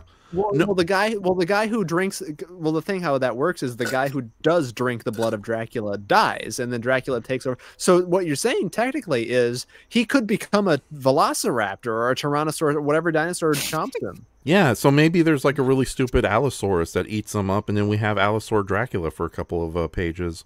Brilliant idea, Rafaestein. Yeah, but at the same time, I'm thinking these dinosaurs are like super tough, so they're like kaiju tough compared to supernatural Dracula. So they kind of cancel each other out, but they can still beat the shit out of each other. So I can imagine Dracula flying around a brontosaur, trying to cut him with a sword, but the brontosaur has a super whip tail that can, basically break stone apart. So these are a conversation adult men are having on the internet right now. But that's all in the past. This is the future. This is Dracula versus robots in space. What is this? Okay. So my brother Gabe, I have a sketchbook of his that he did when he was a little kid where he would just do these funny little cartoons. And this is like just sometimes I read it just to make myself feel better, and they're just hilarious. I haven't illustrated all of them, but this one was always brought a smile on my face. So I'm going to read it. Or unless you want to read it, Brayton, or somebody else. Okay. My name is not Win. You will not hornswoggle me into this. I will not throw you under the bus whenever Miss Blue is mentioned, so sorry about that, Win. Vampires in Space, written and drawn by Gabe. Inks and color by Raph and Shoma. Yay. Quickly, Vlad! Intruders have been spotted entering the ship. We must stop them. Damn it, Steve! Quit pretending you're a vampire and get back to work. And stop calling me Vlad. The end. So, Condex, there's a space station where this astronaut plays a vampire getup all the time, and he's pissing off his employees. And that's what I think is so damn hilarious. They're all in protective astronaut suits, but he's running around with face paint and everything. So yeah, that's why I think this is so damn hilarious. How much did Tom Ruger live inside all your guys' heads? Like, Jesus Christ, dude. Like, this is what I mean. Like, who's preserving this? We are. Yeah, you guys are. Like, yeah. I miss this. Yeah, I miss this type of humor so much. I can't describe this to people. I have no idea what the fuck you're talking about. Yeah, if Gabe was here tonight, there was a slight chance Gabe was going to join us for an hour. But yeah, I would have brought this up to him. But no, this is one of my all-time favorite little things he ever made, because it's just the idea it's just a freakazoid gag. Yeah. It's just something. It's like, okay, here's the Huntsman episode that just finished. Now have vampires in space. Damn it, Steve! Stop it! For the last time, you're not a vampire. It's this recurring gag of the characters just being pissed the fuck off that it's like a robot. It's a robot that's just pissed that this dude's. Oh no, this isn't. This is a regular human astronaut who's always in protective Looks like gear. a robot to me. Walks like a robot. I'm saying could be a cyborg. Could, I mean, But is it so? So it's an astronaut, you say? Yeah, it's an astronaut who's pissed off at his coworker for never dressing. The devil, you say? Yeah, who never dresses the right way. He's always just running around the spaceship dressed as a Dracula. This is what I mean. Like who? Like okay, other than like maybe people on the internet, but like nothing on this type of on this type of an old school level. Like this is what I mean. Like entertainment has evolved to like a different tier of random like babbly humor. Like I miss the old school babbly humor of back in the day, like this. Like I mean, I guess another way to explain it's like I miss the Far Side. I know I know stuff like the Far Side has evolved over time, clearly, like with so many satirists and everything. But like the Far Side just had like a different bite to it. I don't know. I don't know how to explain that. Yeah, kind of a dark gallows humor to it too. So it's just that kind of like I'm sure what Charles Adams was doing during his time, like Gary Larson was doing to us, kind of thing. Where it's just like, isn't this weird? And I'm just like, yeah, it kind of is. It's Popeye in a dress. Well, I gotta say, I wouldn't know anything about gallows humor. Could Dracula survive a Challenger explosion? I mean, I would imagine so. He's like, I mean, what are the constraints of the rules? Okay, so we've solved the eating problem, but like, if he explodes, does he like explode into a flock of bats or something? Okay. Yeah, that's the cool thing about vampires and Dracula. He can be like snakes. He can be roaches. He can be a rat. Okay, yeah, he can be whatever he like. Dude, I really love how like culture is just like, yeah, do whatever you want with Dracula. He's like fucking, he could be a bird if he wants to. Yeah, no, the thing about Dracula, that's why I've kind of fallen in love with Dracula recently. Oh no, that never ends well. Yes, I know. He bit me. So Ow, Nick. I gotta eat kids now. Damn it! Fuck, that sounded weird. Good night, everybody. Good night. Hey, it was a good run. No. Okay, so unlike you triggered the alarm. I could really go for a 6 o'clock in the morning 6-year-old right now. God. Okay, so the thing about Dracula is that he's not like meme? he's not like regular vampires. Unlike most vampires, he just loses his powers in the daylight, but he can survive in daylight for a long time. He's a master shapeshifter because technically Dracula is a sorcerer. That one makes him above all the other vampires. The other vampires are just baby-eating crack addicts. He's the Dracula. I'm Dracula. Yeah, and that's why I thought it'd be a cool idea that Dracula's trying to find this amazing ancient artifact, but unfortunately it's guarded on an island of dinosaurs. But yeah, no, the thing about the God, I can't believe I'm going to answer your dumb question. The thing about the spaceship explosion is that the sun won't get Dracula. The initial shock might rip him apart, and that might be a big issue.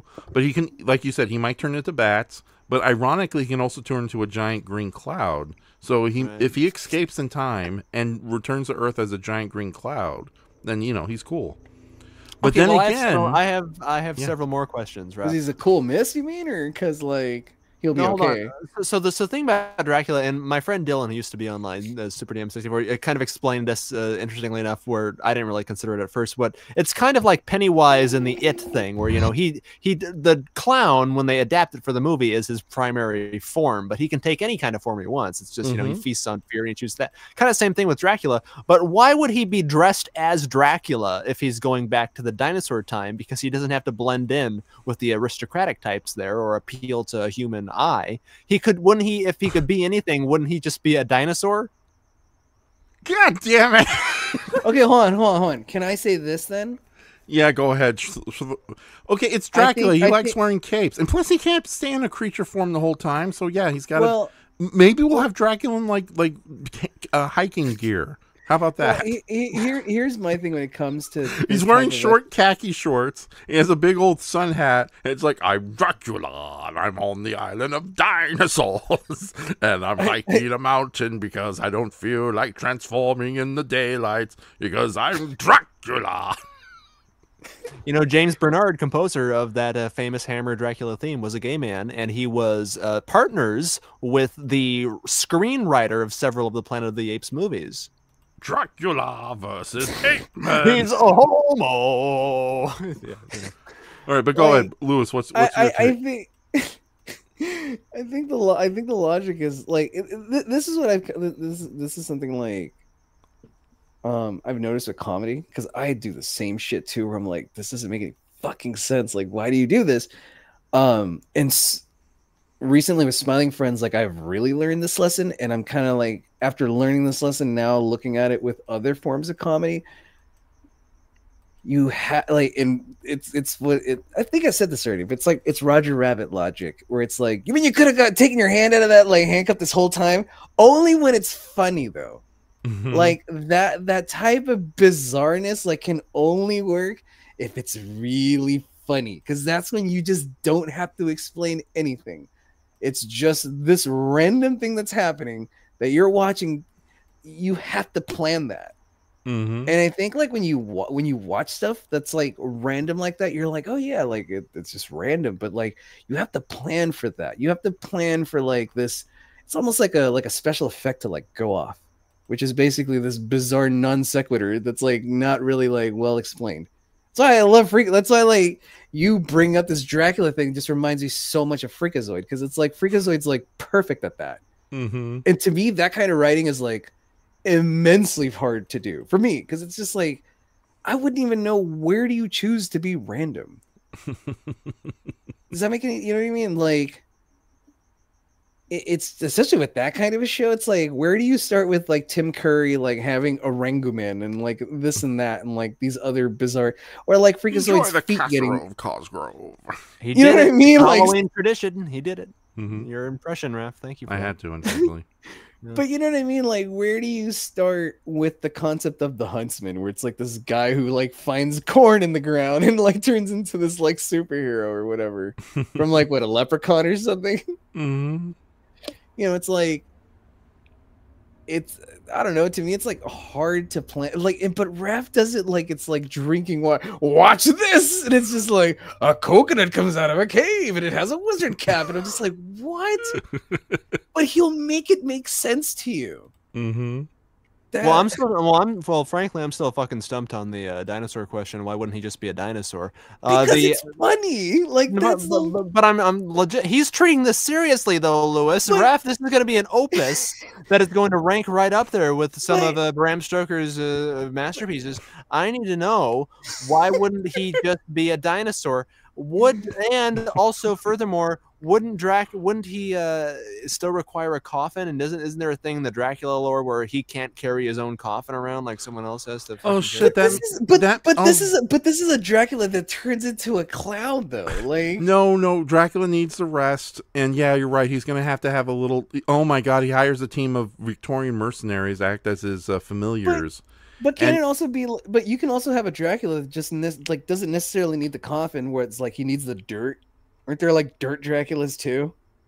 Yeah, that's a good point.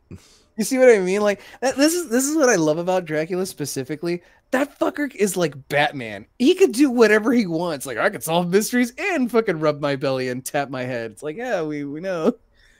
Like, he's so interchangeable. You can't really interchange a mummy per se. I personally have taken on the weird task of like taking something like a mummy and being like, what else can you do with a mummy? Like, you know what I mean? Like what could you do? Like, how does one get a mummy? Like, and I think it's really cool if you take serious questions with Louis Calderon. How does one get a mummy, man? Well, yeah, like how, like in my world, like the way a mummy begets another mummy is like they just kind of like breathe on you. They breathe their like hideous cursed fucking air around you. Yeah. And you just become one. Yeah, well, don't forget a lot of Egyptian mummies, especially our more contemporary fantasy, but they are basically They're like high-end necromancy sorcerers. Yeah, I feel like they just grossly turn you into one of their own. Yeah, no, they wrap you up. They take out your organs. They do a lot of like magic, hickory dickory. Yeah. And bada bing, bada boom, you are a high functioning undead. So a little better than a not as great as a vampire, but a lot better than a zombie. I feel like a mummy to me can go like the route of like a zombie of its ancient time, or it can go with like a weird necromancer route. But like, like I don't know, mummies just like, I feel like with the Dracula, but not so much like there's leeway there, but like I feel like there's more stipulations on a mummy than there is for like a vampire. let alone Dracula. Dracula feels like he could just do whatever he wants. Well, I have a motion on the floor to renamed ground moles as dirt Draculas, as you said, because they hate the sunlight, so it's the same thing. What is this? Okay, so this was the design I was going to do for for Dracula versus Dinosaurs, and I was going to base them on Christopher Lee's appearance in the Franco Nero. Jeff Franco. Yeah, Jeff Franco's Dracula. If not, then Dracula was going to eventually become a member of the Apexer army when it reformatted as the Divine Darkness Society. Since they hire and bring in countless villains and monsters from across time and space, it's an interdimensional organization, that old chestnut. But yeah, no, my Count Dracula was going to be like a very powerful wizard of darkness and a shapeshifter, and he's getting sick and tired of hanging out with regular vampires, so he wants to take over the universe. But yeah, no. and he can do basketball and jump really high, and it's like, yeah, he's like Prince. He's just really good at basketball. He can float. Writes banger after banger. So obviously Dracula versus Dinosaurs is a little suspect. What about Dracula conquers the NBA? Wait a minute. Did you put Dracula and dinosaurs together because you love Dinosaur Dracula? No, I didn't even know about Dinosaur Dracula until Brayton brought it up. Yeah, because I was like, wait a minute. Is this like your weird attempt to like, well, I just really love this band, so I'm just going to like appropriate something to show my love for them or something. Is there a band called Dracula Dinosaurs? Yeah, there's a band called Dinosaur Dracula. That's also like, maybe it's just a Dinosaur Dracula. This idea is getting worse and worse every day. Anyway, so Dracula conquers the NBA. Dracula, dude, that would be pretty cool. Yeah, Dracula murders the former head of the NBA and then takes over. Bites the ball and it pops. Yeah. Pass it to me. Doe. I did it again, did I? Is the umpire blind? He is now. Dracula, that's baseball, not basketball. I don't care. Dracula. This Dracula's full of sass. Dracula. He's gonna end up having to do those like those got milk posters that Michael Jordan would do with the mustache, but he can have a blood mustache instead of a milk mustache. Didn't Leslie Nielsen do that for Dracula Dead and Loving It? Did he? Oh, I think so. I'm gonna look that up right now. Ziza says Dracula versus slightly taller Dracula. Slightly taller Dracula. Okay, so yeah, this was a sketch from my take on Count Dracula. Remember that night when you first told me about that, and we came up like with 50 sort of matchups that were just as ridiculous and random as Dracula versus Dinosaurs? Wasn't one of them Frankenstein versus Pilgrims or something like that? No, one of them was like Rambo versus Jolly Green Giants. It was just the most strange. Really? Yeah, I think that might have been a private conversation. We may have recorded it for creative purposes, so that might survive somewhere. Yeah. Okay, but yeah, no, that's Dracula. This is Pluto. Saddam Hussein versus Little Debbie. Yeah, it was Leprechauns versus Shriners. I don't know, something like that. Yeah. Okay. Yeah, so this is Pluto. He's basically a pollution-based smog monster, kind of like Hedera. Never heard of that before. Yeah, no, this was a part of my Pachishoma project. But yeah, let me get out of this and try to find another picture because I did not label any of these things, so I'm a little lost. I'm gonna do my best not to bore you with like the big buxom monster girls. Or will I? So this is Queen Bustina. I'm gonna marry her. I'm so low. Okay. Let's see, what else do we got here? Penn Teller. Yeah, tons of screen captures of those two. I mean, where would you be without them? Yeah, probably a normal kid with a life. Did you ever watch their show Fool Us? Yeah, it's pretty good for what it is. So yeah, I like how they don't blow the magician. Like even if they figure it out, they don't ruin his trick. Yeah, no, they're very magnanimous in that regard. You know, they're not dicks about it whatsoever. We know how you did the trick, but you did a good job putting a twist on that trick. So good on you. Now you go into the pit of flames. No, not the pit of flames. Ooh. We don't need her. We can just do the voices ourselves. Oh, no. Of Win? Well, yeah, we've done that before. We've made impressions of Win before. Sorry, Win. You're good. Yeah. Oh no. Yeah, can I finish? Yeah, I don't want to share any more pictures unless you want to see at least one monster girl. Aw, come on. Tonight is the night. Okay, hold. Yeah, let me go find. Yeah, let me go find it. All right, might as well. Dracula versus slightly taller. Did I Dracula. make it? Did I also make my note? My what is it? Last year, I don't know if I mentioned this on stream. Controversial opinion. Not a Lost Boys fan. I have to say, watched for the first time. Not a fan of the Lost Boys. Really? I thought. Yeah, okay. No, I'm just surprised. I liked Fright Night. I didn't. I watched that and Lost Boys back to back. Liked Fright Night much more. Lost Boys I don't care for, other than the final line has one of the greatest closing lines of every film, which is one thing I can't stand about this town: too many goddamn vampires. That's just perfect. Yeah, that is the unfortunate thing. There's just too many vampires. Okay, I might as well. Yeah, let me share the actual picture that's on screen right now. So yeah, so recently I finally got my Pachyshoma book done, which is a play on Pachymon, and we're going to do that as a separate video to kind of advertise it before the year's over. But one of the first unfortunate characters was Riza the Bloody Gaze, aka Blood-Sucking Eyeballs. And no, those are not her exposed, you know what. These are demonic eyeballs that have grown out like a horrible tumor. My eyes are down here. Yeah, because she used to be a regular vampire until a pair of evil demon eyes merged with her, turning her into a giant mutant demon. Now, as far as this is kind of a PG-13 sight gag, and for the most part, everyone told me it's okay as long as you make the book kind of PG-13. But it's like, how do I take that same concept and make it more respectable, but still have the stupid Go Nagai style booby eyes? And booby eye. Yeah, and I ended up creating. This is booby eye. I found your weakness. Is that the new James Bond villain? I think there's something wrong with this 30-foot tall vampire woman, and I can't seduce it.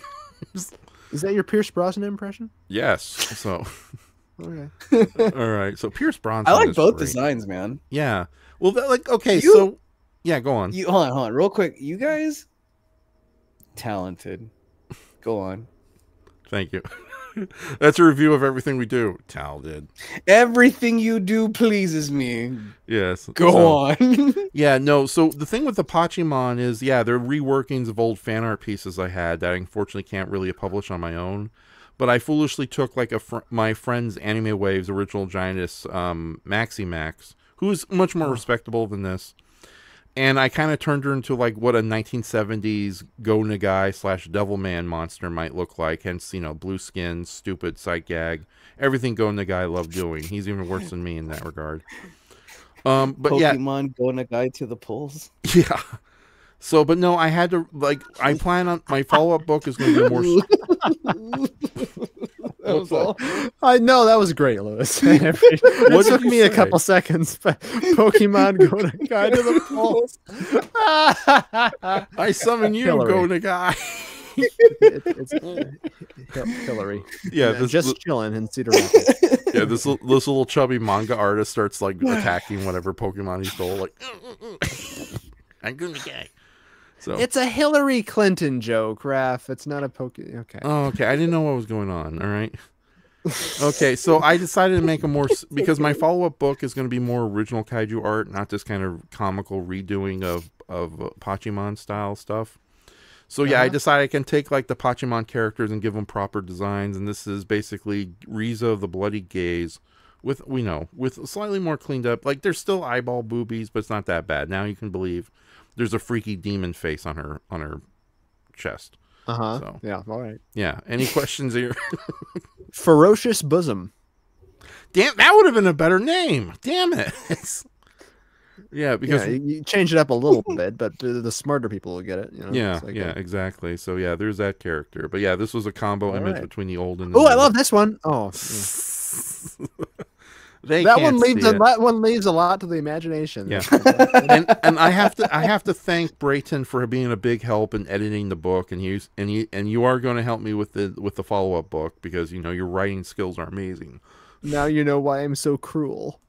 Yeah. Do you penance you pay for my assistance? Do I what? Should I read Riza the Bloody Gazes? No. No. Okay. No. There's too much here, anyways. But yeah, this. Yeah, I won't read it, so I'll save you all. Buy the book if you want to read it. Jesus. Oh yeah, yeah. In fact, let me go ahead and put the picture of the Pachimon book so everyone has some idea what I'm saying. So if I can find it, so hold on. Bada boom. With my assistance and Patrick Galvin's assistance. Oh yeah, no, yeah, you guys are great. You're wonderful in the creative department. Patrick is amazing at spotting flubs and errors. Yeah, I would never have been able to do the Pachimon art book at all without your guys' help. So it just proves just how pathetic I am on my own. So, and Lewis was a big help too, kind of helping me figure out certain things. So, but yeah, let me go ahead and find the Pachimon book so everyone knows that we're on the same page. Because I had 3 copies printed, and so far 2 have been sold, so to speak. So. Oh my god. Yeah. Oh, I hear magical music in the background. Okay. Sorry. We're transforming here. You're merging into one. Okay, so. Oh, come on. Yeah, I'm terrible at this multitasking. This was taken with a really terrible webcam, too. So I'm going to try to do a better picture when daylight comes around. No, you know what it looks like with a terrible camera? It looks like someone took photos of their own copies, posted them on eBay circa 2005, and now is bootlegging your books.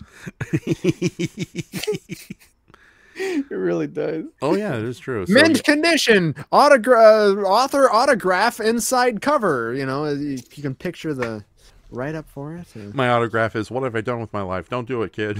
Raph. So with 2 sad boobs. Yes. With 2 sad boobs. John. Wait, is it like 2 boos next to each other, or oh no, boobs? Okay. No, it's just 2 breasts that form the eyes and the brownie face. Yes. You know. Okay, but yeah, this is the I'm going to take better pictures and do a better video, but this is the Pachimon, the Insane World of Legally Dubious Kaiju, an art book by Raph and Shoma. The test copy was traded with Rosie Knight. Yeah, Rosie Knight, a actual publisher and a writer of Godzilla comics. Oh. And Mark decided to buy the other one, so I'm stuck with 1 issue, but I plan on printing more in the future and maybe even taking pre-orders.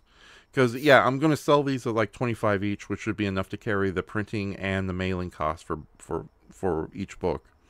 Nice. Yeah, but yeah, no, this is something in the future. If you Congrats, guys man. Yeah, thank you. Yeah, no, it came out. Yeah, even my brothers were impressed by the book, and they usually don't give a crap about this stuff. I mean, you made a book, dude. You know how many people like don't make books? Yeah, no, not at all. So granted, there is some filler with the original Like- Pachimon because the original Pachimon are sort of in the public domain, but I think I might be the only Western-bound book that actually kind of plays around with Pachimon as opposed to the Japanese books. Maybe you're supposed to be the one. Yeah. Oh, I'm the chosen one. Yeah, but unfortunately, I know You fill the void. This is what I mean. Yeah, but no, Brayton and Patrick were big helps, and they do have their own acknowledgement section in the book. Although granted, one of us under a pseudonym. Because Grant Morrison. Oh, I should have done that. I should have had well, Neil Gaiman's in a lot of trouble. I could have had him be Neil Gaiman. Oh no, not Neil Gaiman. Ooh. Sorry about Neil that. Gaiman's slave number 3. That could have been my why would you do that? Why would you do Dude, I was you know what's funny? Like, I was talking about that with somebody yesterday. I was like, there are people in this world that create things, right? There's like people like Art Clokey who gave you like Gumby, right? And it's like, well, what's inside like Clokey's head? And what I get from Clokey is that, like, you know, it's like Mr. Rogers, like your imagination is like endless and it's spiritual, like, you know what I mean? Like the horizons and the ends, they're whatever you want it to be, because, you know, you're special, you're you. Think as much as your heart desires and it can come true, right? Then there's Neil Gaiman, who's just like, I really like little girls getting lost in things. No. And I'm just like, well, a little bit of crossover there with his own personal. Raph, new idea: Gumby versus Hercules. Who wins? Hercules? I love that guy. Yeah, I love that gag so much that, like, in one of the cartoons that I'm working on as a pilot, in my pilot War the Adventure Night, there in his universe there is a character called Hercules, and it's literally this like strong, rubbery, like heroic hero who may or may not, look like a certain green individual. So I'm just gonna say this, Brayton, your idea of doing real Ghostbusters or Power Ranger monster, yeah, there's some cross connect with Gumby, so we'll get there. Goody. Okay, so hold on, give me a moment. Yeah, I think boom. I'm just gonna share one more picture because I don't want to do the sexy monster girl stuff live. Sure. So perfect and so pure, we'll go on forever. Wow, what is wrong with me tonight? I can't write single words. And you wanted the shark to stay in the picture. And you call yourself an author. I just draw the pretty pictures and come up with stupid stories. Come on, guys. Oh my god, it's hard not to have imposter syndrome. But no, I'm very happy with the confidence and the work that you and Patrick have given me, Brayton, and also the further support from Lewis and other people as well. So, and remember, imposter syndrome just makes for the spiciest art like humanly possible. Okay, hold on. Yeah, hold on. You've seen this character before, but I might as well talk about it before we kind of close things up. Where are you?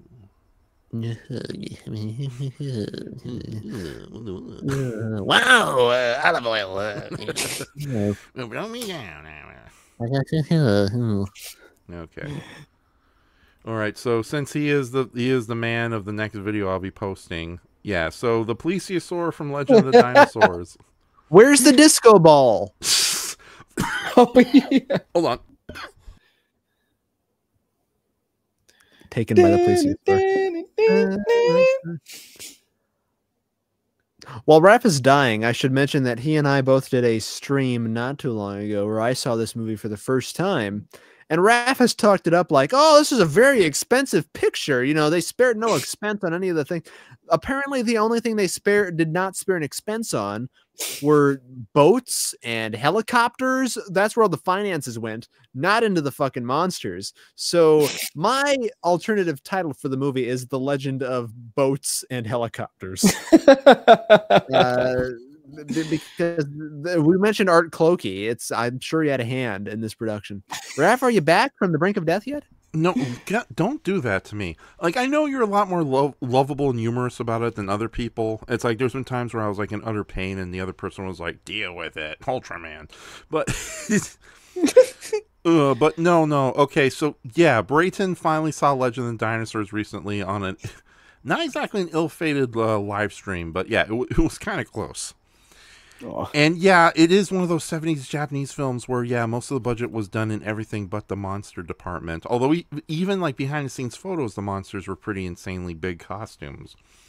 So drawing the plesiosaur from Legend of Dinosaurs and Monster Birds is kind of always a difficult endeavor because it's not a good puppet. How do you make it look menacing? And I don't think I've 100% succeeded either.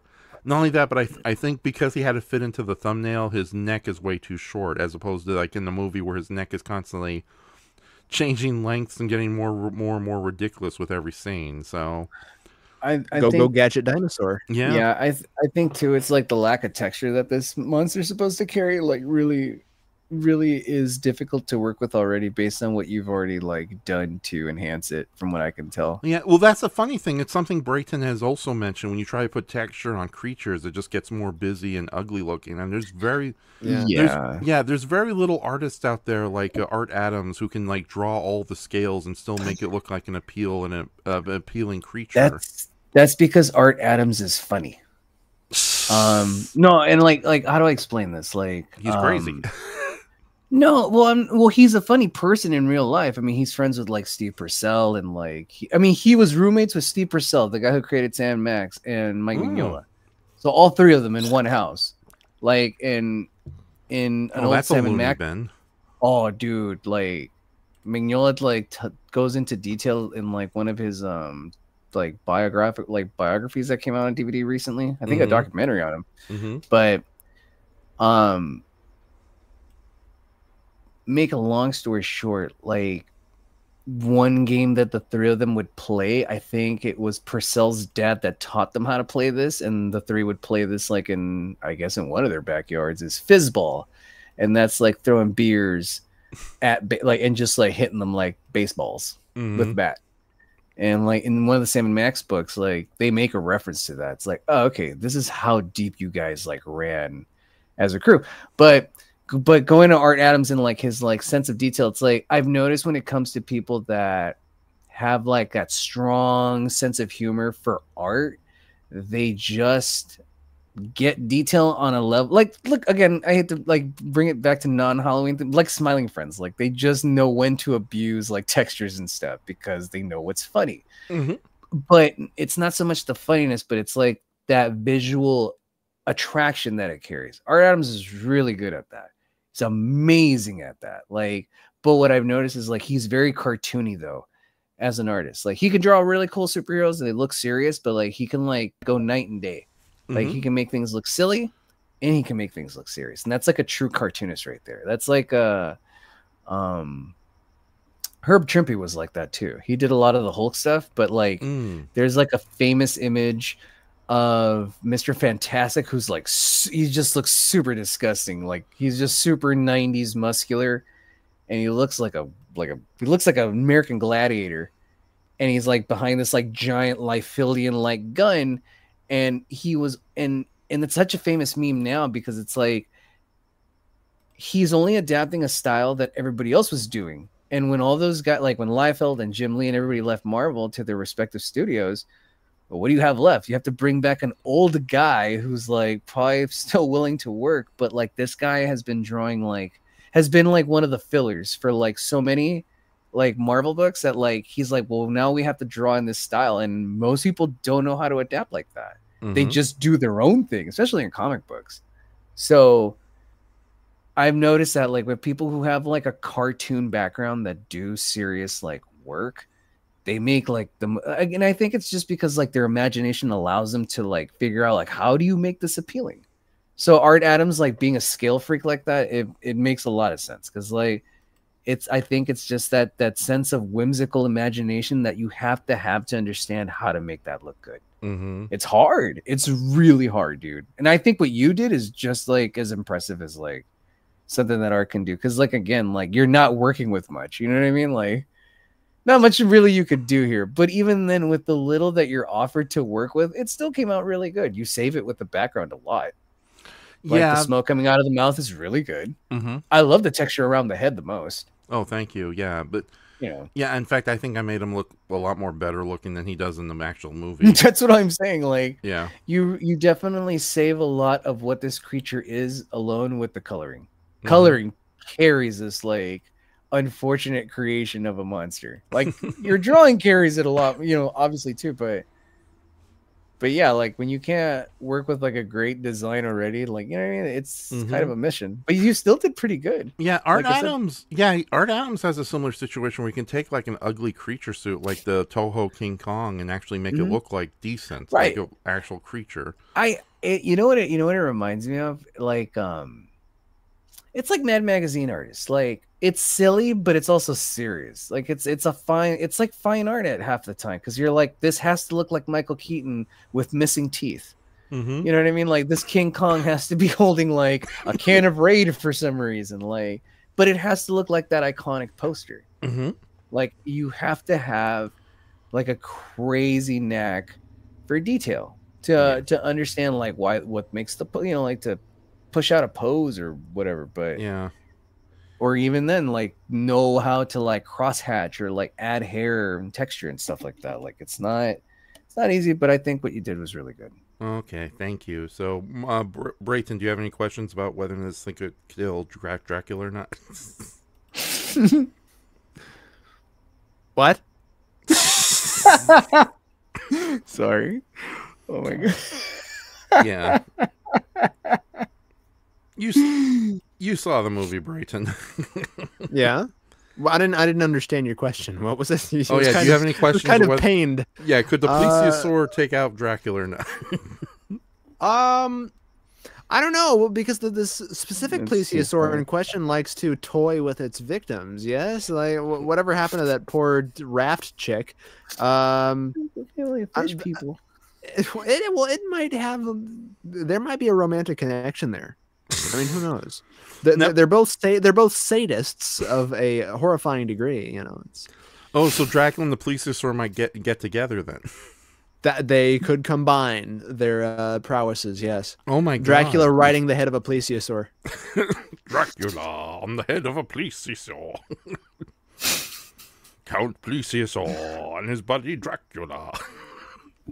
So what is the logic behind him wanting to be among dinosaurs? None. God damn it. None. There's no logic. See, now, you just wanted to pair the two things together? Is that what it is? Okay, so Dracula is looking for a special magical statue that if he merges with it will make him the almighty god of giant bats. But why would there be a statue in dinosaur times? Who built the statue? Probably an ancient pre-human civilization, okay? Elves, okay? Well, okay, actually, here's how you solve that equation. Is there magic or not in this universe? There's of course there's magic. There's Dracula. Then there you go. Like, you'll never have an appropriate answer for why anything functions the way that it does. To be fair, there's magic involved, like, the answers are endless. Yeah, there's no magic. That's when you're fair, starting to limit yourself. To be fair, though, I do have a certain rule about magic that I use in all my writings, so I don't end up, going like, going over like the Scarlet Pumpernickel. Yeah, no. Mass food inflation. Magic is unlimited but unreliable. Science is limited but very reliable. So if you use magic, there's a possibility you're going to accidentally blow yourself up. Hence, you need to keep your magic use at a minimum.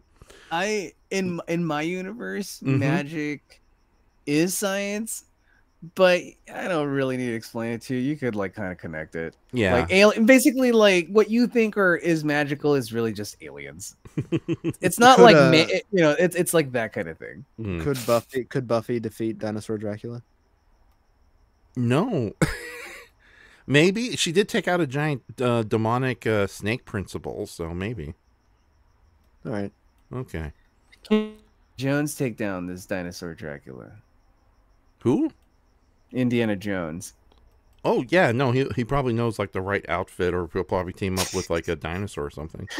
Yeah, because I remember a while back, like I pitched to myself, like it'd be really cool if we did get another Indiana Jones film after Kingdom of the Crystal Skull, where it would like take place, I guess, in the time that we have now, which is what, like the 60s at this point. Mm-hmm. But like in my interpretation, like it was like psychedelics, like would take place, like psychedelics, voodoo, beatniks, and I remember like at some point like the president gets involved in it, and there's like a giant snake in it, like a really giant snake, and he would have to like fight that because it's from like the voodoo guy, but you don't really know if it's like a hallucinogen or not, kind of thing. I don't know, like I really wanted to play into the whole like druggy, like psychedelic, like drug use of like that time with indie, like I don't know. Seemed like something could have been there. Right. So I think we should cut it. I think we should end it because we've been going. Could Casey Jones defeat this Dracula? You mean the baseball guy? Hockey. Casey Jones. Oh, from Ninja Turtles. Yeah. He could like shape his hockey stick into like spearing staff that he could sort of. We're gonna end the night. All right. Well. I'm just saying the rules of your universe are ill-defined, and I'm sorry for pointing it out. Oh my god! All right, fine. Dracula versus dinosaurs will be put on the back burner. I'll work on other things. Okay, but yeah, we usually stop around the 5-hour mark, so I think we should call it quits. Okay, sounds good, I guess. Yeah. With that said, though, thank you very much, Brayton. This was a lot of fun, and it was nice to get a big live stream done before the month was over. Join us tomorrow for the Texas Very Chainsaw. little Halloween was talked about. Yeah. Much more existentialism as last time. Why are we here? It was pretty frightening. Yeah, yeah. No, we talked, like, Dracula was mentioned, like, Frankenstein, Dracula were mentioned 1 billion times, so I think we were good.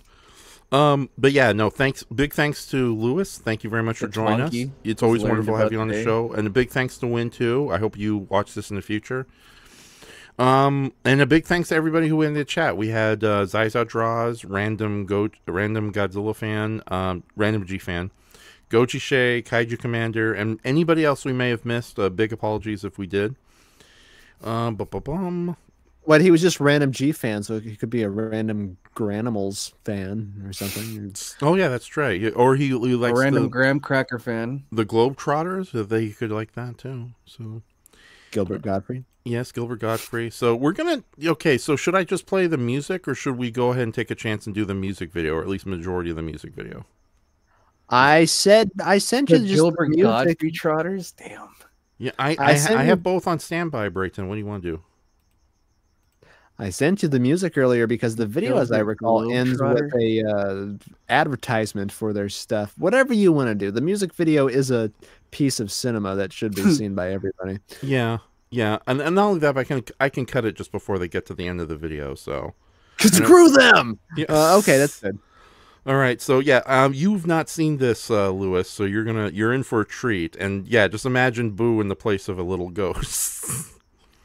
But yeah, any last Dracula there too. Yeah, but no, tomorrow on Twitch we will be doing the Texas Chainsaw Massacre. Also, early in the morning, about like roughly a couple hours from now, I will be uploading the Legend of Dinosaurs, the podcast.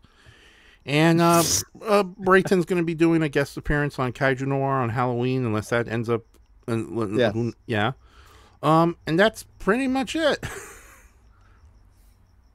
Bada bing, bada boomy. Legends of Dinosaurs, the podcast. Indeed. The breakfast cereal. Okay, so any setup you want to do for this music video, or just play it? Roll the ghosts. Indeed. So yeah, we're gonna take a chance on this music video, and we will. You want to name them? Who is responsible here? Yeah, hold on. They are the Pymations. Okay.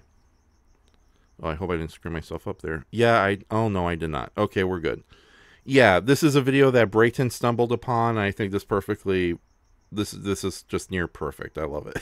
It's one of a kind. Yes, one of a kind. I know exactly where we're going to break it off. So, all right, ladies and gentlemen, so we're going to do the transition, and we're going to start. So here we go with their music video, Boo.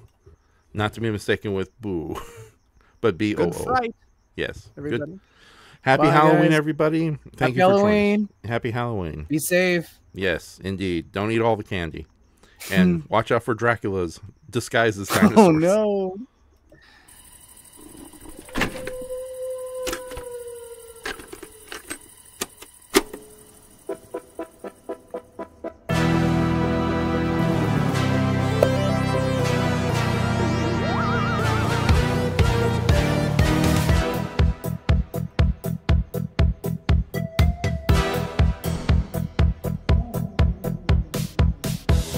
Are off tonight.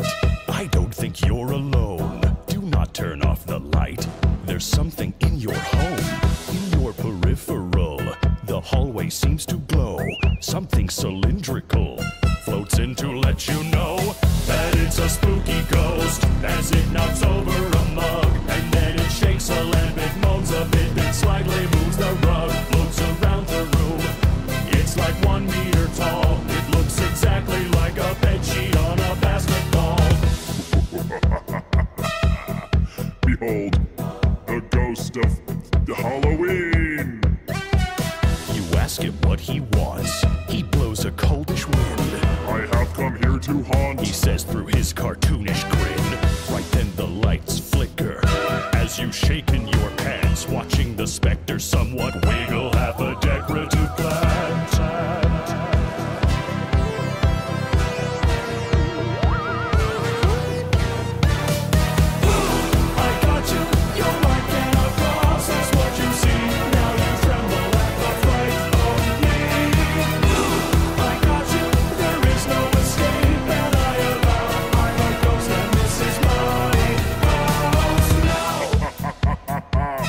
Are you scared yet? No. What? The ghost looks quite upset. Why aren't you scared? He goes, you say he looks a bit like High Five Ghost from regular show. I don't know what that is. He must have died before that, so you say he looks like a Pac-Man ghost, but white. I don't care how I look. Does this not terrify? The demon screams as it scoots a chair a bit to the side. No, not really. Then it's time to unleash a new evil like this world has never seen.